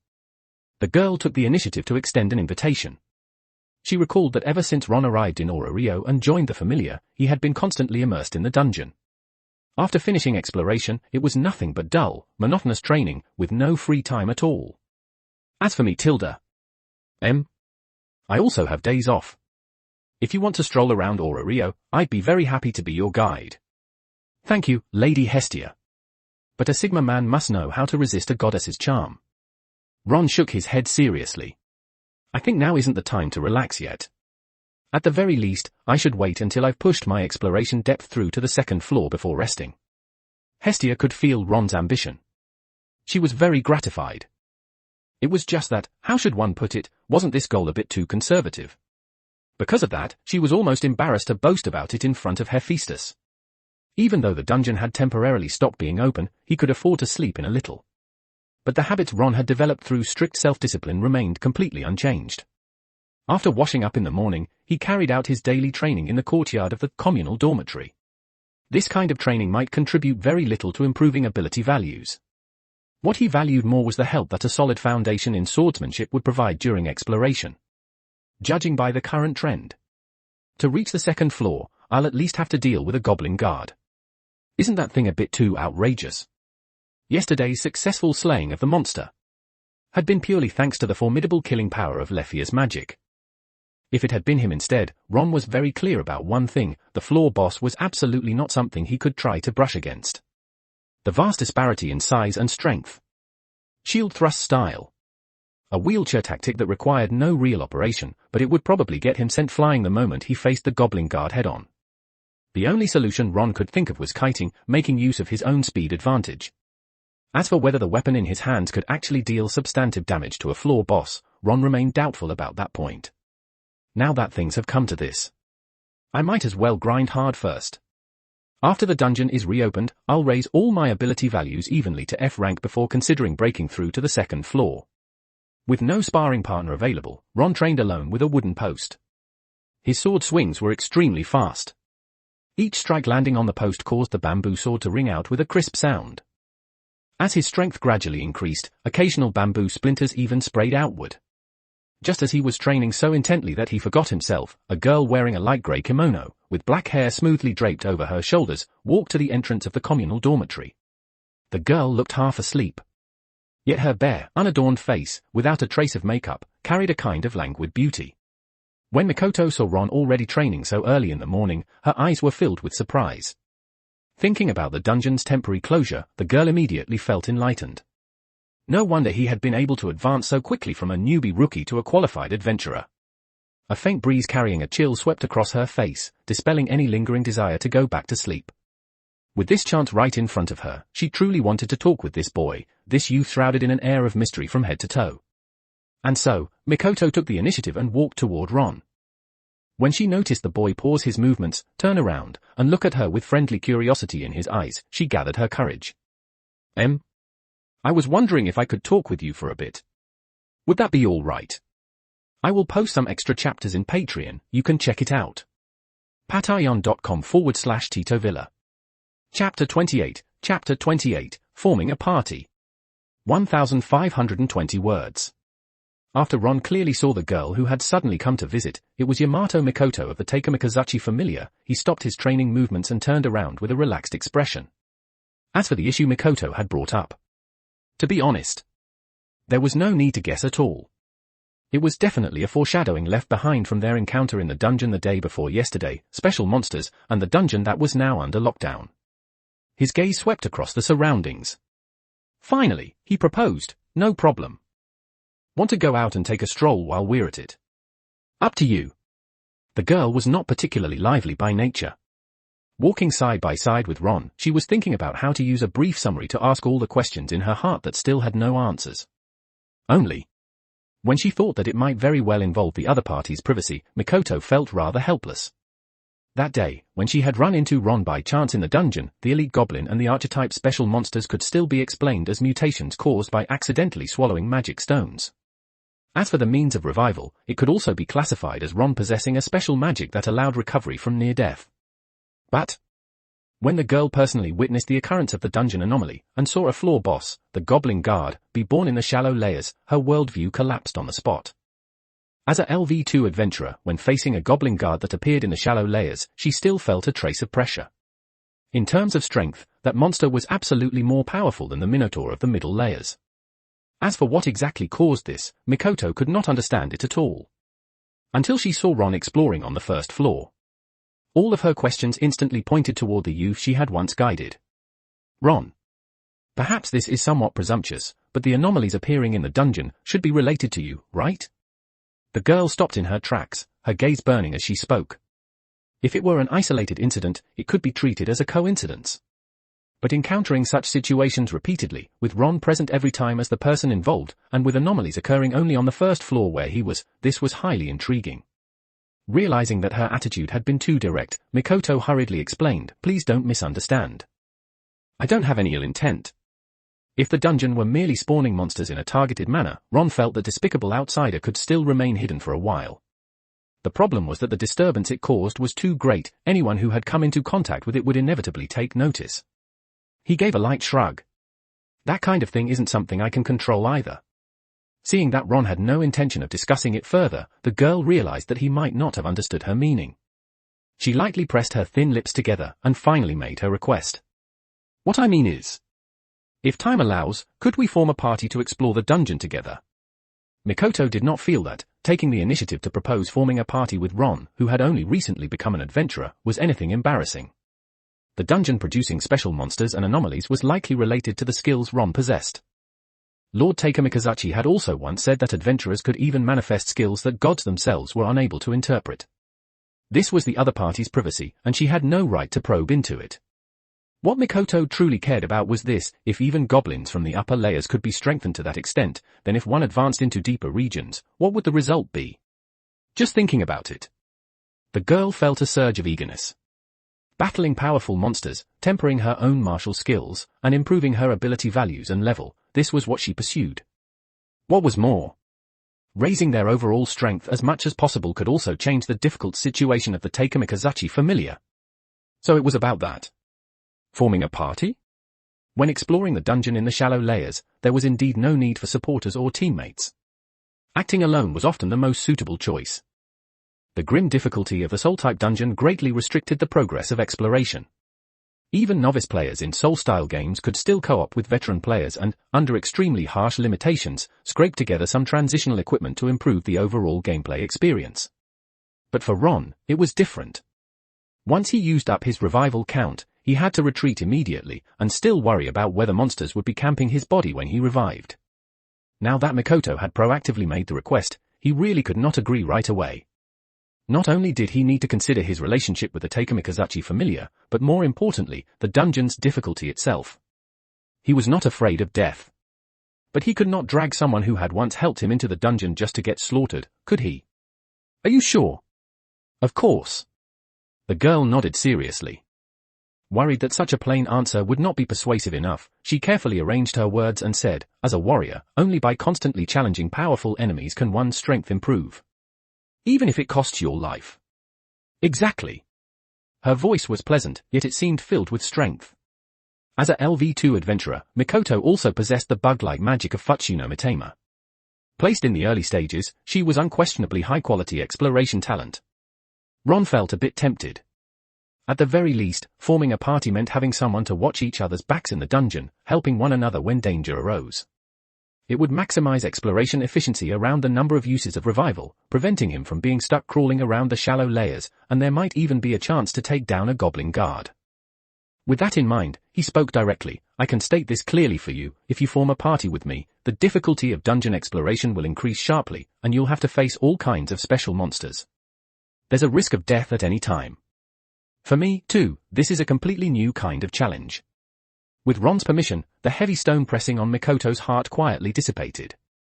All kinds of special monsters? She was already itching to try, and continued to ask, when do we start? After the dungeon's lockdown ends. But my current exploration progress is relatively slow, I might still have to linger on the first floor. As for deeper regions, the level of danger could be very high. Ron answered without hesitation. Before heading back to the collective dormitory after buying breakfast, he reminded her, about forming a party, it's best not to let anyone else know. I'll keep the secret. During the brief period of the dungeon's closure, only adventurers returning from the deep layers left Babel Tower. No adventurers entered it. In the end, the guild issued its conclusion regarding the anomaly. Cause unknown. After an item suspected of carrying a god's aura entered the dungeon, it triggered a monster feast. The anomalous monsters have already been effectively cleared. Adventurers could explore with peace of mind. With the large number of adventurers entering the dungeon every day, there was no reason for suspicion to fall on Ron. And during the 2 days when the dungeon was closed, he had not been idle either.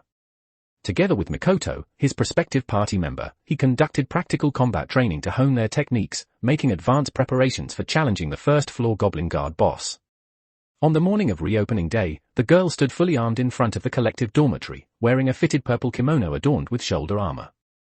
This was the party date she had agreed upon with Ron. If today's exploration target were made known to other adventurers, it would certainly seem absurd. exploring the first floor and taking down the goblin guard. Under normal circumstances, Mikoto would never linger in the shallow layers. Yet today she was filled with anticipation, as if the door to an entirely new world were slowly opening before her. And Ron did not keep the girl waiting long. Only when she clearly saw Ron fully armed, clad in a complete set of armor that tightly protected all vital areas, and carrying an exaggeratedly styled heavy brass shield on his back, the girl was instantly dumbfounded. Setting aside the hand crossbows hanging on both sides, the rapier, and the short sword for the moment. Ron, aren't you being a bit too conservative? In truth, Mikoto really wanted to say that with her LV2 strength, she should be able to guarantee at least some degree of safety. But what answered her was only the twitch at the corner of the boy's mouth, his expression peculiar as he said, "The dungeon punishes all adventurers who fail to make proper preparations for exploration. Especially this gutter-tier, soul-type dungeon that specializes in underhanded attacks to the groin. I will post some extra chapters in Patreon, you can check it out. patreon.com/Tito Villa. Chapter 29, My Soul. 1485 words. After experiencing a special incident, the Ganesha Guard began conducting stricter identity checks on adventurers. The objective was to prevent remnants of the evil faction familiars from bringing items imbued with divine presence into the dungeon. As for whether it actually worked, only Ron knew. Arriving at the starting floor, he looked toward the girl standing beside him, quiet and reserved, yet with brown eyes filled with anticipation. Ron felt it was very necessary, before truly beginning today's dungeon exploration, to inform Mikoto of all the special situations they might encounter. There are some things I need to tell you. Is it about dungeon exploration? The girl raised her head, roughly able to guess what Ron was about to explain. Forming a party. It meant that next they would fight side by side in the dungeon. Judging by his current strength, dealing with special monsters would be extremely easy. But for Ron, who had just become an adventurer, these were goals to improve his own combat ability. Moreover, Mikoto chose to team up with Ron with the goal of seeking out powerful monsters worthy of her personal intervention, while at other times prioritizing his safety. Mikoto took the initiative to explain, if we encounter powerful monsters, we'll clear them together. You're still a rookie adventurer. You need constant practical experience to improve your strength. As for ordinary monsters, you should still rely on your own means to deal with them. I don't want my joining to cause your plan to deviate. It was genuinely heartwarming. In the original DanMachi work, Mikoto possessed an upright and polite personality, was not good at lying, and even had the resolve to sacrifice herself for her companions. After actually interacting with her, the impression he received was the same. Ron nodded seriously, then said, I actually want to remind you that the attack methods of these monsters may be even more insidious than you imagine. That was the truth. Including, but not limited to, monsters that could hide anywhere and launch sneak attacks at any time. Creatures unique to the soul-type worldview, ones that look battle-hardened, yet could still easily pierce through your weapon. He took the initiative to walk at the front end, before officially beginning the dungeon exploration, explained as much as possible, compared to ordinary monsters, they possess higher intelligence. They have mastered coordinated combat, ambushes, feints, and similar techniques. That really is quite rare. Mikoto recalled the very beginning, Ron's cautious attitude when facing the elite goblin, as well as the archer hiding in a dark corner to carry out a sneak attack. If it were herself, if she encountered the same situation, would she be able to make a better choice?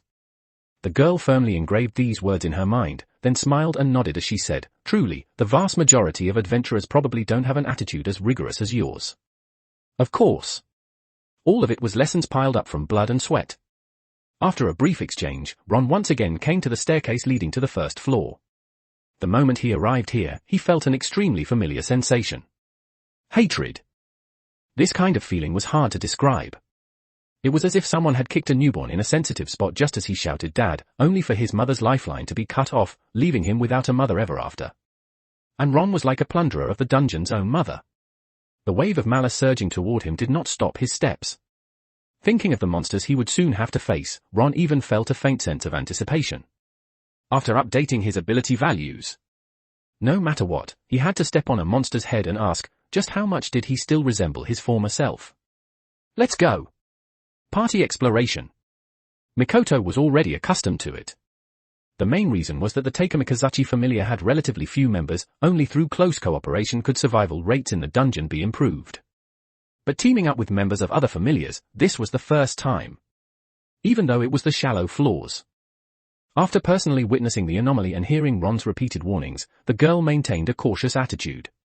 She deliberately softened her footsteps, observing her surroundings when necessary. Only after ensuring there were no threats did she dare to proceed with peace of mind, until she saw Ron. The girl's expression management nearly collapsed. Because at this moment, Ron was far beyond merely observing the environment. His advance was slow. His gaze was almost without blind spots, sweeping from the ground to the cave walls, leaving no place where monsters could hide unchecked. As they were about to pass a turning point, Ron even brought the heavy brass shield on his back around to the front, guarding against monsters in the darkness launching ranged attacks. Is this really necessary? Mikoto simply wanted to ask, with no intention of offense whatsoever. Whoosh! What broke the silence first was an arrow streaking out of the darkness at extreme speed, tearing through the air and continuously letting out a sharp whistling sound. Ron, however, seemed to have anticipated it long ago. He simply raised his hand and easily blocked the monster's sneak attack. When the iron arrowhead collided with the heavy brass shield, it let out a dull thud. Could you try something a little more original? Following the direction of the sound, the girl looked deep into the darkness.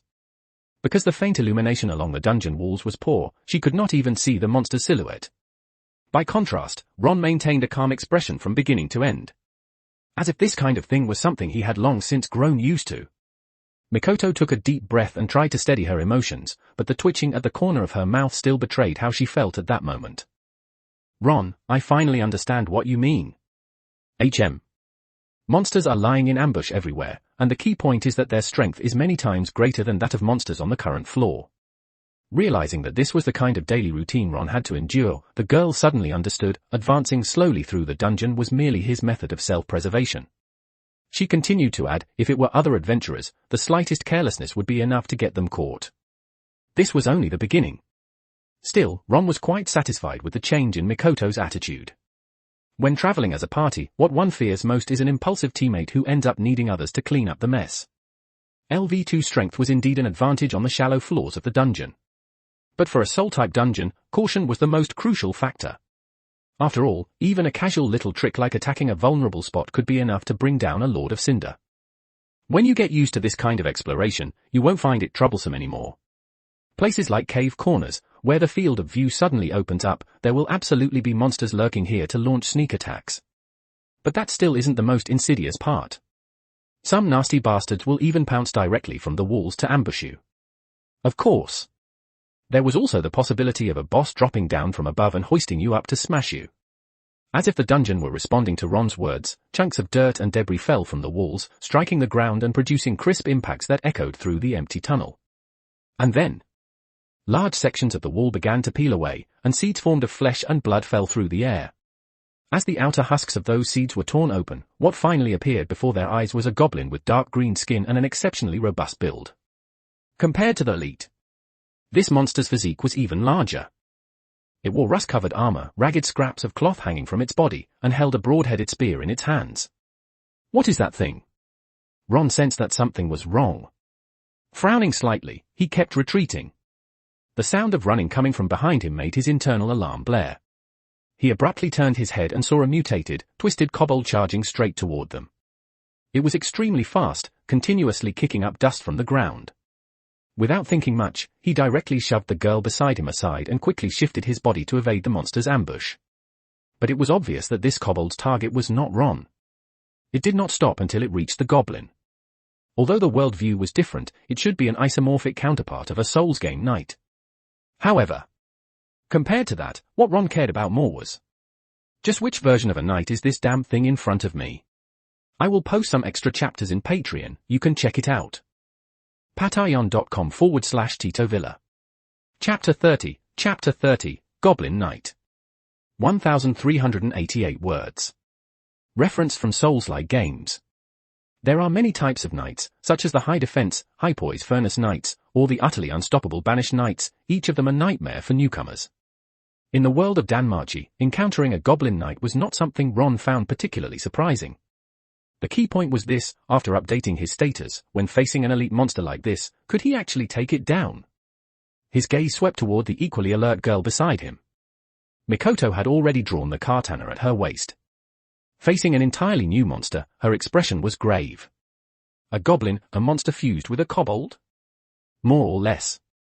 I want to try, see if, at my current level, I can clear it. The Goblin Knight's shield was absolutely not for show.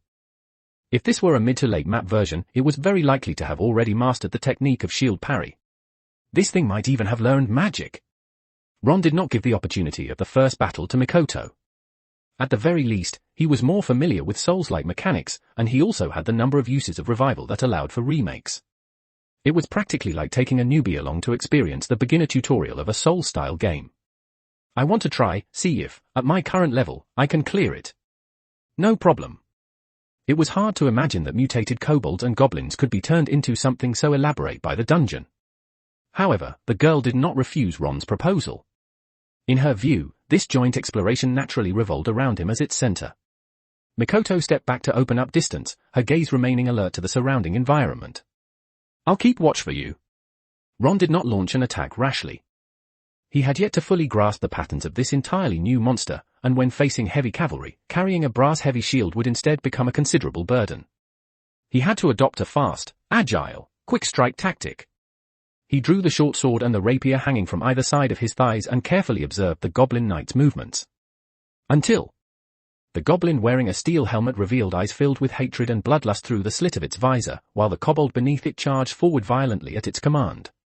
Bearing their hatred of the dungeon, Ron was the primary target of special monsters. As it charged forward in a frenzy, the goblin raised the broad-headed spear high in its hand and, using a charged attack, thrust it toward the human before it. The monster's charge-up wind-up was very long. But to Ron, who was gradually adapting to the dungeon, it was clear that this was merely a feint meant to force him to expose an opening, followed by a sudden counterattack. He did not rush to defend. Instead, just as the Goblin Knight was about to close in, he reversed his grip on the rapier and hurled it at the monster with all his strength.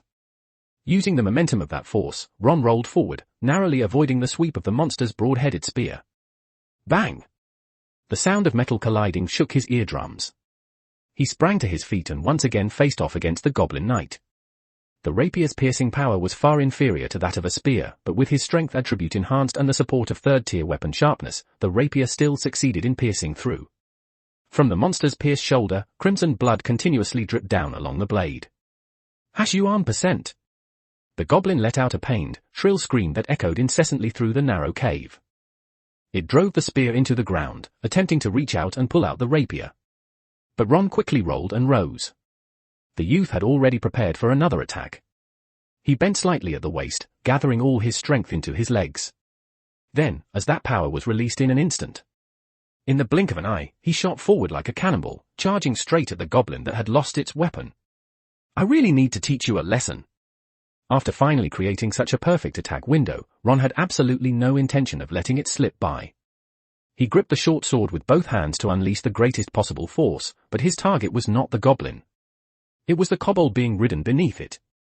Once it loses its mount, a knight is nothing more than a high-defense living target.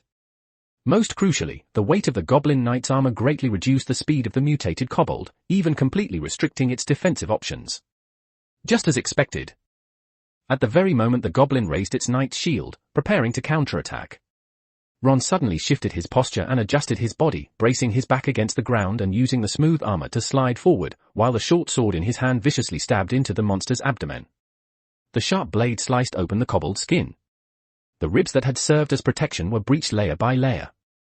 The foul, reeking viscera could not withstand the pressure and poured out through the wound, spilling onto the ground as if being dumped.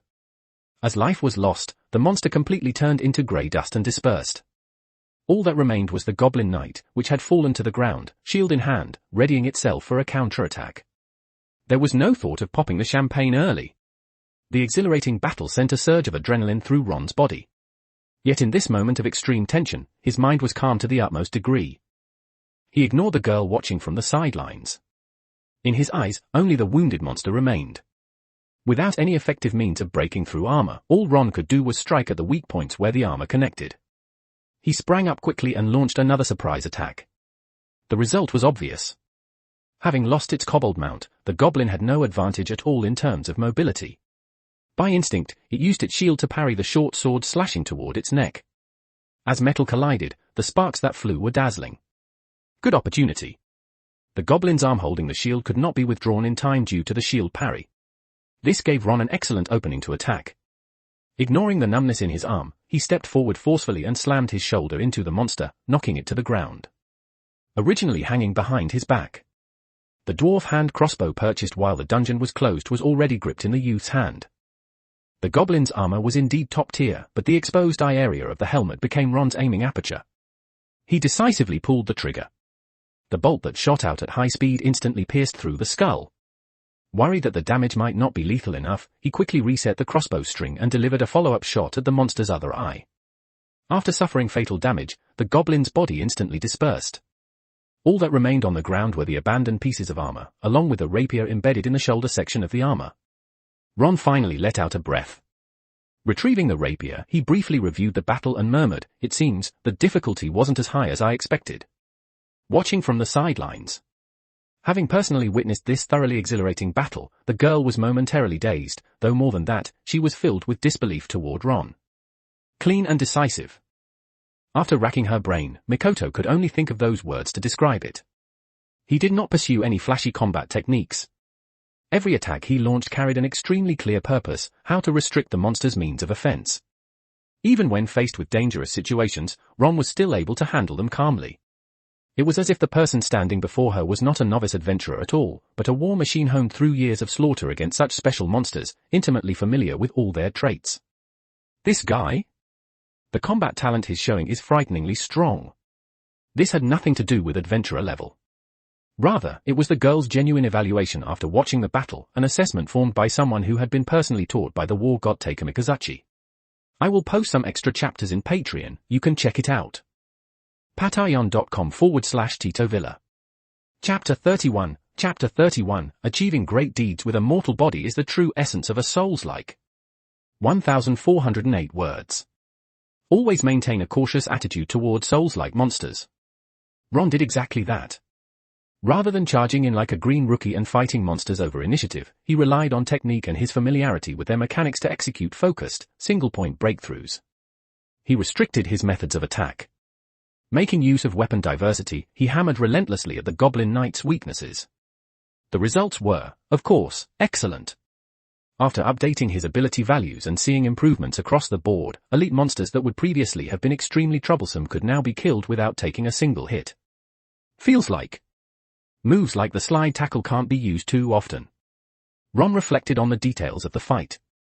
If the mutated kobold had reacted in time, his earlier move would undoubtedly have been the equivalent of delivering himself straight to the monster's dinner table.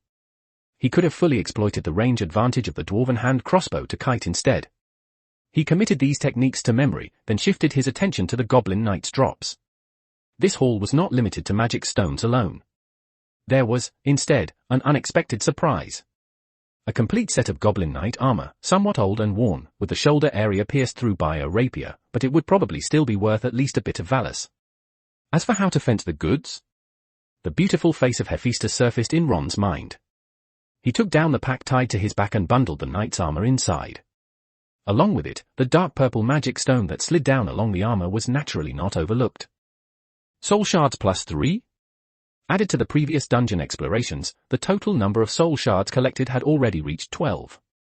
For his current stage as a rookie adventurer, the random character panel, which might be the one with the highest potential for improving strength, had already met the conditions for its first draw. This was a skill that still could not be used properly. Ron felt extremely expectant inside, but he also understood clearly, without Hestia helping to update his ability values, there was no way to grasp how to use the character panel skill. He did not rush to draw it, instead thinking about the matters that needed to be handled at present. Not a bad haul. In Rio, party-based dungeon exploration distributes profits according to party roles. The main combatants take the larger share, while supporters receive a smaller portion. Considering that Mikoto was also struggling with tight finances, he did not hesitate and said decisively, as for the dungeon exploration gains, drops like these, I have a dedicated channel to handle them. As for the specific profits, we split them 50-50. As for the magic stones, I'll probably have to trouble you to take them to the Adventurers Guild for exchange. This is your dungeon harvest. Being able to party with Ron and fight these monsters she had never seen before was already enough to satisfy the girl. But she had never expected that Ron, whose familiar had just been established, whose economic conditions were clearly worse and who urgently needed valus for development, would be willing to share the dungeon exploration gains with her. We're teammates. Even if we belong to different familiars, as long as we're in the dungeon, we're partners. The free safety net was certainly tempting. But if a relationship was to be properly maintained, Ron felt one could not be stingy. When real danger arose, it was worth consuming one of his own revival charges. The monsters were still guarding the corpse. He could not possibly wait until a moment like this to finally understand the meaning of companions, could he? I have plenty of ways to make money. And besides, when there are no supporters, isn't splitting things evenly the customary arrangement? It was a very straightforward statement. The girl could even sense the matter-of-fact certainty in Ron's tone. She did not know how to respond, but the smile blooming on her face had already given the answer. All right. Then, shall we continue? Perhaps Ron's influence was simply too strong, or perhaps it was because she had clearly realized that the dungeon they were exploring together was far harsher than she had imagined. In terms of exploration style, Mikoto was unconsciously beginning to align herself with the boy at her side. Cautious. Constantly observing the surroundings, this included, but was not limited to, front and back, left and right, stairway corners, and any dark nook capable of concealing monsters. To be honest, the sense of immersion was extremely strong. The girl even recalled the difficult period when she had first arrived in Orario. By the time they reached the intersection ahead, several goblin knights riding mutated kobolds appeared once more. She looked toward Ron at her side, only to see that at some point unknown to her, monsters had already maneuvered to the rear, cutting off their retreat. All of them were goblin knights. Compared to monsters fought one-on-one, goblin knights operating as a group exerted a clearly stronger sense of pressure. Dungeon exploration, sure enough, could never be that smooth. Just as Mikoto was about to ask about the concrete countermeasures, she heard the boy explain in a voice full of anticipation, "You handle the ones in front, I'll take care of the ones coming around from behind." Next up, it's the battle feels good segment. All right. She had no objections to Ron's arrangement, but when she heard that last line, the girl's expression stiffened involuntarily, and she was just about to remind him to be careful when she saw Ron raise his hand crossbow. This guy was actually even more steady than she had imagined. I should have this kind of resolve too. The number of monsters was sufficiently large, and all of them were special existences she had never seen before. Mikoto decisively drew the katana at her waist, her eyes filled with fighting spirit. The girl's agile figure burst forward from where she stood. Incredibly fast. Dust scattered across the ground was even kicked up. She did not forget Ron's reminder and clearly remembered that goblin knights possessed the technique of shield counter. And Mikoto's target was likewise to deal with the mutated kobolds first. She aimed to restrict the goblin knight's movement, but merely reaching the level of a slide tackle was clearly not enough. Gripping the sword with both hands, she swung with full force in a horizontal slash that appeared to be aimed at the goblin, yet at the moment the monster raised its shield and prepared to counterattack, the girl twisted her wrist. The blade's gleam instead traced a falling arc like a drifting leaf. When it made contact with the mutated kobold, it was as effortless as slicing through paper. She cut straight through the monster's body. Bang! Black dust continued to disperse. The sudden sensation of falling caused the goblin knight who took the impact first to crash to the ground. She seized the moment and cleanly severed the monster's head. 5 left. Drawn by the slaughter, the surrounding goblin knights swarmed in. They raised the broad-headed spears in their hands high, charging power, intending to seal off all movement and completely annihilate the human before them, but what they were left with was only the girl's lightly leaping silhouette. And a counter-offensive born purely of martial skill, crushing and unstoppable, utterly different from Ron's combat style. What does battle feels good even mean?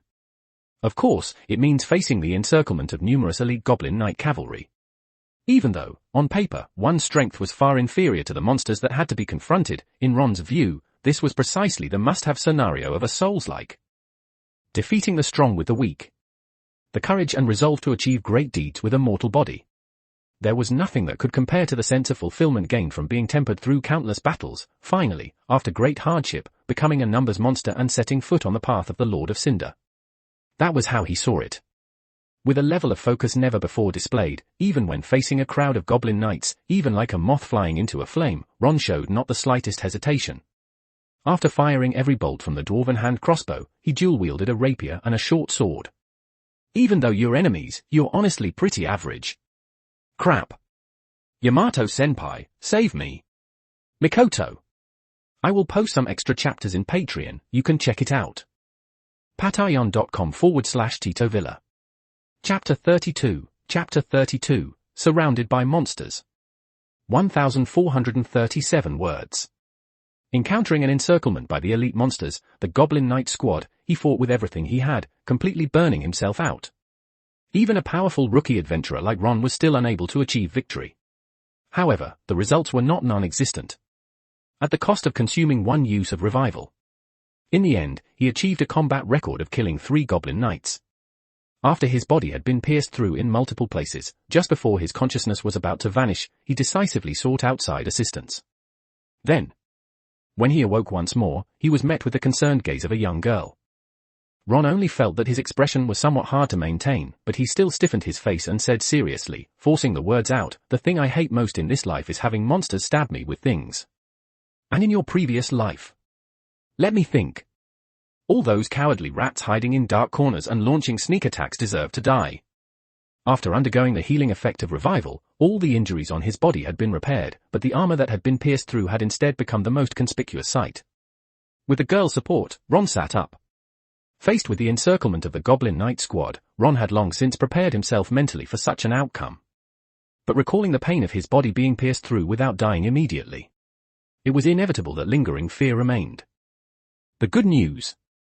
With Mikoto, whose personal strength had reached LV.2, dealing with the remaining Goblin Knight squad was not a problem at all, leaving those monsters no chance to guard the corpse. Moreover, even if they did guard the corpse, Ron could also expend soul shards to exchange for additional uses of revival. Going all out to deal with the remaining 2 monsters was absolutely not a problem. He sighed with some emotion, that really was a thoroughly exhilarating battle. The girl hesitated, wanting to speak but stopping herself. Having just witnessed the occurrence of miracles once again, she realized the secrets borne by the boy before her seemed to be even more numerous than she had initially imagined. By the time Mikoto finished off the other 2 monsters, she was still agonizing over what to do when Ron, who had been skewered into a hedgehog by halberds, once again regained vital signs within a shroud of gentle light. Perhaps this is the reason he is hated by the dungeon. A miracle never before seen. It made the girl resolve that, no matter what, she would stake her life to protect this secret. As for Ron, he acted as if nothing had happened. After confirming that there were no monsters nearby preparing a sneak attack, he decisively began the operation of cleaning up the battlefield. Soul shards +9? To be on the safe side, after converting the soul shards into uses of revival, he said in a relaxed tone, "Let's first take stock of the battle gains and rest briefly. Whether we continue exploring deeper or not, we'll decide based on the situation later." Okay. Mikoto had no objections. The battle against the Goblin Knight squad indeed carried a sense of pressure characteristic of the middle layers, mainly because these monsters understood coordination and even possessed combat techniques. To have such an experience on the first floor, the girl was full of anticipation. Perhaps the increase in ability values would be minimal, but if all these drops and magic stones were exchanged for Valis, the amount would definitely not be small. "I'm actually rather worried about you. Your set of armor seems to have completely lost its protective function. If we keep exploring, will that affect your safety?" According to the agreement with Hestia, once a use of revivals was consumed, they were supposed to leave the dungeon immediately. However, the ample soul shards just happened to resolve the issue of being unable to continue exploring. Ron smiled and shook his head. Then, under the girl's puzzled gaze, he added, "I'm actually quite afraid of death. If it turns out it's not suitable to continue exploring the dungeon, I'll tell you in advance, and withdrawing then won't be a problem. I'm actually quite afraid of death." For some reason? Hearing those words come from the mouth of the guy in front of her made Mikoto feel extremely strange. If he were truly afraid of death, he would absolutely not have faced so many Goblin Knights alone, still fighting without any hesitation, recklessly risking his life. After collecting all the drops from killing the Goblin Knight squad, Ron did not rush to continue exploring. High-intensity combat had taken a considerable toll on physical stamina. Only after his body gradually adjusted did he push forward again.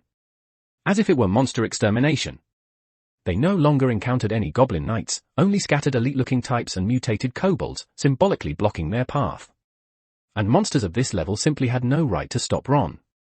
Could it be that the dungeon has gone slack? Holding such doubts in mind, he did not let his guard down, staying alert in case a monster suddenly launched a sneak attack at the moment of greatest relaxation.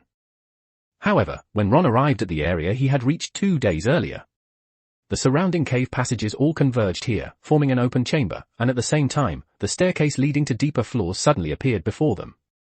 Goblin Guard. The floor boss he had challenged together with Lefia that day had been born here, attempting to stop him from continuing his exploration into the deeper regions. But now, upon returning to the same place, there was none of that ominous premonition of being strongly hated by the dungeon. Ron swept his gaze across the area. There was no movement at all, everything was unusually quiet, so much so that it involuntarily gave rise to a sense of danger in his mind. The dungeon could absolutely not have settled down. Let's observe the surroundings first. No problem. Although she did not know why Ron was being so serious, recalling the goblin guard they had encountered that day, the girl lightly raised her eyebrows and could not help but ask, the floor boss that caused the disturbance the day before yesterday, did it appear here? That's right. I just think it's very abnormal. After all, if one were to explore deeper, the dungeon would definitely bristle.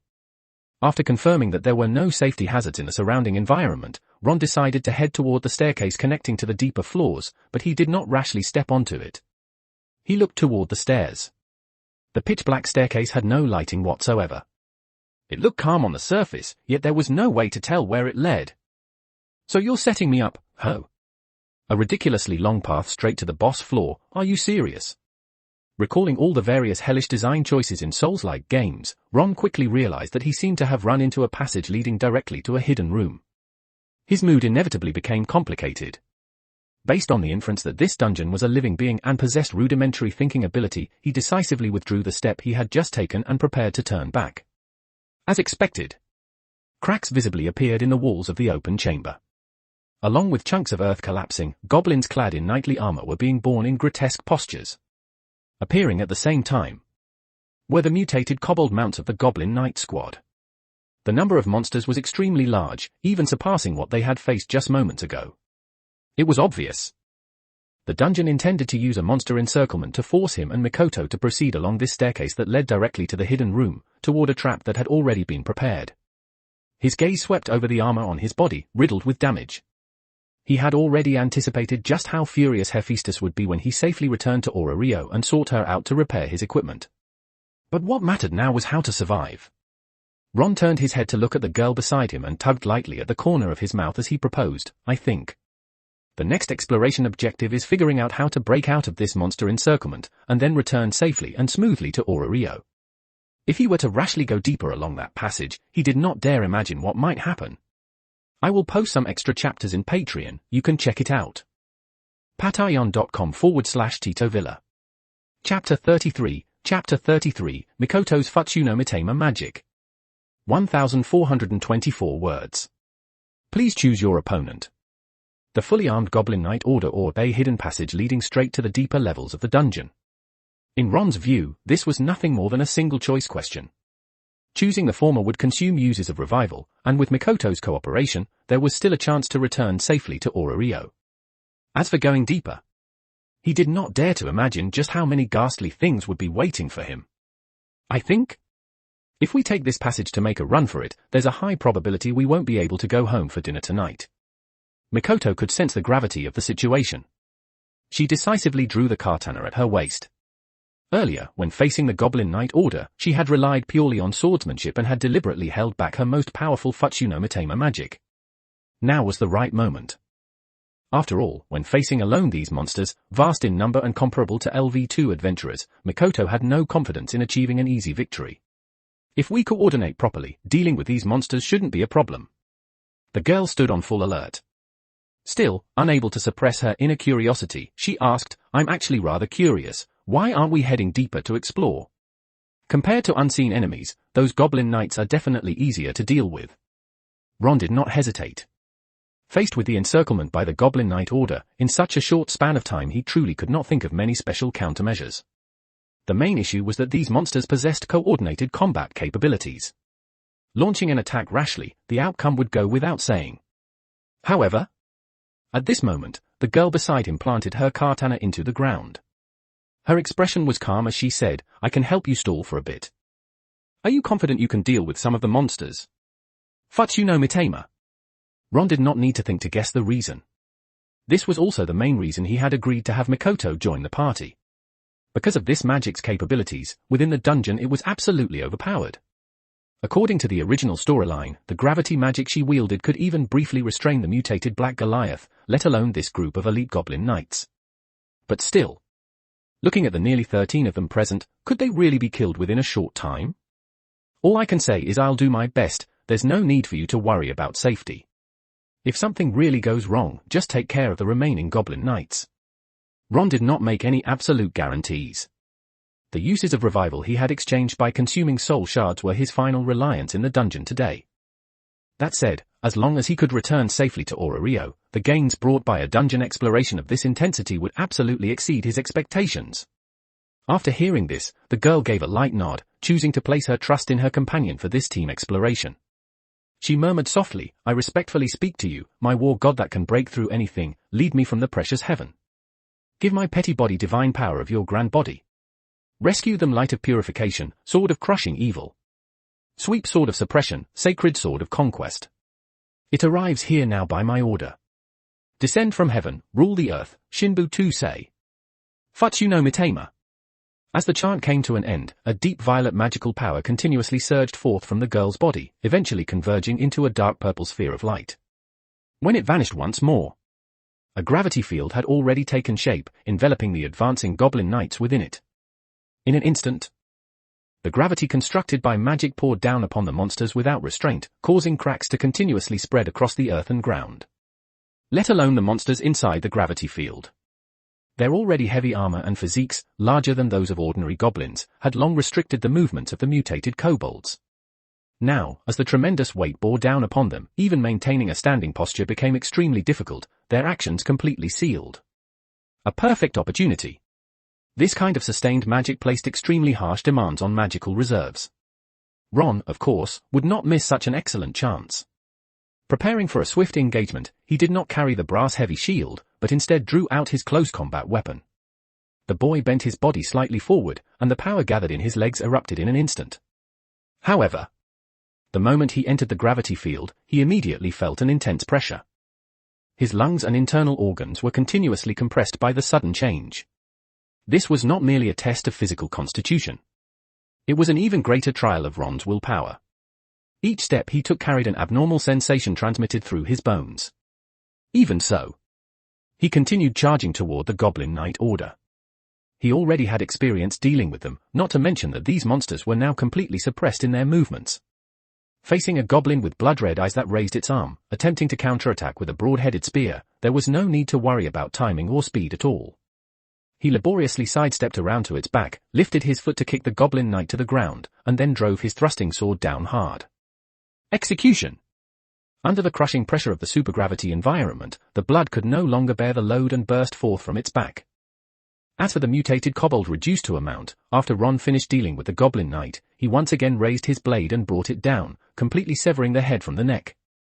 This is what a truly high-pressure combat environment looks like. Complaints aside, he still forced himself to take heavy steps forward, launching his own mowing operation against the Goblin Knight Order, slowly advancing from all directions. He repeated the same method as before. 1, 2, 3.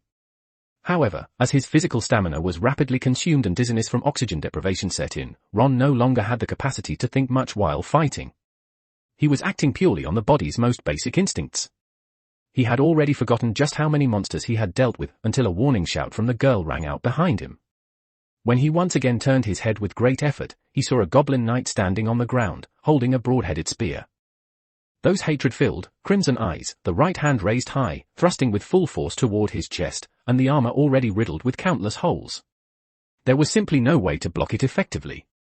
PFF. Even giving it everything, I still couldn't win. Ron felt his consciousness gradually slipping away.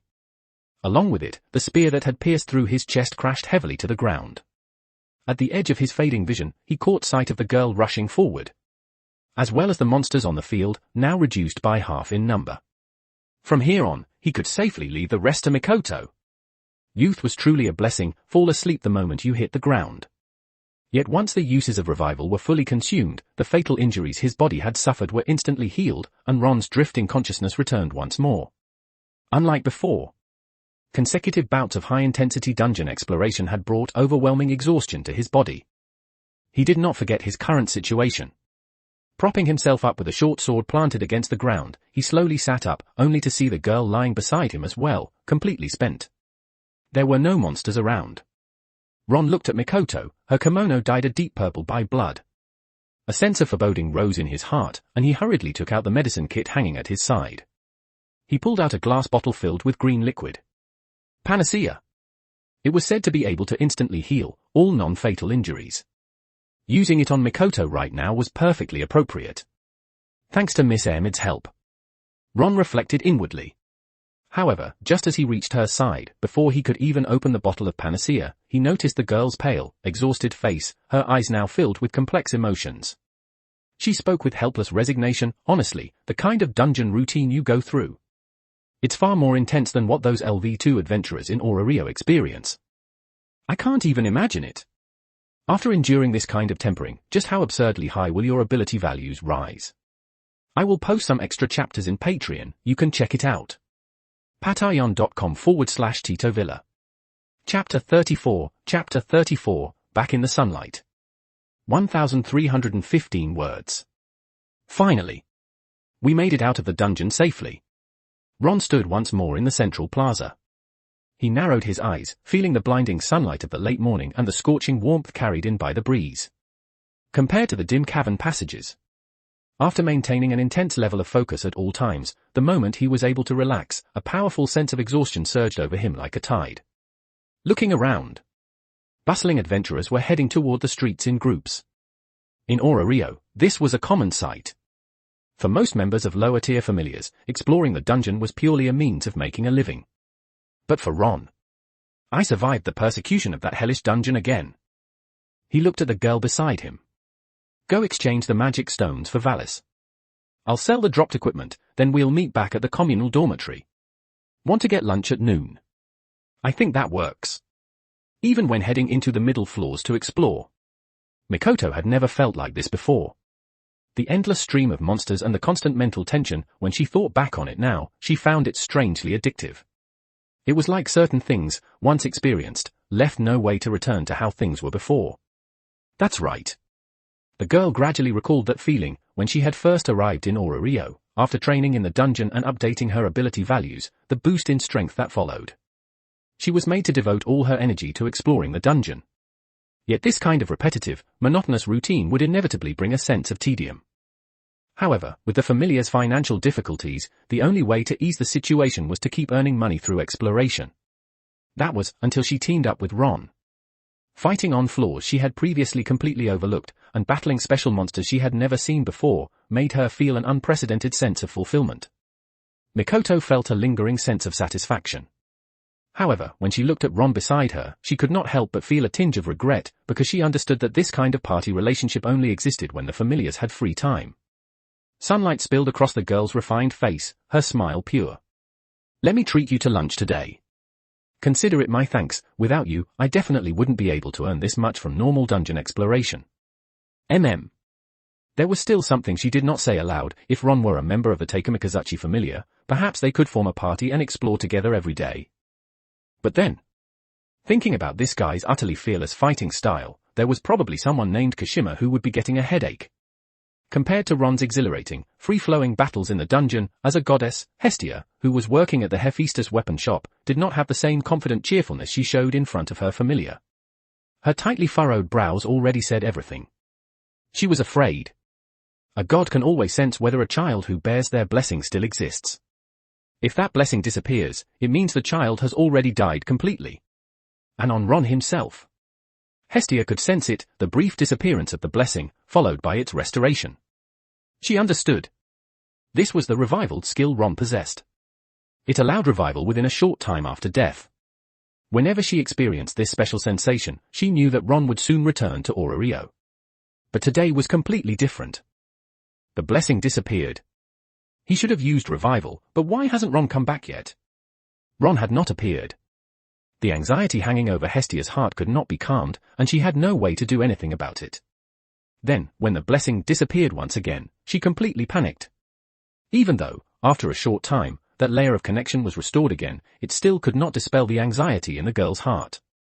2 deaths in quick succession within a short span meant that Ron's situation in the dungeon was likely very bad. That's how things are. This is hard to explain to you, but Ron has definitely encountered danger in the dungeon. What should I do now? Looking toward her close friend standing in front of a desk, whose expression was equally grave, the facade of a mature goddess that the girl had put on vanished without a trace, because she realized that when true danger arose, there was nothing she could do. Which flaws does he usually explore? Very troubling. Yet it was also Ron's existence that gradually changed Hestia's personality. Moreover, on this child, Hephaestus had seen the existence of miracles. Her fingers lightly tapped against the desktop.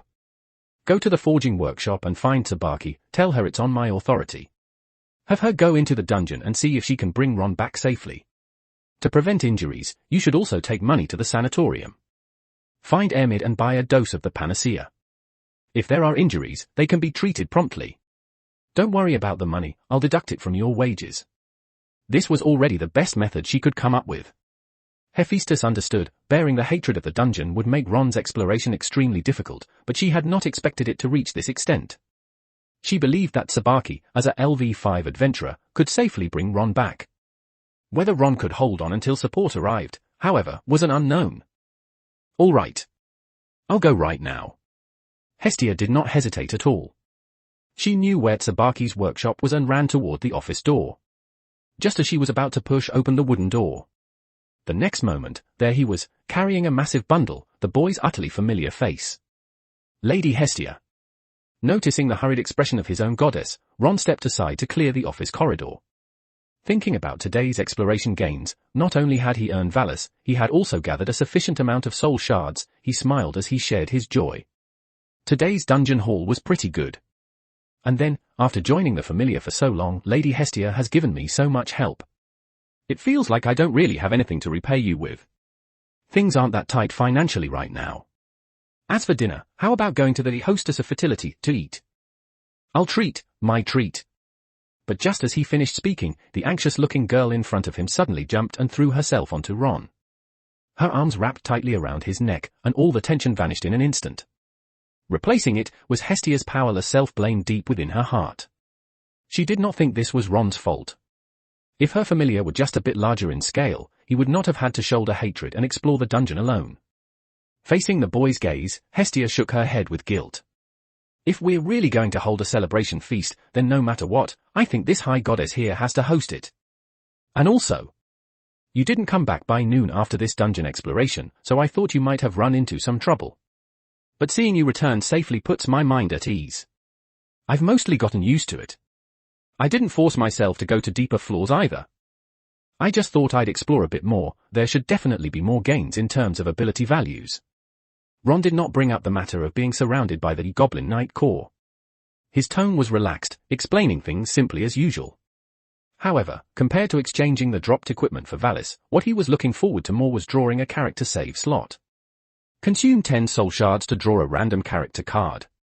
Obtained character save slot, the Tarnished. Lady Hestia, may I ask if you're free right now? I will post some extra chapters in Patreon, you can check it out.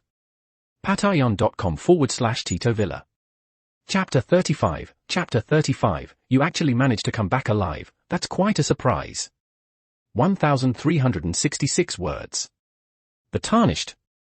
As for the character save he had just drawn, Ron was, of course, extremely familiar with it. More precisely, it was the character controlled by the player in Elden Ring.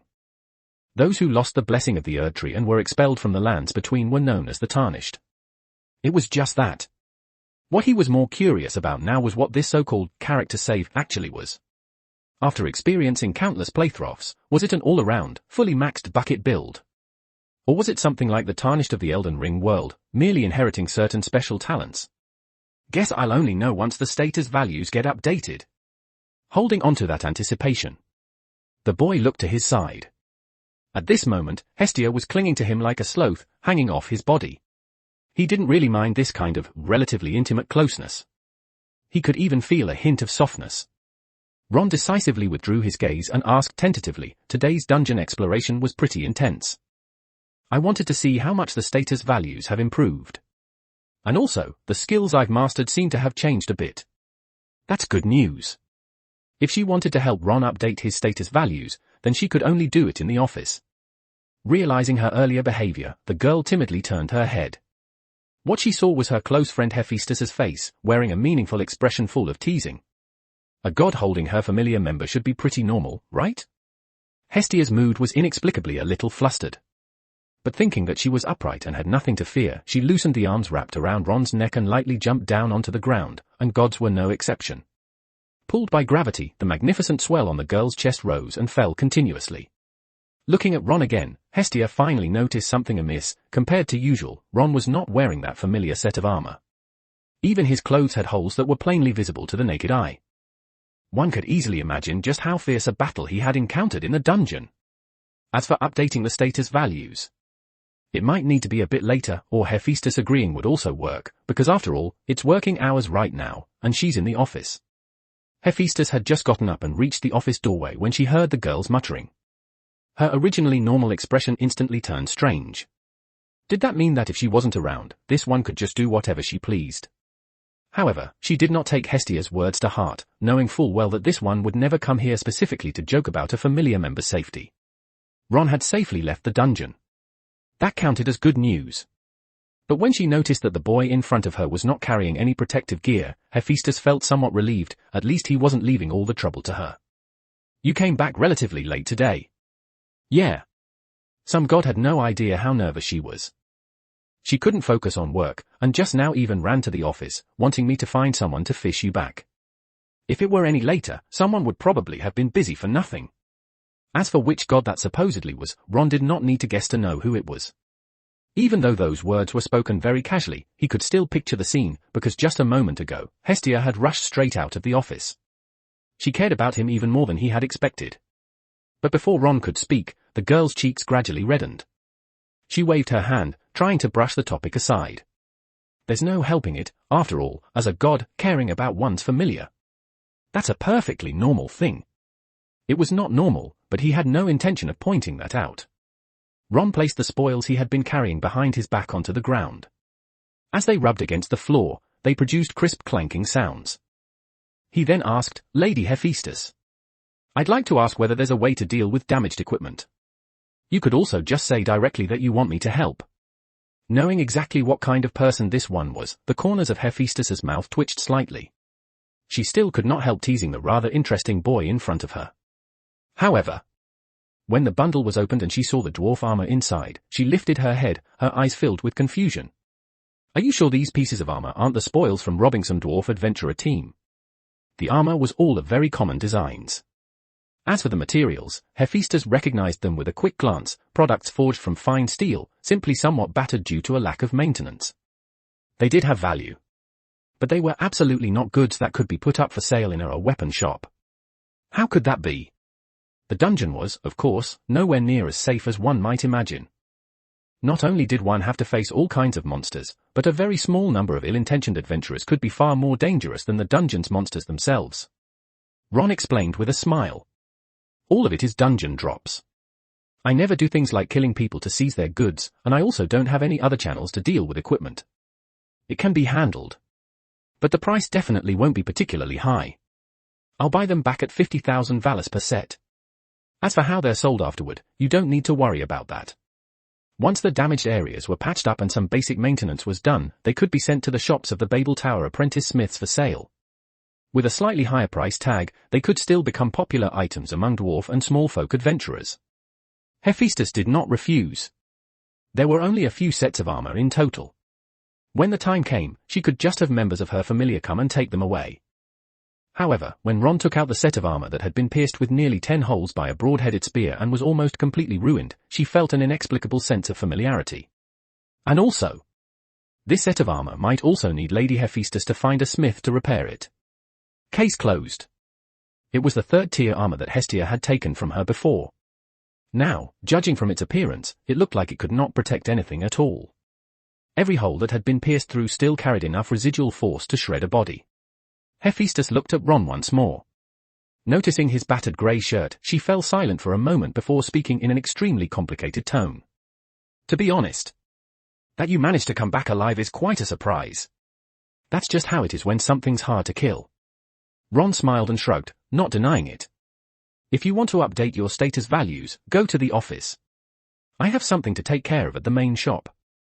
As for these dungeon drops of yours, I'll have adventurers from my familiar come and collect them. She did not want to stay here.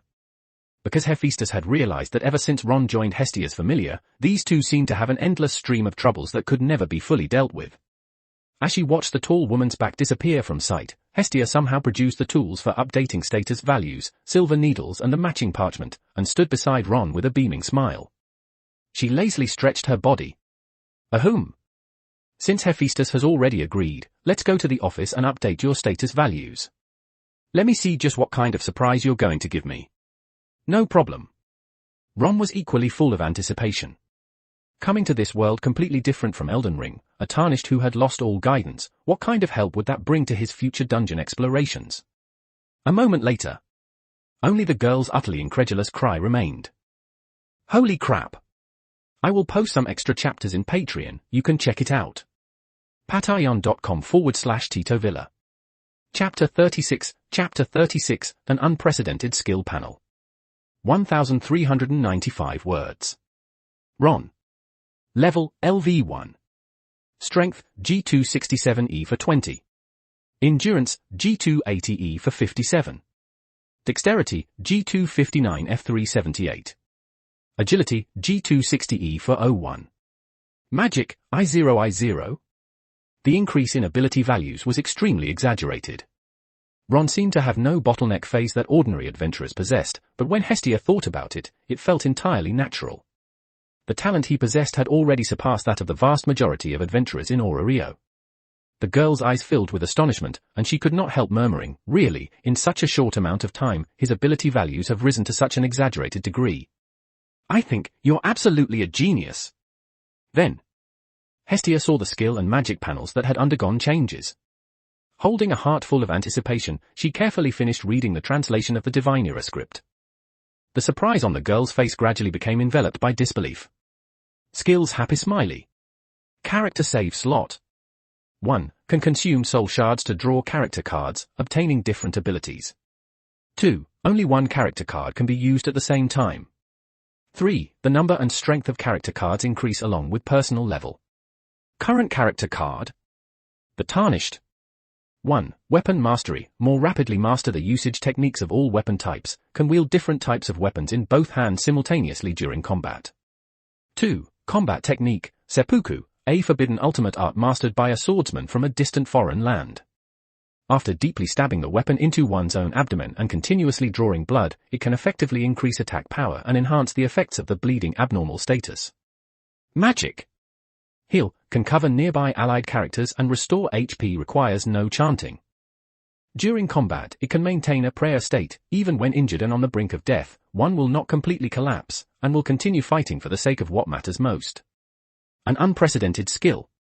It allowed Ron to master various weapons more quickly. Placed into future dungeon exploration, it would absolutely provide a tremendous boost. As for the so-called combat technique, Hestia found it somewhat difficult to evaluate. She had never seen such a special ability, exchanging self-harm for stronger combat power. It was very sinister. And what surprised her the most was the magic Ron had mastered, Heal. A magic that required no chanting, that would not allow one to completely fall even when injured and on the verge of death. It seemed to exist purely to pair with combat technique times seppuku. Even though this young goddess had spent countless years in the heavens, she still could not see through why such a complex panel would exist. After taking a deep breath, Hestia spoke with a firm tone. I take back what I said earlier. Those so-called geniuses of Rio are merely at the threshold of meeting you. Is that for real? Looks like I really am a master. Being able to receive such high praise from a god, that the tarnished character save slot would surely bring comprehensive improvements to one's overall strength.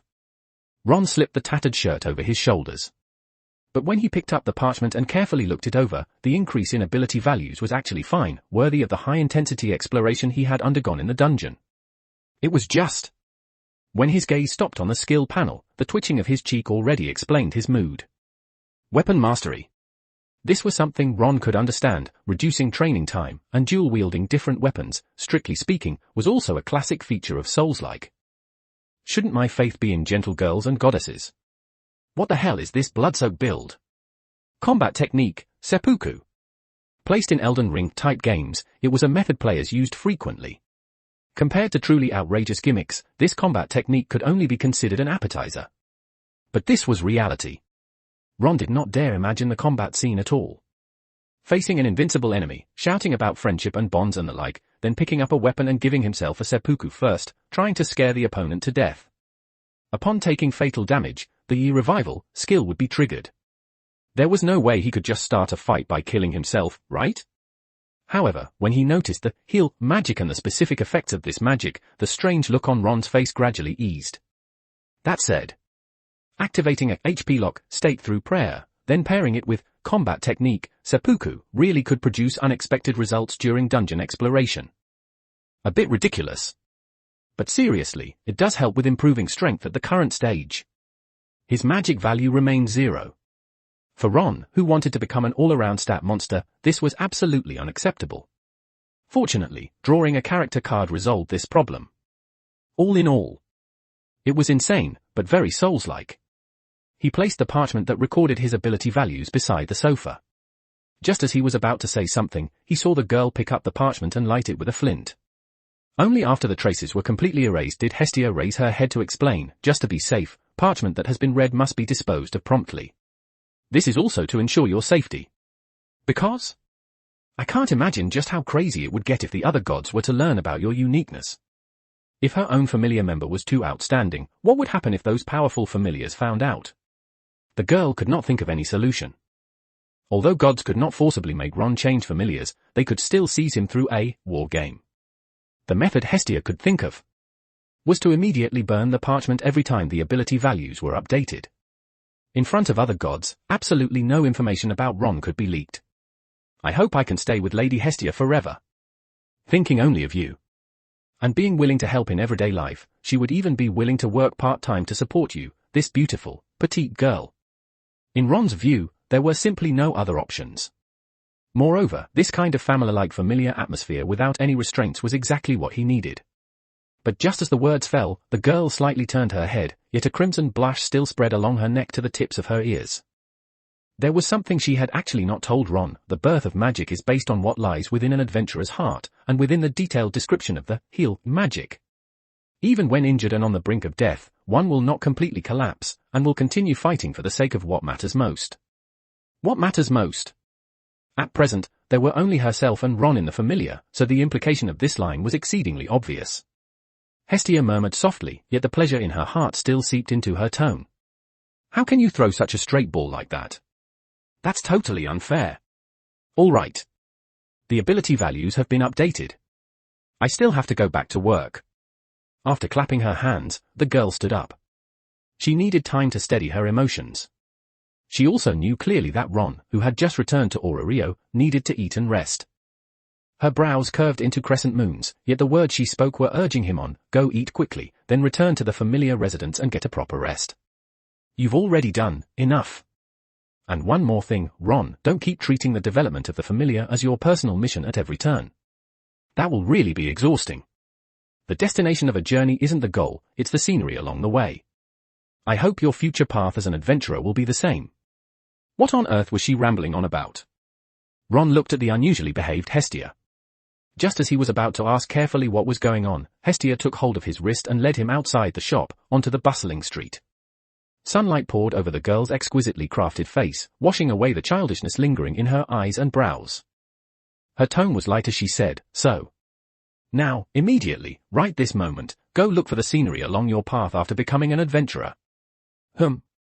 If beautiful girls could also count as scenery, then Ron felt that he had already found it. I will post some extra chapters in Patreon, you can check it out. patreon.com/Tito Villa. Chapter 37, Chapter 37, a message, a pouch, and a meal. 1,398 words. Miss Aina. May I ask why you wanted to see me alone? In the Adventurers Guild, within the lounge area of a side hall. Mikoto looked at the half-elf guild staff member who had suddenly stopped her. While her heart was filled with confusion, her expression remained as calm as ever, no different from usual. Her entries to and exits from Babel Tower had gone very smoothly. And no other adventurers had seen her exploration process. There was no reason for someone to suddenly seek her out like this. I just saw you exchanging magic stones earlier, and I suddenly felt that these magic stones seemed somewhat familiar. You should know Mr. Ron, right? Aina took the initiative to state her purpose. Ever since the abnormal incident in the dungeon occurred, she had not seen Ron again. If it were not for the fact that, on that very day, she had seen him come to the Adventurers Guild to exchange magic stones for rewards, she might have almost thought he had met with an accident during his dungeon exploration. What is it?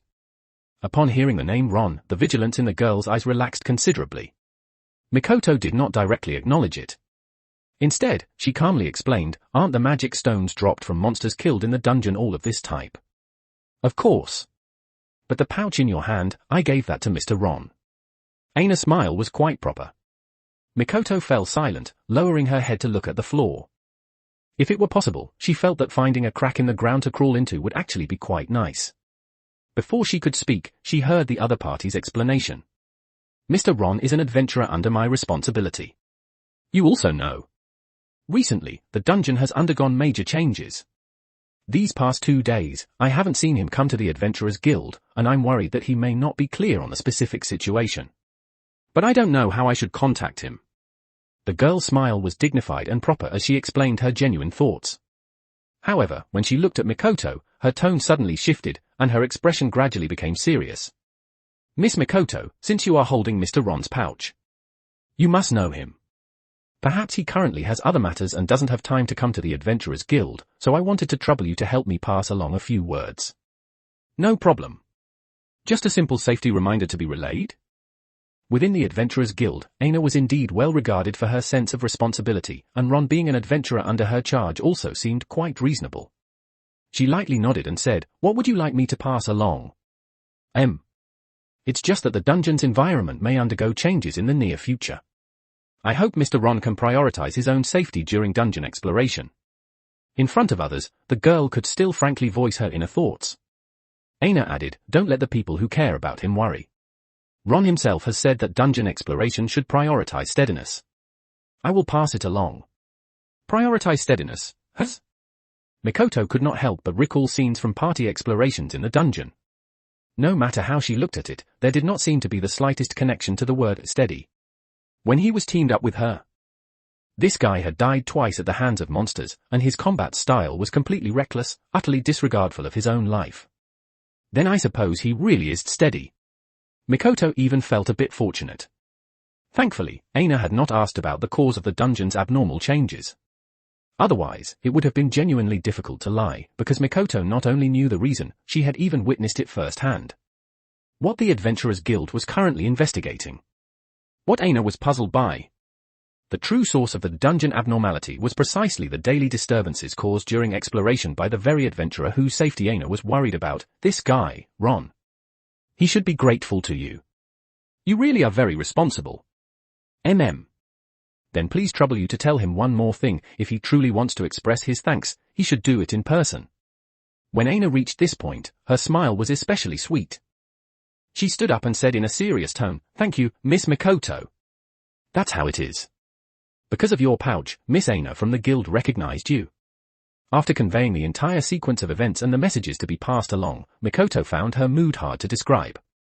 She was not good at lying, but straightforwardly passing things along was no problem. She then handed the pouch containing Valis to Ron and explained, today's magic stones were exchanged for a total of 41,000 Valis. All right. The pouch was indeed a gift from Aina. The main reason was that she had seen him using his pockets to hold magic stones and said that, during dungeon exploration, it was easy to overlook things, and that storing them in a cloth pouch would preserve them better. Since it looked like a casual pouch, he had not given it much thought. But he had not expected that, through the color of the magic stones and the cloth pouch, the attentive Aina would follow the trail and have Mikoto help relay the message. There was also the matter of helping introduce Ermid's commission, which really did require finding time to offer thanks in person. Ron smiled and nodded, saying, I'll thank Miss Aina in person when the time comes. There were 4 sets of armor in total. The buyback price was 50,000 per set. Split evenly, the total gain comes to a little over 120,000 Valis per person. I'll give it to you now. This dungeon haul had been quite substantial. Relying on himself alone, there was absolutely no way he could have obtained so much from the dungeon. Thinking of that goblin knight gave Ron a real headache. For the time being, the accumulated money was not needed for the development of the familiar. Rather than keeping it on hand, he felt that, maximizing the enhancement of his own strength was the best choice. The magic he possessed, heal, judging purely from its description, even made Ron think it was a faith-based prayer, just presented in a different form. If one were truly to follow Souls-like style settings, trying to find sacred seals in the DanMachi world would probably be a major problem. A staff. A great sword capable of rapidly breaking armor, these were all weapons he currently lacked. It would not do to rely on squeezing everything out of Hephaestus forever. The help she had provided during the beginner stage naturally had to be repaid as a debt of gratitude. Or else, find someone else to squeeze. Speaking of who was most familiar with Rio, of course that would be Miss Aina from the Adventurers Guild. However, before dealing with those matters, the more important thing was to fill his stomach. He looked at the girl beside him. After such high-intensity dungeon exploration, the feeling of hunger in his body was quite strong, and the next objective was also very clear. Where should we go eat? How about we just find somewhere and make do? Shall we go to the Kite Bird Tavern? Mikoto suddenly proposed. Faced with Ron's surprised gaze, the girl hesitated slightly, then answered frankly, because it also counts as our first time completing an exploration. If we really want to celebrate, the nearby Kite Bird Tavern is a pretty good choice. The Kite Bird Tavern was not far from the communal dormitory. Whether in terms of taste or price, it was well liked by ordinary adventurers. Most importantly, after finishing the meal, they could return immediately to have Takamikazuchi update their status. She was very much looking forward to it.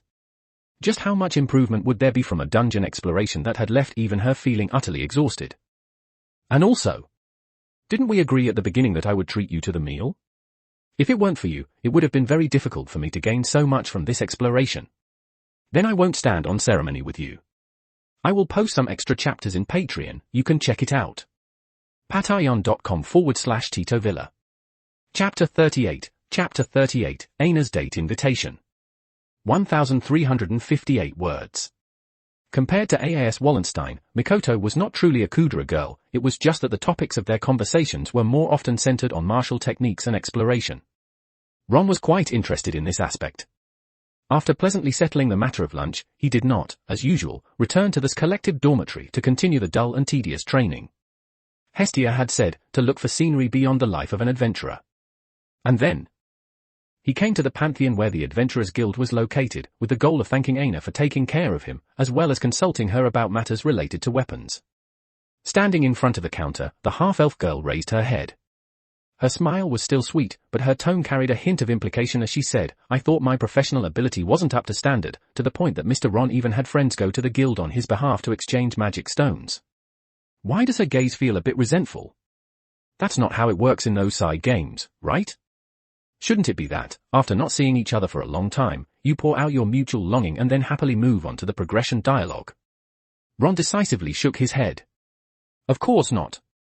I had just finished a dungeon exploration. I handled the dropped items elsewhere and had arranged in advance to eat together, so splitting up made things quicker. After finishing the meal, I thought about coming over to look for Miss Aina.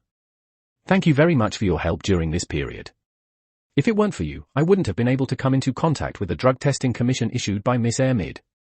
Listening to Ron's explanation, the calm curve at the corner of the girl's lips gradually lifted into a pleasant arc. This earnest manner of explaining things, she did not know why, but she somehow felt it was a little cute. Aina stood up and left the counter. Without any need for notification, Ron tacitly made his way to the guild's resting area. She raised both hands, holding up 2 porcelain white cups, and asked the young man who was patiently waiting on the sofa, her tone relaxed, black tea. As long as it's prepared by Miss Aina, anything tastes good. No one can refuse pleasant words. The facts proved it, its effect was very good. Sitting once more across from Ron, the girl's face flowed with water-like gentleness, and her eyes carried delight. Moreover, the black tea provided by the Adventurers Guild truly had a rich, full-bodied flavor, with the tea leaves' distinctive fresh aroma and lingering sweetness. It was very refreshing to drink. It dispelled the drowsiness that came after Ron's carbohydrate-heavy fullness. After finishing expressing his thanks to Aina, he asked, Miss Aina, I actually wanted to ask you about matters related to magic staves. Oh. You can understand a magic staff as a weapon capable of amplifying the form of magical power output. For example, magic casters within a team have relatively high demand for magic staves, because, under normal circumstances, they bear the responsibility of providing firepower coverage. However, if it's functional magic, then the demand isn't that great. It was more or less exactly as Ron had guessed. The heal magic he had mastered could be used barehanded, but if he relied on the tarnished character card to obtain glintstone-type magic, then he would have to possess a magic staff with excellent performance. Ron immediately asked, are there any shops in Rio that sell magic staves with relatively good cost performance? Preferably ones that aren't too expensive, something I can actually afford. For that, you'll need to look around Babel Tower. Aina did not ask for the reason. She blinked her eyes and took the initiative to invite him. I happen to have a few days off in a couple of days. If Mr. Ron has time, would you like to go take a look together? Would that take up Miss Aina's rest time? When a girl takes the initiative to extend an invitation, Mr. Ron shouldn't answer a question with another question. Aina's little lesson officially began. At times like this, you should agree readily. So, does this count as some kind of date invitation? An adventurer's daily life. It was nothing more than repeatedly heading deep into the dungeon to explore, killing monsters to earn rewards. There was no such thing as boredom. More accurately, it was simply changing the way one made a living. Bearing the risk of death in exchange for greater rewards. Ron was in dire need of money. Especially after learning from Aina that even ordinary magic staves cost 400,000 to 500,000 Valis, his desire to explore the dungeon continued to surge upward.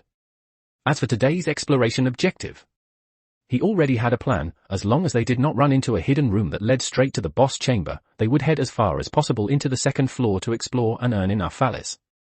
They gathered once again in the courtyard. However, compared to yesterday, Ron's equipment was clearly much simpler. Because his breastplate had been excessively damaged, the repair process would require more time. So he was only wearing braces and greaves. As for the rest of his gear, it was still the original configuration: a brass heavy shield, 2 swords with different functions, and a dwarven hand crossbow that served an offensive role when dealing with ranged enemies. He looked toward the fully armed Mikoto. In Souls-like games, it was possible to skip classes, so to speak, and avoid boss battles. But given the dungeon's nasty nature, if no floor boss had appeared and yet one could still proceed into deeper areas, then more often than not, something even more hellish was waiting ahead. This was the vigilance of a Souls-like veteran. Ron explained, as for today, I want to explore deeper areas. Ideally, we'd run into a goblin guard. After completing that encounter, we'd then enter the second floor. As for the specific exploration plan, we can just follow your arrangements. The girl gently shook her head, indicating she had no objections. After yesterday's high-intensity battle, her ability values had indeed seen a slight increase, and the rate of improvement was already faster than when she teamed up with members of her own familiar. But even though her strength had improved, when she recalled the giant goblin that had appeared in the shallow layers, despite not engaging it head-on, the sense of oppression it brought was still impossible to forget. Can she really defeat a mutated floor boss? If danger appears, my magic can temporarily restrain the monster. At that time, you can withdraw first, and I'll be able to follow right after. Why talk about withdrawal before even starting the exploration? Ron felt that if dungeon exploration really turned into this kind of playstyle, he wouldn't be much different from those knife-running rats in FPS games from his previous life, players who avoid fights, grab some healing supplies and valuable loot, and then happily extract. Without extra monster drops as gains, let alone making money, even the improvement of his various ability values would surely be very slow. That was something he absolutely would not allow. Thinking of the abilities on his tarnished panel, the battle art, seppuku, which required offering blood and entering a near-death state, adding bleeding to each strike, along with the matching near-death HP locking prayer, ample soul shards, plus 2 guaranteed uses of the revival ability, if he really ran into a goblin guard, with Mikoto's cooperation, if the floor boss still dared to appear in front of him, he'd tear it apart on the spot. Ron was immediately filled with confidence. Facing the girl's gaze, his smile was relaxed, but his tone was quite firm. I think whether to withdraw actually depends on the situation. Because he felt that the current him was terrifyingly strong. Of course, if he couldn't win, that would be another matter. I will post some extra chapters in Patreon, you can check it out. patreon.com/Tito Villa. Chapter 39, Chigusa's Bizarre Dungeon Adventure. 1473 words. Senior Mikoto. Why did you head out so early? Her black short hair covered most of her cheeks, matching her personality, as Hitachi Chigusa stood timidly at the entrance of the empty dormitory. This was the 3rd time she had come to look for Mikoto, yet all 3 times had ended in disappointment. After finishing a dungeon expedition, there was usually a short rest period in Rio, but they certainly did not spend that time idly. They would all go help out at the Jagamarukan stall where Lord Taika Mikazuchi worked part-time. However, over the past 2 days, Chigusa had not seen Mikoto at all. The armor used for dungeon exploration and the katana in the dorm room had already disappeared. All signs pointed to one conclusion. Senior Mikoto had most likely gone into the dungeon to explore. Should I keep helping Lord Takamikazuchi with part-time work, or go to the dungeon to train and improve my status? The girl felt deeply conflicted. She knew that Mikoto's choice to go explore the dungeon was meant to strengthen herself, so that the familiar team could have an easier time dealing with the complex environments of routine exploration. And she herself, as a LV-1 adventurer. Could she really accept the senior's efforts with a clear conscience, and spend her time on part-time work instead? As that thought crossed her mind, the image of Senior Kashima's imposing figure surfaced in Chigusa's thoughts. They had arrived in Orario at the same time, yet she had gradually been left behind by her companions. Seems like I really have to work harder. With that thought, the girl's mind instantly cleared. She jogged all the way back to her own room. She was also an all-round type adventurer, but what she was best at was archery. With her current strength, going back and forth through the shallow floors should not pose much of a problem. As long as she did not go deeper than areas above the 12th floor, Chigusa was confident that she could ensure her own safety and carry out dungeon exploration on her own. Perhaps it would bring a decent improvement to her ability values. She did not hesitate at all. After explaining the situation to the war god Takamikazuchi and obtaining approval, she headed toward the direction of the Tower of Babel in the central plaza. And then, Chigusa saw two familiar figures, lining up to have their identities checked before entering the dungeon. Senior Mikoto went without saying. They had already known each other early on at the orphanage in the Far East, and no matter what, she would never forget her. Rather, it was the boy standing beside Mikoto, occasionally talking with her, who made her feel familiar. He was the one Lord Takamikazuchi had introduced that day, also a member of the Hestia Familia who lived in the communal dormitory, the Ron whom they were told to help each other. Why? Why would Mr. Ron also be here? Their own patron god had indeed instructed them to help one another. But the girl had not expected that such help would extend into the dungeon, or perhaps it was simply that they had a good relationship and had formed a party together. At this moment, the best choice would actually be to join the team. But then she thought of the admonition Lord Takamikazuchi had once given them: flowers grown in a greenhouse will never be able to withstand the violent storms of the outside world. Lord Takamikazuchi was indeed right. If an adventurer does not undergo real trials, it would probably be very difficult to grow, wouldn't it? Thus, Chigusa made her own choice. Even if it meant slowing down the pace of dungeon exploration, she would take ensuring her own safety as the foremost premise and carry out today's dungeon exploration alone. Immediately afterward, the girl encountered Ron and Mikoto again in the shallow floors of the dungeon, where they were moving as a party. Perhaps this was fate? But as she reconsidered, she quickly realized that something was off. The first floor was an area that the vast majority of adventurers passed through quickly. Even for herself, factoring in the time spent lining up at the entrance of the Tower of Babel, with Senior Mikoto's strength, there was absolutely no reason for them to be lingering on the current floor for such a long time. Why is it like this? The girl's head was filled with great confusion.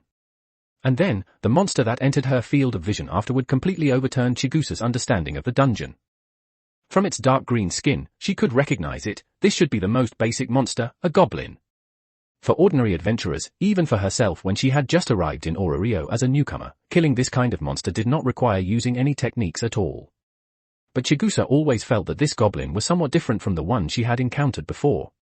It had a robust build far exceeding that of its kind, and even the weapon in its hand was a strangely styled curved blade, making it look extremely dangerous. Could it be that abnormalities in the dungeon have caused problems with the monsters? The girl decided to attribute the issue to this well-known phenomenon in Orario. Yet before she could move closer to observe, the battle had already ended. Ron's movements were simply too clean and decisive. Unlike the martial techniques of the Far East, his moves had no aesthetic appeal whatsoever. They were purely aimed at efficient killing and clearing monsters. So amazing.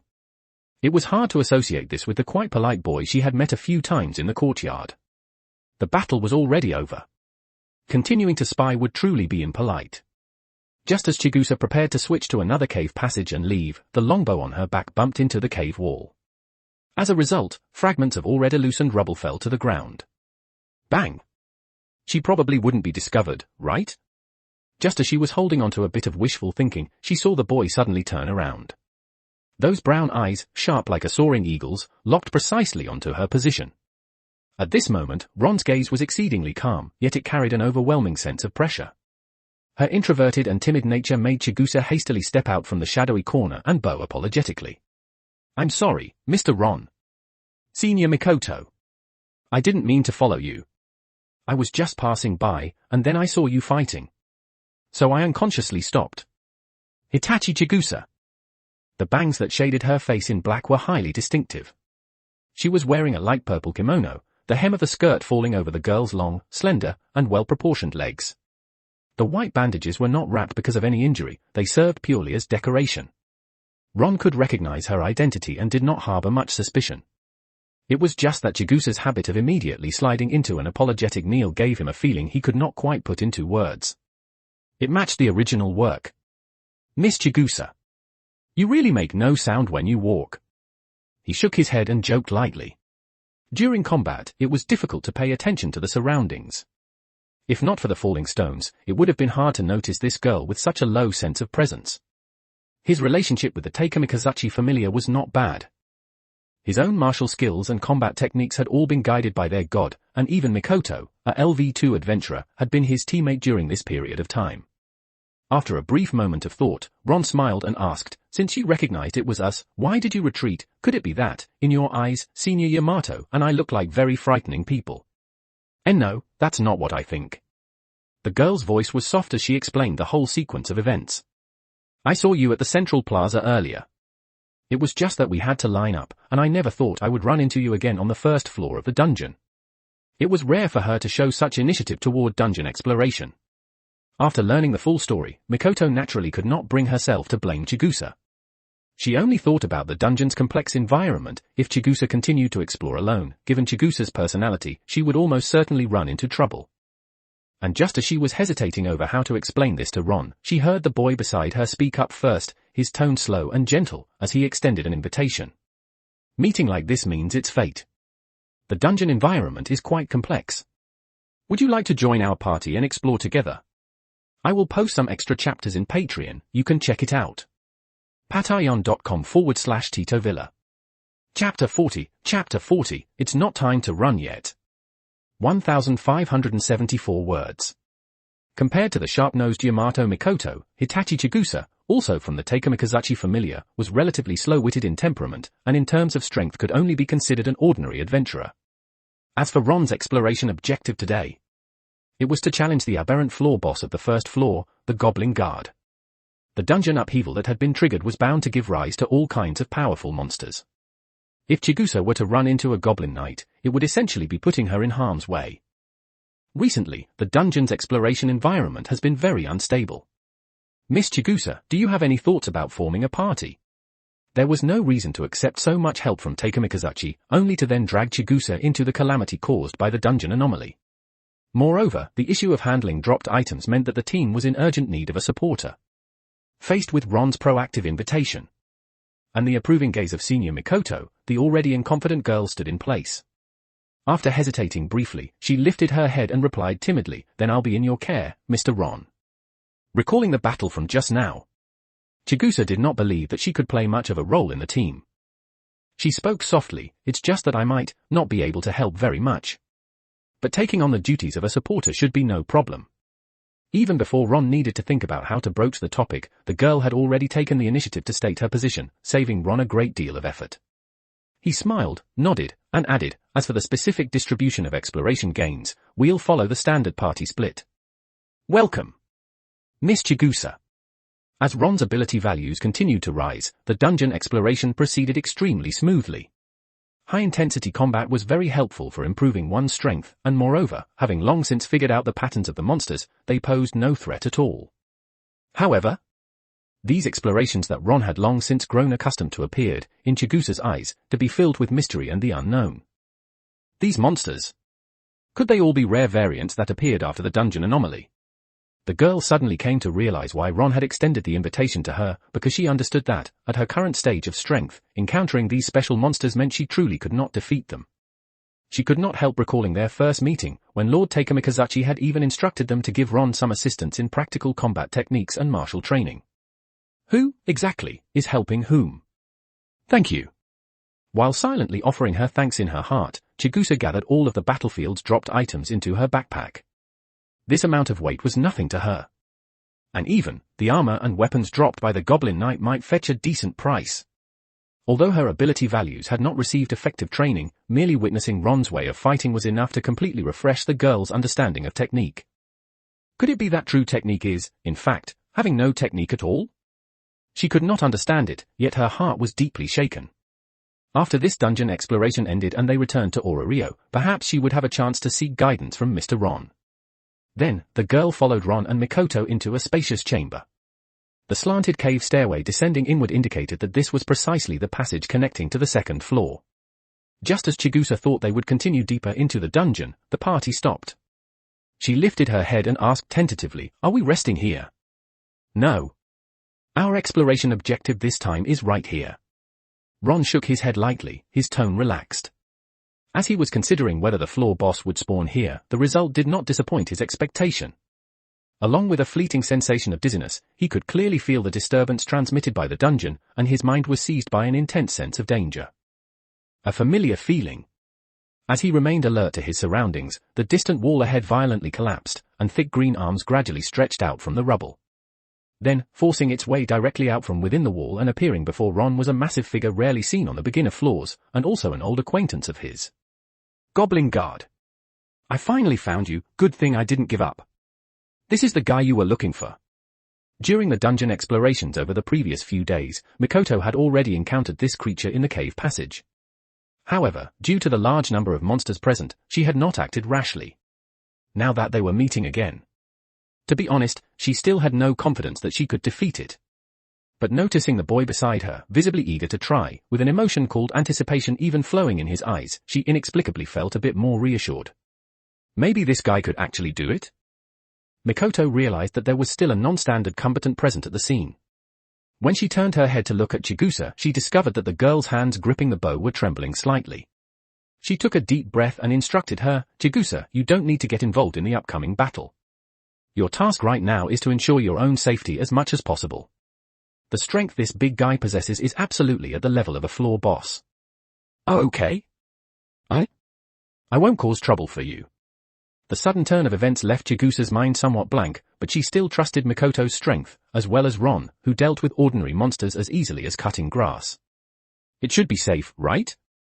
And as the Goblin Guard appeared right on schedule, what followed was the formulation of a strategy to deal with it. Ron only felt his whole body heating up, his hands itching with impatience, yet he also understood the existence of a floor boss. With his current strength, it would be very difficult to kill it alone. He turned his head to look at Mikoto. "What do you think?" "I want to try." The girl stood fully on guard, gripping her samurai sword with both hands. In her resolute eyes there was no hint of retreat, only a dense fighting spirit. Only through battle could she become aware of her own shortcomings, and besides, there was no reason to surrender right from the start. When the Goblin Guard fully manifested before them, the girl's figure decisively dashed forward. Light as falling cherry blossoms, she launched the first attack. Like a sudden rainstorm, dense slashes continuously landed on the monster's massive body. Even though they were sharp enough, they still could not break through the Goblin Guard's thick hide, instead completely arousing the ferocity of the floor boss. "Yuan, hash-hashat." The monster's roar, like a furious bellow, echoed throughout the empty chamber. Not only did it shake loose the dust from the wall, it even carried a special effect of force stop, causing Mikoto to stand frozen in place for a brief moment, as if dazed. The Goblin Guard's thick arm swung a massive axe, bringing it down to completely crush the human adventurer who was trying to provoke it. And just at this critical moment, accompanied by the sharp whistling sound of an arrow tearing through the air. Whoosh! It struck the monster's eye socket with perfect accuracy. The intense pain caused the Goblin Guard's attack to miss, and at the same time the giant axe slammed heavily into the ground, buying Mikoto a brief window to escape. Ron turned his head back. He saw the short-haired girl, her bangs shading her eyes, the hand holding the fully drawn bow trembling slightly. Meanwhile, Mikoto, who had successfully withdrawn, wore an expression of unprecedented seriousness. None of her consecutive attacks against the Goblin Guard had produced any effect. This meant that the monster's defense was extremely formidable. "It's a bit hard to deal with. My attack methods don't have much effect on the Goblin Guard. If I use magic, at best I can only restrain its movements. But with the floor boss's size, buying you time to withdraw won't be a problem. Now isn't the time to be saying discouraging things. I think it's worth a try." Hearing Ron's response, Mikoto could not hide the surprise in her heart. She turned her head and saw the boy's refined features and those exceptionally resolute eyes. Maybe there really was a chance? After forcing herself to calm down, she asked, "What do you need me to do?" "Help me buy time."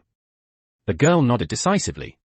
As long as she was not restricted by the battle roar that forcibly stopped movement, circling the goblin guard to buy time did not seem particularly difficult to Mikoto.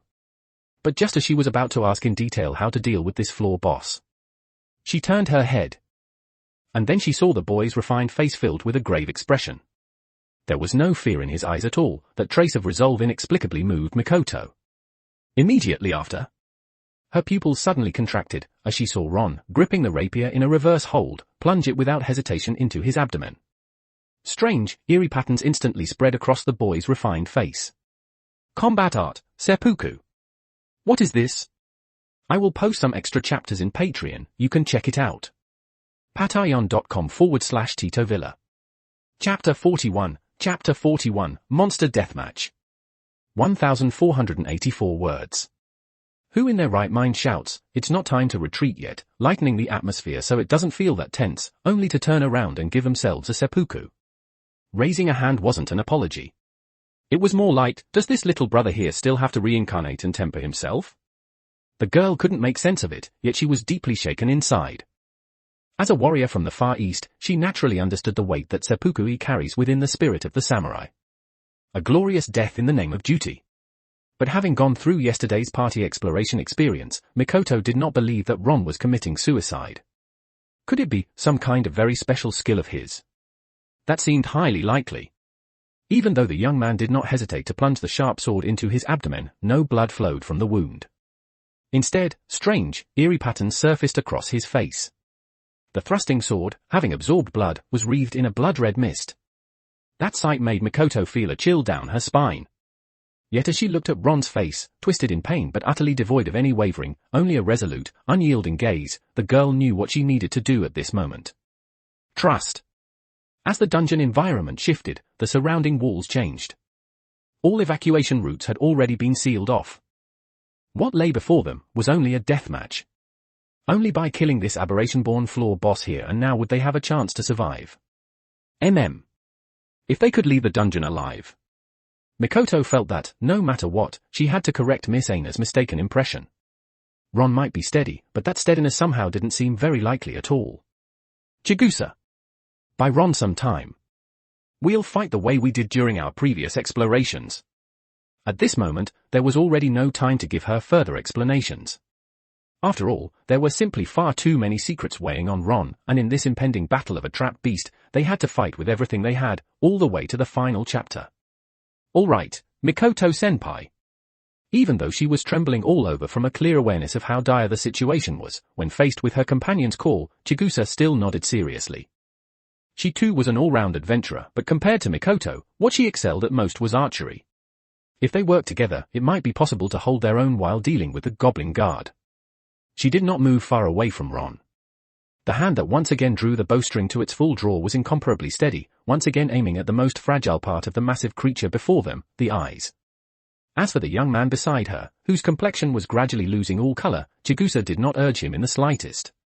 She did not know why Ron was doing this, but she knew there had to be a reason. After racking her brains, she timidly spoke up, "Mr. Ron, please leave the task of buying time to us." She did not receive a reply from Ron, but the look he cast toward her smoothed over the turmoil in the girl's heart. She asked, can we win? Combat art, seppuku. It was not a simple act of seppuku. Ron could even feel the blood within his body being drawn out continuously, as if the thrusting sword had transformed into a blood-pumping device. Excruciating pain. The sense of weakness brought on by blood loss gradually enveloped his body. If not for the near-death lock effect of the magic heal, he would probably have had to start preparing for a restart the moment the thrusting sword pierced through him. After all, he was about to face a goblin guard. In the truest sense, a floor boss born from a dungeon anomaly was something that inevitably demanded a corresponding price to be paid. Ron felt the thrusting sword stop drawing blood. Gritting his teeth as if they were about to shatter, he pulled it out from his abdomen and, at the same time, picked up a panacea. He bit off the wooden stopper and gulped it down. That weakness, one that made it feel as though he could collapse at any moment, gradually faded away. Even the pain in his abdomen was effectively healed within a short span of time.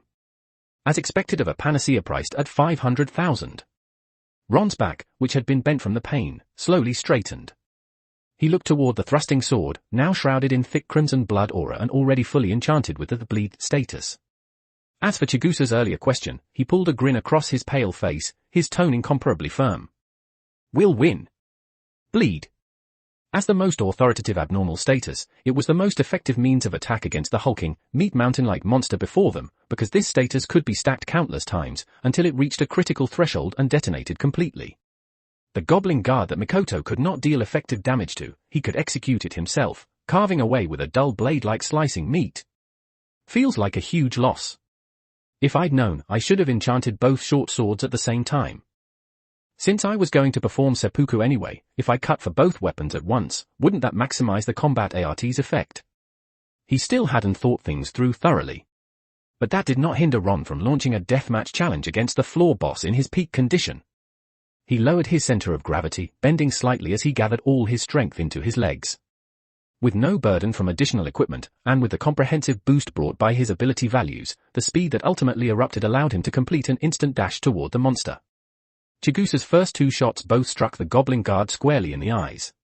While completely restricting its movements, they also coincided with Mikoto's pulling and control. The monster was like a headless fly, spinning around in place in chaos. And taking advantage of this opportunity, Ron, gripping the thrusting sword and short sword in a reverse-handed hold, was able to attack the massive creature before him in the most optimal posture for exerting force. PFF. Compared to Mikoto's slashes, every time he raised his hand to swing his blade, it was accompanied by a spray of crimson blood. This solid, unmistakable pain made the goblin guard let out a blast-like scream of agony. Finally feeling the pain in earnest, it decisively swung its fists in wide arcs, lashing out with all its might toward the invisible, irritating mosquito in front of it. Too slow. Upon truly entering a boss battle, Ron was not panicked as he had imagined. Instead, under the surge of skyrocketing adrenaline, he maintained absolute focus. The goblin guard's already massive body, even when its fists cut through the air with booming sounds, the speed still looked slow to him. Using the momentum of his swing, as he once again drove the thrusting sword into the monster's abdomen, he relied on the backward force to deftly evade the goblin guard's counterattack. There was no emotion in his calm gaze, only the existence of the massive monster before him. Then, it was still the same old trick in a new bottle. Relying on his high mobility, Ron continuously circled around the monster, leaving dents, countless wounds across its body through repeated sword swings. Blood kept flowing out. And even, the amount of bleeding itself was steadily accumulating. Until Ron, seemingly tireless, leapt high into the air once more. This time, however, he gripped the thrusting sword with both hands and drove it straight into the goblin guard's chest. Borrowing both his body weight and the sharpness of the blade, as he descended toward the ground, he directly carried out a disemboweling strike, splitting open the massive monster's belly. Blow the hell up! The thrusting sword imbued with the bleed abnormal attribute, after countless accumulations by Ron, finally broke through the critical threshold that the monster's body could endure. Explosion! A violent explosion was triggered in an instant. The goblin guard, with its dark green skin and body bloated like a mound of flesh, erupted like a fountain, blood gushing widely from its wounds as if a dam had burst. But this did not finish the monster off. When the goblin guard swung its massive fists toward Ron, he abandoned the thrusting sword and used the short sword to stab straight into the monster's chest, into its heart. Immediately after, a crushing force, as if it were about to pulverize all internal organs, came surging in. Ron's consciousness grew hazy. He could only feel the scene before his eyes rapidly receding. Yet the short sword that had thoroughly churned the goblin guard's heart to pieces stood as the symbol of the battle's end. I will post some extra chapters in Patreon, you can check it out. patreon.com/Tito Villa. Chapter 42, The Reward Belonging to the Victor.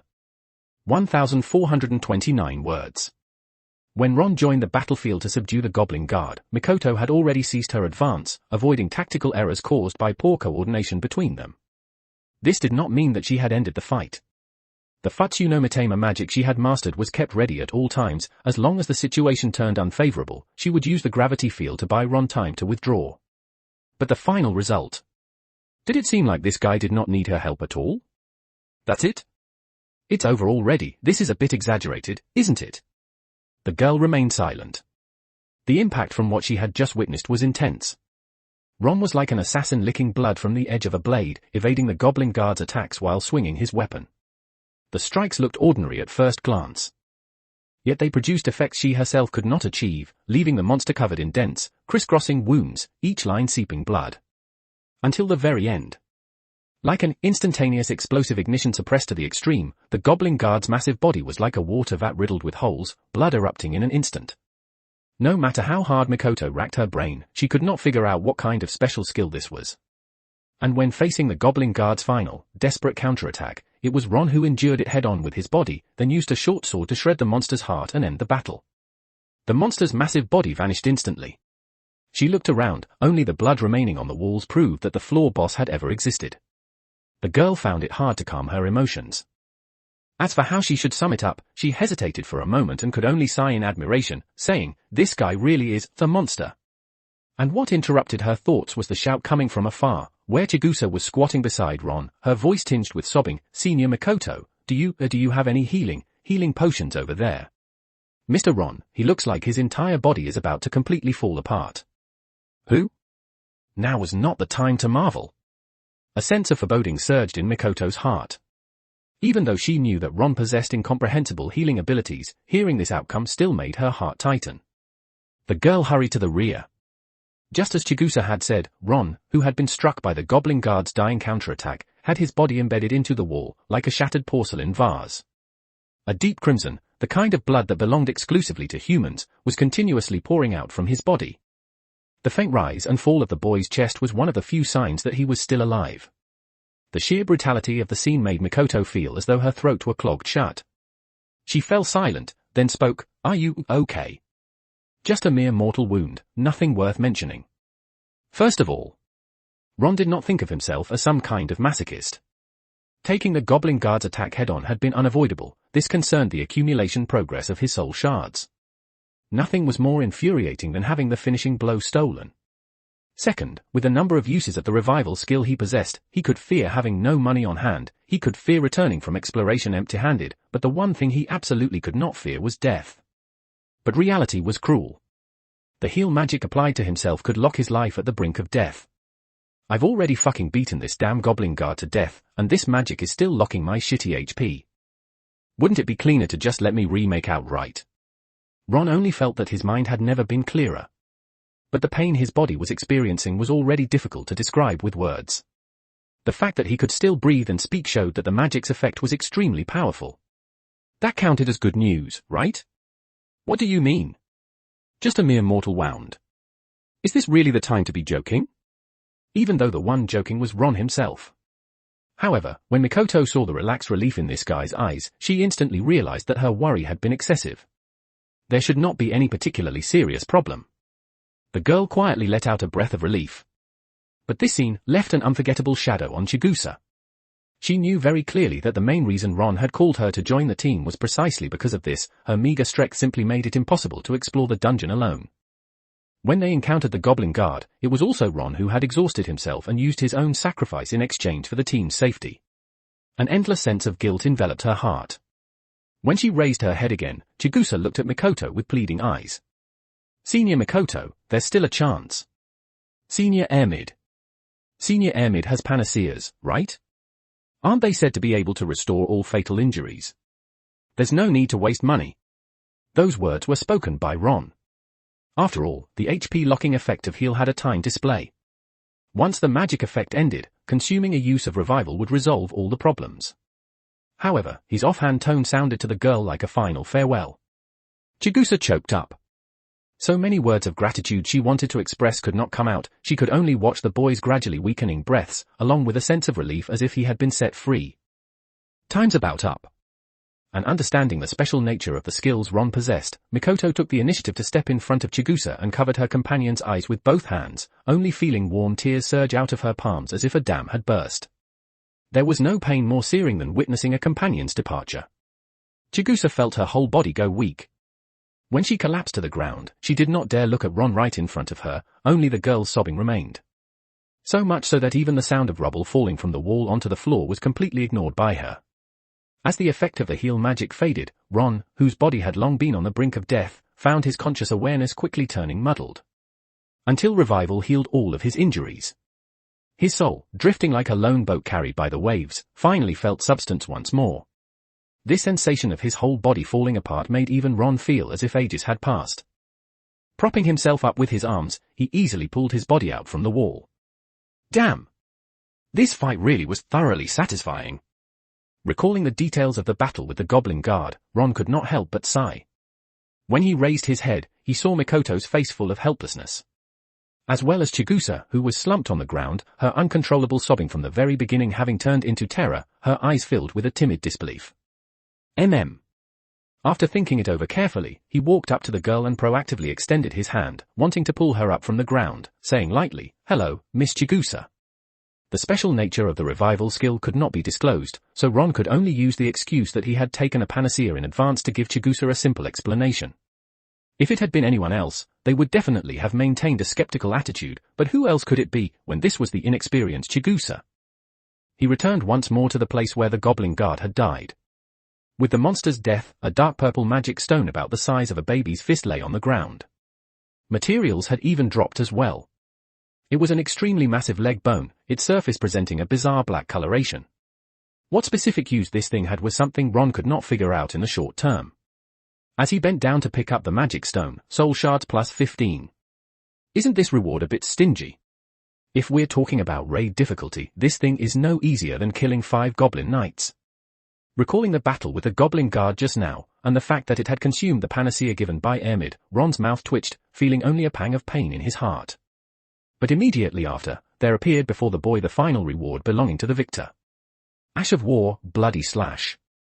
I will post some extra chapters in Patreon, you can check it out. patreon.com/Tito Villa. Chapter 43, the dungeon's shallow floors return to calm. 1,375 words. Ash of War. Put in plain terms, it refers to combat arts that have been sealed away.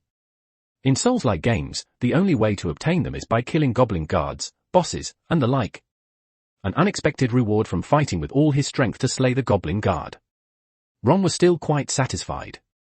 At the very least, the universal elixir Ermid had given him had not been wasted in this boss assault. After all, with his current combat methods, he was somewhat hard-pressed when placed inside the dungeon. As the Ash of War transformed into motes of faint light and dissipated before his eyes, the special effects possessed by this combat art gradually surfaced deep within Ron's mind. Bloody Slash. Lowering his stance, he coats the blade with his own blood and unleashes a blood blade that tears through enemies over a wide area. Just from the name alone, I feel like it can't be unrelated to the Lord of Blood. Very abstract. Especially when paired with the combat art, seppuku, that he possessed, Ron always felt that the direction of his power growth was gradually heading toward becoming some kind of madman obsessed with death duels. No need to say much more. When facing an overwhelmingly powerful boss he cannot defeat, he would first use seppuku on himself, then make use of the blood produced by seppuku to stack the Bloody Slash technique. When he imagined such a scene, the anticipation he had originally felt was gradually enveloped by a sense of strangeness. Ron looked around after collecting himself. With the Goblin Guard boss dead, the environmental changes brought about by the dungeon's abnormality were also gradually disappearing. The walls that had blocked off the various cave passages gradually sank and vanished into the ground. As for the items dropped from killing the floor boss, none were left behind. After picking them all up, he handed them over to the supporter, Chigusa, for safekeeping. It's completely over. The floor boss that had troubled Ron for many days. At last, after unlocking the tarnished character save slot, he had thoroughly completed the defeat of the Goblin Guard in a two-person happy ending way, trading life for life. That feeling was hard to describe. From a complete newbie adventurer with no experience at all, he gradually stepped out of the beginner's village. Ron only felt that every drop of sweat he had paid in the dungeon, relying on the revival count to push forward through difficult exploration, all of that effort had been worth it. He looked toward the stairway passage leading to the second floor. According to Miss Aina's explanation, the monsters distributed across floors 2 to 4 were basically all gecko-shaped monsters, mainly dungeon lizards. Before they had undergone any mutation, these lizards were already about the size of an adult. Most crucially, they were extremely sneaky, often roaming along the walls and across the ceiling. Why does it feel like I'm happy a little too early? Ron inexplicably felt a headache. Who knew what kind of epic enhancements that despicable outsider effect would bring to these monsters? And next, Whether to continue exploring deeper became the problem that troubled him. So, he decided to hand the choice over to Mikoto and Chigusa, asking in a relaxed tone, "So, next, do we continue exploring deeper into the dungeon, or return for now?" Although the time they had spent as a party was not long, through the battle just now, Ron could still sense the excellent qualities they possessed. First of all, even when clearly outmatched, Mikoto had still trusted him. Though her personality was somewhat timid, when facing the goblin guard, she had likewise not retreated. Perhaps in terms of talent, she truly could not reach the genius level of Arario's Ais or Bell, but talent alone could not obscure the radiance that belonged to their souls. How about, we go back first? Although his fight with the goblin guard had only served a restraining role, the scene just now still required time for Mikoto to process. More importantly, there was the familiar companion at her side, Chigusa, who had witnessed the bloody spectacle. Even though Ron had recovered through incomprehensible means, given Chigusa's current state, she was certainly not suited for further dungeon exploration. The most critical reason was that Mikoto also did not know, once Ron entered the area of the second floor, what kind of enhancements those dungeon lizards would receive. The girl's tone was relatively tactful. There may still be unknown monsters appearing in the dungeon. With so much stamina already consumed, if we run into a goblin knight group during withdrawal, it could be very troublesome. And also, wasn't your objective already completed? Relying on the dungeon's high-intensity training, his soul shards had already accumulated to nearly 50. As for the revival uses he had consumed, replenishing them did not cause him any real heartache. After all, he was not exploring alone. Ron felt it was very necessary to take his companion's opinions into account. With a relaxed smile, he stretched his body briefly, then nodded decisively. Then let's return to Orario first and convert today's gains into Valis. I have a feeling the overall haul will definitely be pretty good. It was just that the gigantic leg bone dropped by the goblin guard, how exactly to deal with it was something Ron had no clear idea about for the time being. Exchanging magic stones for Valis was fine. The dark purple peculiarity of the magic stones could be passed off by attributing it to the monster's strength. But those drop materials that clearly did not belong to ordinary monsters, if they were handed over to the Adventurers Guild for processing, sooner or later they would trace them back to him. Ron was troubled. Why does it feel like my whole life is walking on thin ice? With the next objective decided, the temporary party did not linger any longer in the dungeon. However, the monsters they encountered on the return route still caught Ron somewhat off guard. They were still goblins and kobolds. But these goblins were clearly not the enlarged forms seen after enhancement. They were so small as to resemble dwarfs, standing only about half a meter tall and looking quite frail. They wore tattered rags, and the stone axes in their hands were extremely primitive. Compared to the goblin elite and knights that had caused Ron no small amount of trouble before, judged purely in terms of strength, they were nothing more than roadside wild dogs. What is going on here? No one could give him an answer, he could only rely on his own constant probing. These ordinary monsters were extremely easy for Ron to deal with. Even the magic stones dropped after killing them had returned to being only fingernail-sized.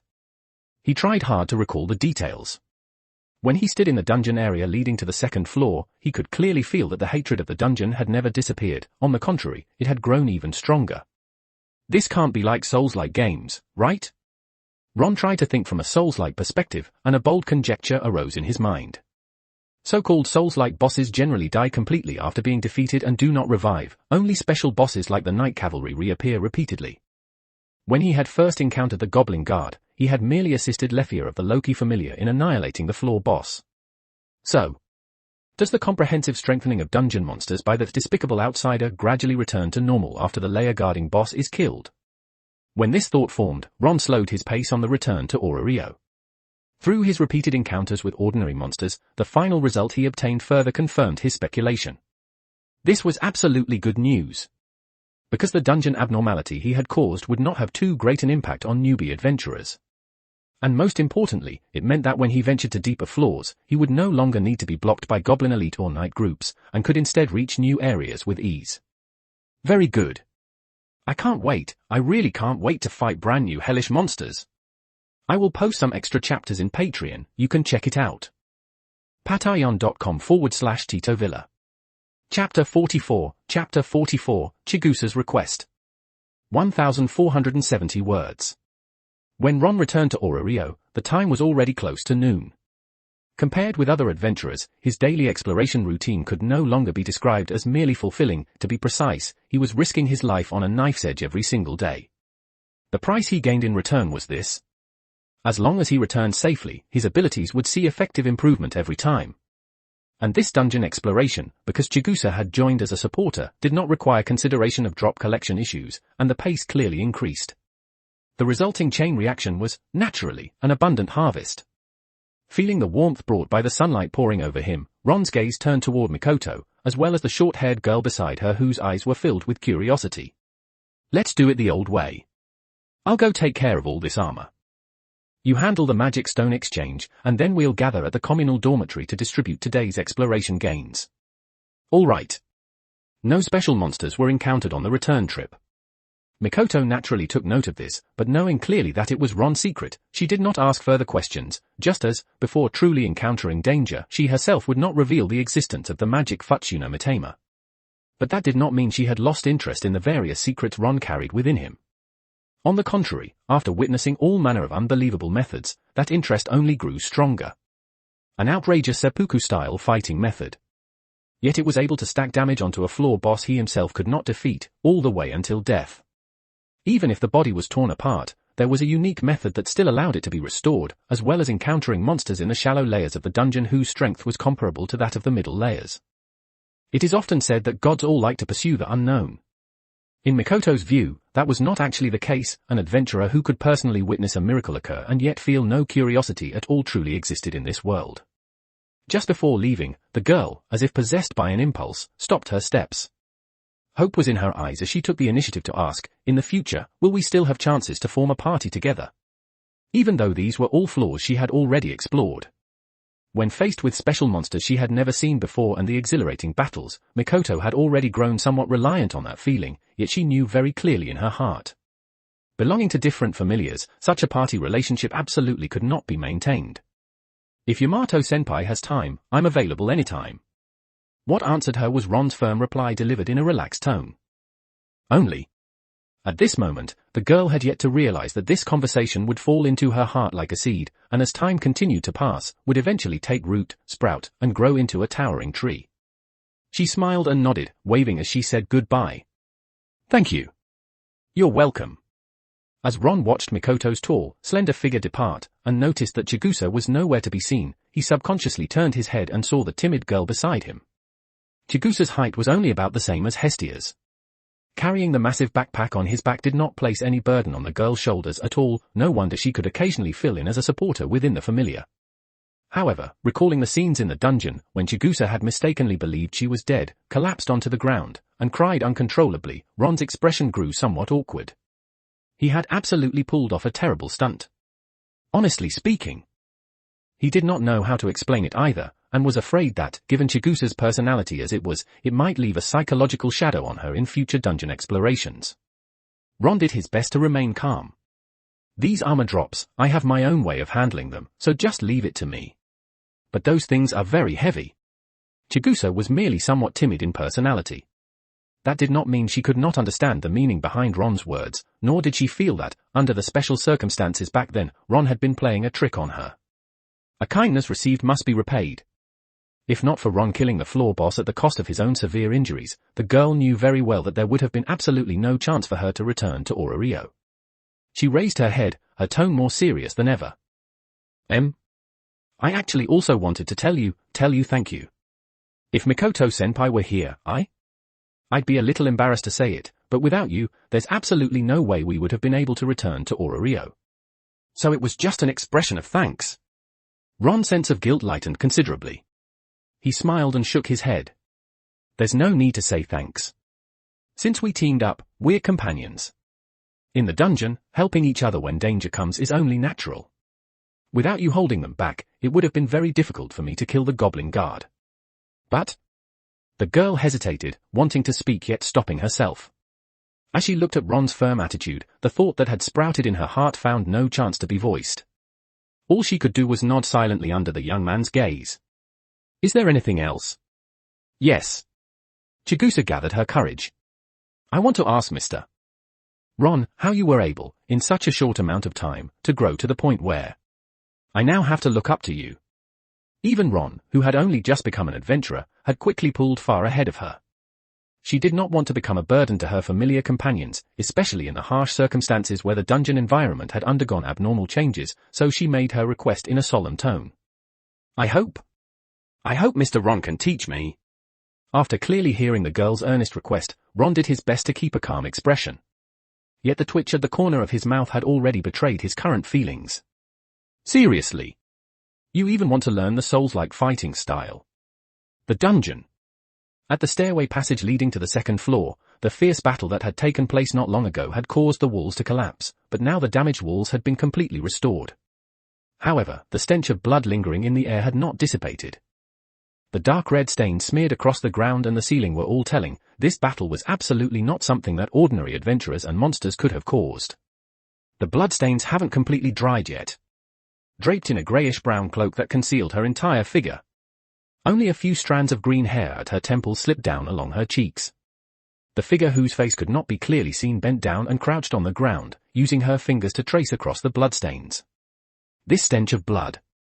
The girl could identify it, it was absolutely the aura of a monster. According to the distribution of monsters within the dungeon, the goblins and kobolds in the shallow layers were all existences that even novice adventurers could deal with.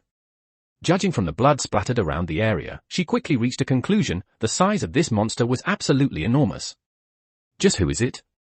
At this moment, her pale blue eyes were filled with icy coldness.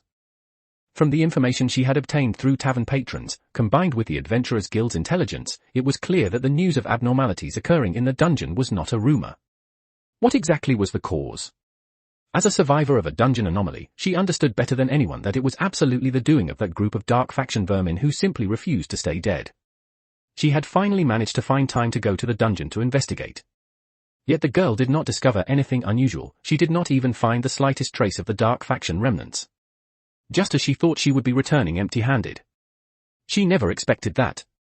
The so-called dungeon anomaly had actually quietly appeared in the first floor area while she had gone to investigate the deeper floors, causing her to miss it completely on her return.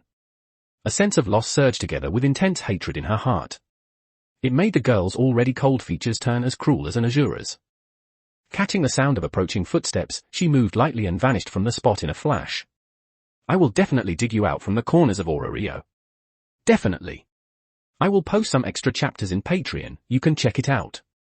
patreon.com/Tito Villa. Chapter 45, Everyone walks their own path. 1486 words. I really can't teach you that. Teaching this set of crazy, death-defying tactics to adventurers who have zero souls-like fundamentals and don't even have the revivaled skill would be nothing but leading people astray. Thinking back to the help Takamikazuchi and Mikoto gave him back when he was still a newbie, Ron had no desire to do that sort of thing at all. He decisively shook his head and refused. Miss Chigusa, it's not that I want to keep secrets from you. Everyone has their own path of growth, and the path I chose, objectively speaking, really isn't suitable for you. From Ron's attitude, you could feel the sincerity in his tone. The girl could understand what he meant. Could she really have the courage, like Ron, to stare death in the face when fighting goblin guards? The answer was certainly no. A method to quickly increase one's strength was right in front of her, yet she couldn't use it, so it was inevitable that she felt disappointed inside. But as she looked at Ron's refined face, even though his tone was light, when she recalled the details from their party explorations in the dungeon, and the way his strength had improved, she figured the hardships he'd been through were far beyond anything she could imagine. Chigusa raised her head. In her clear, cyan eyes hid a trace of timidity. But since they'd already talked this far, and on top of that, she was full of curiosity about the boy in front of her. Mr. Ron, could you tell me about it in detail? How should this even be put? The debuffed dungeon hatred that comes with being a transmigrator meant that every time he explored the dungeon, there was a chance he might completely lose his life there. But everything has two sides. If it weren't for the high intensity of the Souls-type dungeon, his own ability values would never be able to improve rapidly. Ron carefully reflected on the path he had taken and felt only the dense malice of an attack-the-weak-spot style. He tugged lightly at the corner of his mouth, then finally shook his head and gave his answer, there's really nothing to go into in detail. I just know this, I keep moving forward with all my strength on the path in life that I chose, even if the storms along the way are so fierce that I can barely move. Even if the path is covered in thorns, stabbing me until I'm covered in wounds. I will still keep advancing toward my goal, believing firmly in my own choice, convinced that I will ultimately realize the dream I had at the very beginning. The first time he came into contact with Souls-like gameplay, he already had this feeling, placing himself into the game from a player's perspective, controlling the character to continuously overcome difficult challenges, and in the end achieving the various endings of the game. Now, Ron felt that he himself was doing much the same thing, using this very approach to head toward a brand new future. Believe first. If this road doesn't work out, there will always be another one that suits you. At this moment, the young man's spirited confidence unintentionally stirred Chigusa's heart. The confusion in her eyes gradually faded, becoming resolute once more, and filled with longing. Longing to become an adventurer who could stand on her own, just like Ron. Thank you, Mr. Ron. I feel like I'm not as lost as I was at the beginning anymore. Everyone has their own path. I believe that in the future, I'll definitely be able to find mine. Keep it up. It somehow felt like the tone had gone a bit off track. But Ron felt that giving her a bit of encouragement was never a bad thing. At the very least, it would prevent the Souls-type dungeon experience from leaving a shadow over Chigusa's future explorations. As for things like poaching someone away, he thought it was fine to just let things take their natural course. While they were talking, they unknowingly arrived at the street. Looking at the Hephaestus weapon shop in front of them, he said casually, "Give me the stuff. I'll go first and exchange all of today's exploration gains for rewards." The hostess of Fertility Pub, back kitchen area. A grey-haired girl wearing a leaf-colored long dress and a white apron quietly shifted her steps, moving behind the green-haired elf who was preparing ingredients. Perhaps because her mind was elsewhere, Ryu Lion did not notice the movement behind her until the grey-haired girl's arm rested on her shoulder. Only then did the elf girl suddenly turn her head. When she clearly saw Syr's curiosity-filled face, the trace of vigilance deep in her eyes finally eased a little. "Ryu, did you run into something when you went out today? Ever since you came back, you seemed really out of sorts. If Mamma Mia finds out, she'll definitely scold you." The grey-haired girl's face was quite delicate. The faint curve of a smile hanging at the corner of her lips easily gave people the illusion of gentleness, yet the pleasing curve at the corners of her eyes naturally flowed with a playful air. Syr stood beside Ryu and put the vegetable leaves that had fallen outside back into the basket. "If you ran into something unpleasant, Ryu, you can tell me, you know. Even if it might not really help." "No." Ryu's cool, composed face stiffened slightly. She gently shook her head, unwilling to drag her personal matters onto her friend. After all, this involved the remnants of Arario's Evolus. What's more, the girl did not want to mention that painful past. "It's just that I ran into some bothersome things." She had nearly managed to track down traces of the Evolus remnants in the dungeon, but in the end could only return empty-handed. Ryu's mood was inevitably a bit unsettled. Most importantly, the dungeon's frequent anomalies lately might stir up who knew what kind of trouble. Even though she had already abandoned her faith in justice, she still would not allow any trace of Evolus to appear before her. This was the revenge that belonged to the former Astraea familiar, the revenge of Gale. From beginning to end, the girl had never changed her resolve for vengeance. "Oh. That really is troublesome, then." Syr did not press the matter. She pointed at the vegetables in front of them that needed to be prepared. Then she explained, "The lunchtime rush is about to start. With how you are right now, if Mamma Mia finds out, she'll definitely be furious. I'll take care of the back kitchen. And then? If you're free, go grab that idiot Anya who's off somewhere basking in the sun and slacking off." The girl's tone left no room for refusal. "Okay. Thanks." She knew that Syr was giving her time to be alone. The elf girl gave a light nod to show her thanks. She glanced around the back kitchen. Chloe and Lunwa were helping out in the dining hall, and before long the back kitchen would definitely be overwhelmed. She didn't think too much about it. She simply headed toward the restaurant's back garden, where Anya often snuck off to slack around. But she couldn't find the stupid cat's figure by the haystack beside the carriage, nor on the rooftop. Where did she run off to? The girl's brows knit slightly. Just as she was carefully searching along the alley, she caught sight of three somewhat unfamiliar adventurers heading toward the hostess of Fertility. The outfits worn by two of the girls were clearly kimono from the Far East region. Ryu had a bit of an impression. But she couldn't say for certain which familiar they belonged to. Instead, it was the black-haired boy being clustered around by the girls that made Ryu feel, for some reason, a sense of familiarity. While traveling through the dungeon, it seemed like she had run into him before. A rookie adventurer? Ta Da. Everyone says Anya loves to slack off, but Ryu, you're slacking off too. If you don't want Mamma Mia to find out, then I'll be counting on you for the lunch shift. The girl was also wearing the restaurant's uniform. But the cat ears poking out from behind her short brown hair, and the slender tail behind her hips, already made it clear that she wasn't human. She quietly sidled up next to Ryu. And yet, she didn't get any response from her. Anya wasn't annoyed in the slightest. She simply followed Ryu's line of sight and noticed Ron's clean-cut profile. In her silly eyes, there was an extreme clarity. Meow. Ryu, you like this Shota type too, just like Chloe, meow. Meow. Anya knows she was wrong, meow. Don't pull my tail, meow. I will post some extra chapters in Patreon, you can check it out. patreon.com/Tito Villa. Chapter 46, Ryu's Advice. 1,334 words. So we're really eating here. The restaurant hostess of Fertilitio was beloved by countless adventurers in Rio, so much so that even familiars would choose it as the venue for their celebration banquets. There was, without question, a reason for that. The first time he had encountered Lefia in the dungeon, it had been because of a goblin guard incident that she treated him to a meal here. At the time, however, he had been too busy. He hadn't carefully savored the taste. Now, relying on his own efforts, he was finally able to afford a meal at this restaurant.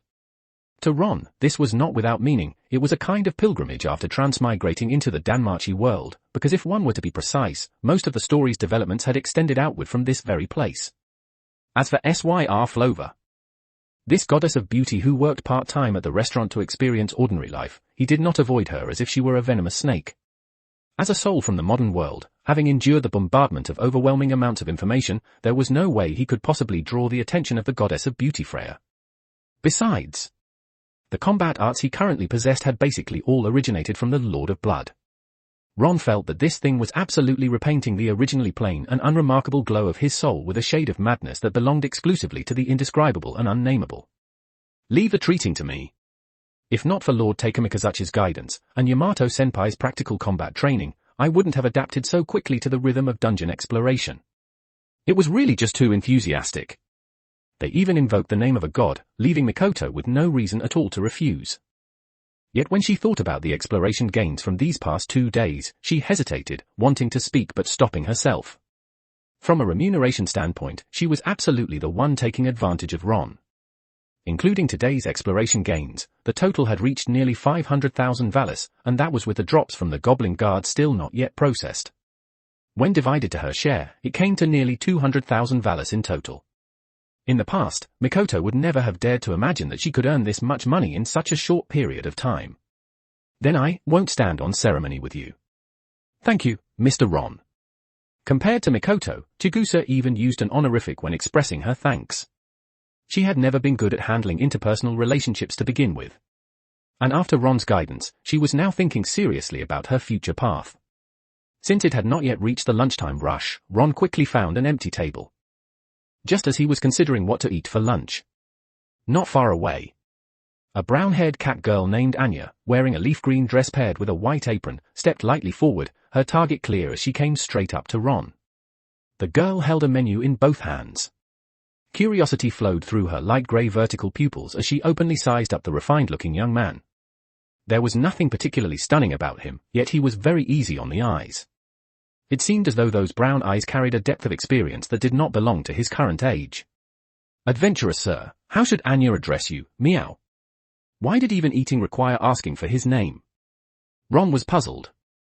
But after clearly recognizing Anya's highly distinctive cat person racial traits, he suddenly felt that this was, instead, a very reasonable thing. That idiot Hakimi is just like that. Most importantly, that guy is actually a LV point for adventurer, with the title Divana Alfie. And purely from an appearance standpoint, she really is a beautiful young girl. He did his best to keep his expression calm. I'm here to eat. That shouldn't have anything to do with what you call me, right? Of course it does, meow. The girl's tone suddenly turned firm. After all, it had been a long time since Ryu had cast so many glances at an adventurer. There was definitely something worth pondering here, but before she could speak, what awaited Anya was a crisp knock to the head. Thunk. Standing beside Anya, the elven girl's already cool and detached face now exuded an even stronger, keep strangers away aura. As the instigator, Ryu ignored the idiot cat who was clutching her head, tears welling at the corners of her eyes. She turned her head and complained to Mia, the dwarf shopkeeper who was busy behind the tavern counter. Anya is harassing customers who came here to eat again. She was even slacking off in the back garden earlier. What? Anya, what exactly are you trying to do? Anya showed no anger at all. Instead, she slipped away before manager Mia could fully erupt. Anya's head hurts a little. Anya is going to the back kitchen to find Miss Syr for comfort. Meow. Sorry. We disturbed your normal meal. The elven girl was extremely polite. Despite her cool expression, she apologized sincerely for the trouble Anya had caused. The reason she placed more of her attention on Ron was simply because, while tracking remnants of Evelus in the dungeon, she had encountered this new adventurer before. In her view, that was entirely normal. It's fine. Ron smiled and shook his head. He didn't feel that Anya had caused any real disturbance, yet when his gaze lingered on the stunning face of the girl before him, he was momentarily dazed, something rare for him. Of course, he could recognize her identity. Ryu Lion. Compared to the appearance depicted in the original anime, when set against the girl standing right in front of him, there was clearly no comparison at all. She was simply beautiful. The girl's already cool and detached temperament, combined with her elven identity, made her seem even more ethereal and unworldly. Although the leaf green-made uniform was loose-fitting, it still could not conceal her excellent figure.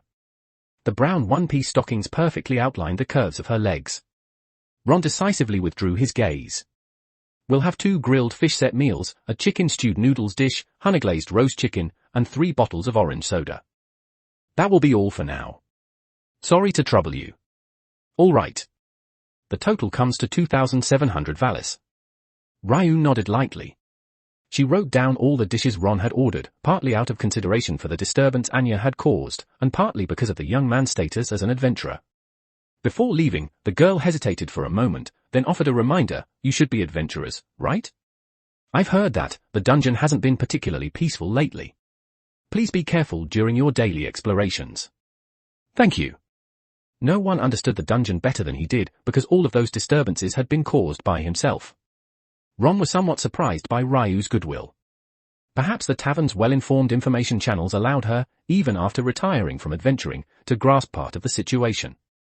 After all, this concerned secrets tied to himself. The more information he could gather, the better.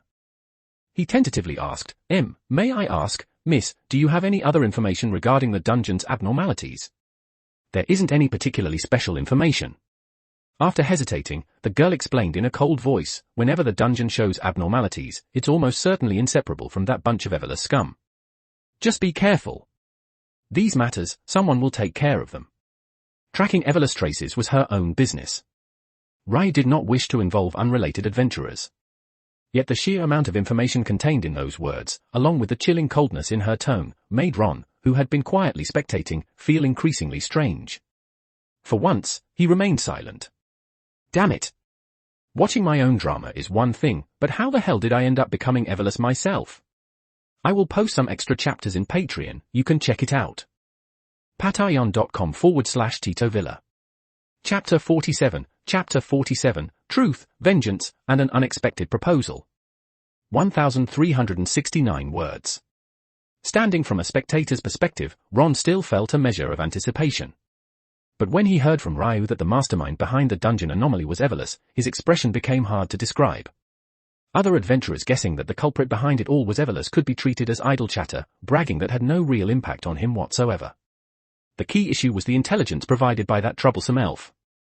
That made the situation very bad. Gale. ALV point for adventurer. A former member of the Astraea Familia, blacklisted by the Adventurers Guild and carrying a bounty of 80 million valis. Regarding the specific reason for the bounty, it was naturally because of Evelus. Ryu and her Familia members encountered an Evelus trap in the dungeon and were confronted by the special monster Juggernaut. Aside from her, the entire group was wiped out. And in order to force Juggernaut back, Ryu had no choice but to use magic and fire upon Elise, who was buying time, killing her closest friend while also killing the justice in her own heart. Because of this incident, she chose, by any means necessary, to take revenge on everyone connected to Evelus, going so far as to spare not even those who were merely suspected. Why does it feel like a chill just ran down my spine? Ron watched the elf girl's departing figure, unconsciously hunching his neck. because of the debuff effect of a despicable outsider, which caused abnormal conditions to appear in the dungeon. In his view, it amounted to nothing more than an increase in exploration difficulty. Through the brief exchange just now, Ryu, having experienced the abnormal incident and bearing painful memories, had concluded that this was Evola stirring up trouble, and that she would inevitably launch a hunt for revenge. How am I supposed to prove that the damn dungeon abnormal incident was purely an accident? Thinking of the unknown monsters on the newly opened floors, and having to face pursuit from Ryu, a LV point for adventurer, Ron felt as though he had forgotten how to smile. This was forcibly cranking up the difficulty on himself. The only person that Troublesome Elf could trust now was SYR, who also worked at the Hostess of Fertility Tavern. If Ron explained the reasons through her, it might allow Ryu to clear up the misunderstanding and resolve the current headache, but what would be waiting for him afterward would most likely be the Freya familiar, acting out of a sense of novelty. The massive influx of information and the increasingly complex situation in Rio were battering Ron. The food had not even been served yet, but he already felt completely devoid of appetite. Then, he decided to seek help. Miss Mikoto, it seems I've run into a bit of a headache-inducing problem. I'm not sure whether you could offer some advice. Is it related to dungeon exploration? The girl sitting across from Ron frowned. If it was a brand new dungeon environment, it could cause problems for his upcoming explorations. That would make the issue very difficult to resolve. However, Mikoto still believed that, with the talent and strength Ron possessed, he would be able to handle a new crisis. More or less. Basically, it's the recent changes in the dungeon that led a certain girl to misunderstand me, but I can't directly explain the specific reason to her. How can I eliminate the conflict between us?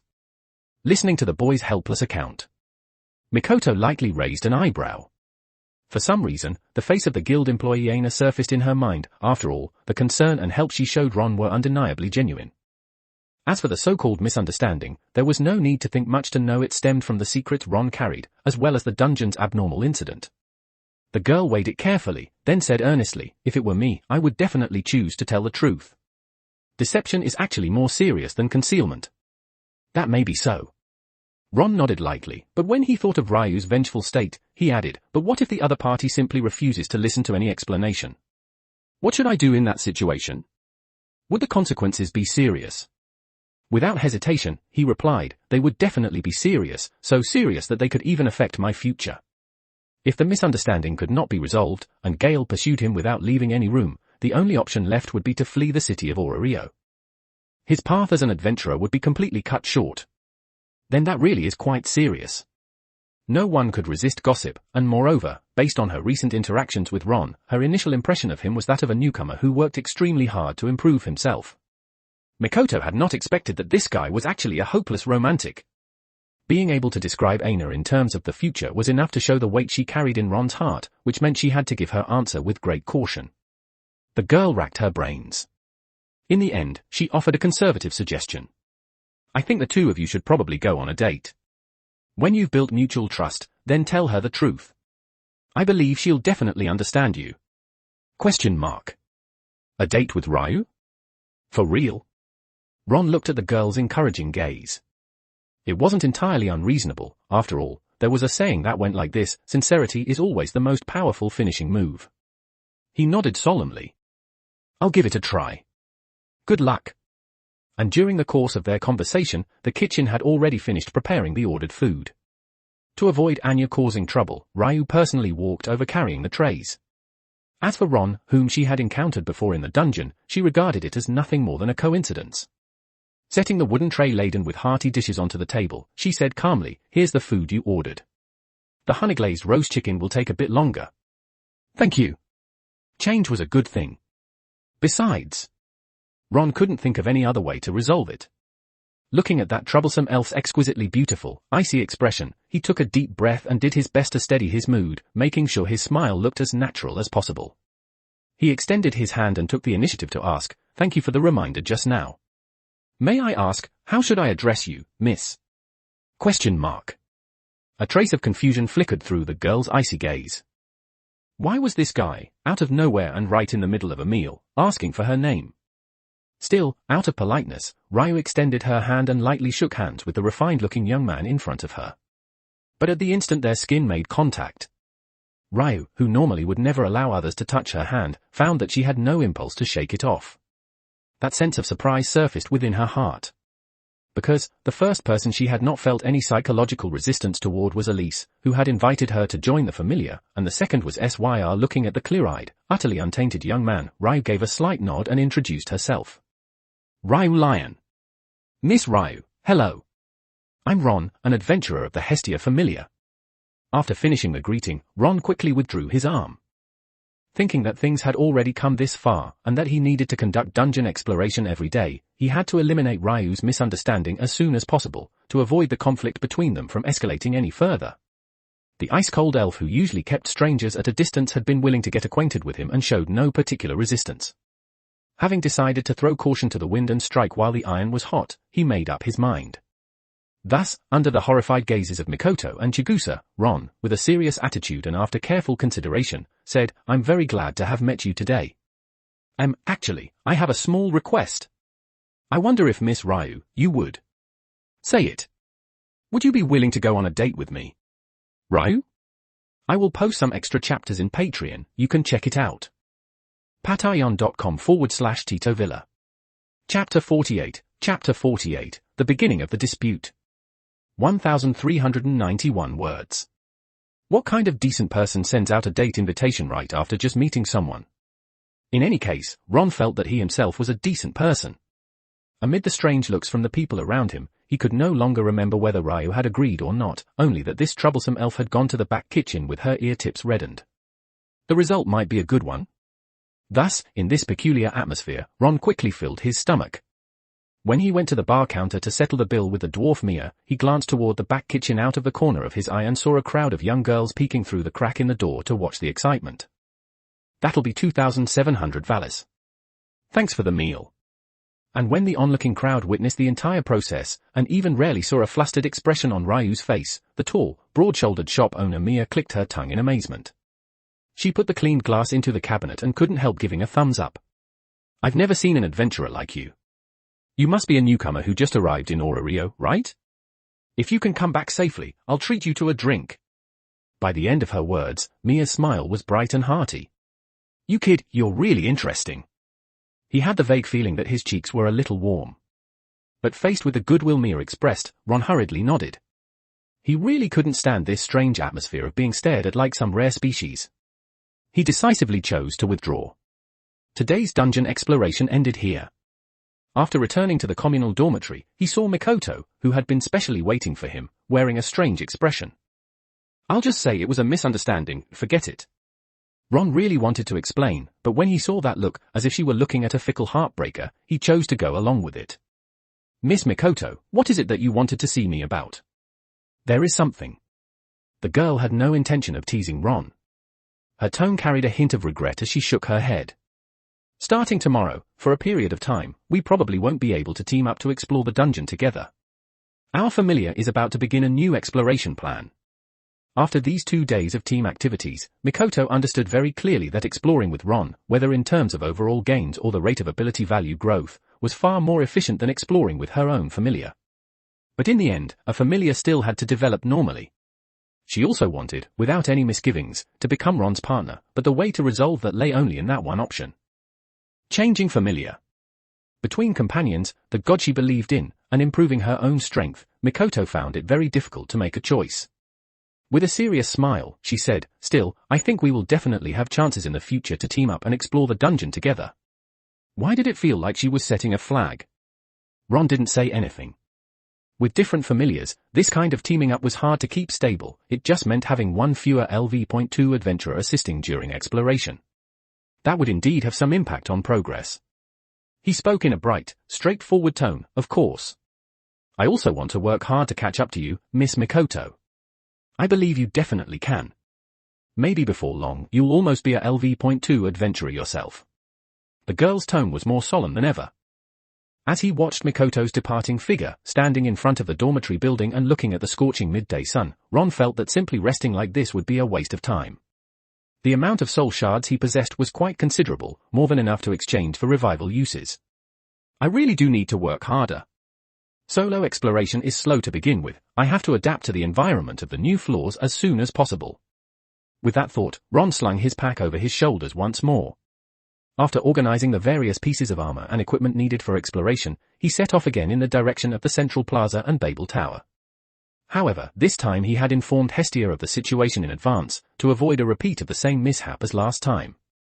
Why does it feel like? Only when Ron once again stood before the towering circular tower that pierced the clouds did he sigh to himself, the things I have to deal with are just getting more and more, aren't they? At midday, there were quite a few adventurers who chose to head into the dungeon. And Ron, setting out alone for exploration, with a heavy brass shield on his back, wearing a full set of armor, and carrying an unusually wide variety of weapons, naturally stood out among the crowd of adventurers. What was more, all the adventure equipment Ron carried bore the conspicuous ornamentation of the Hephaestus familiar, symbolizing the ultimate source of those weapons. Boss! Which familiar is this newbie from? Among the adventurers clustered together in the Central Plaza, several adult male figures stared at Ron in line with the look of people appraising a fat sheep. On their shoulders, the emblem of a crescent moon intertwined with a wine cup clearly indicated their identity, members of the Soma familiar. After being alerted by his companions, the scar-faced man at the front, Bruno, narrowed his eyes as he observed Ron's movements. There was no obvious insignia on him to prove his identity, which meant this guy was very likely someone with a wealthy background who had joined a rather low-tier familiar. A fat sheep.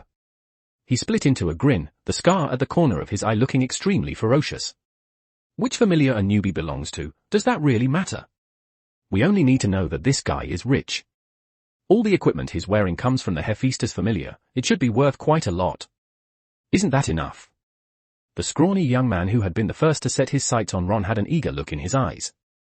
Yet when he thought about robbing a passing adventurer, he hesitated. He said to Bruno, "Is it really okay to do this? If it weren't for the fact that there's no oil to squeeze out of that Lilyruka brat, and that abnormal conditions have appeared in the dungeon, would we really be taking such a risk?" His familiar companion's objection made Bruno's face darken. He let out a cold snort, his tone turning strange. Besides, we're just helping a newbie adventurer. If he really runs into danger, helping him would be a good deed, wouldn't it be normal for him to thank us? Then if he... There are no IFS. Just thinking of the taste of divine wine caused the desire in his heart to spread without limit. Bruno made a swift decision, giving the short sword hanging at his waist a shake. With a dungeon anomaly going on, even if this guy dies down there, it has nothing to do with us. You need to understand. The rules of Orario don't reach into the dungeon. The set of equipment he's wearing, even sold secondhand, would be enough for us to drink divine wine for half a month. If any of you want to back out, I don't mind. But if anyone dares to leak this matter, I will absolutely settle accounts with you. At that point, the members of the Soma familiar looked at one another, as the emotion known as greed continued to spread among them. The pros and cons were already laid out before their eyes. As long as they kept their hands clean, no one would be able to trace it back to them, the outcome was obvious. When the captain issued his final ultimatum, they exchanged glances without speaking. Yet their decision to remain where they were already made their final choice clear. As the captain, Bruno looked at everyone and decisively said, "That's about enough. Stretch your bodies. It's time for us to start today's dungeon exploration, and make sure we catch this fat sheep we've finally run into. I will post some extra chapters in Patreon, you can check it out."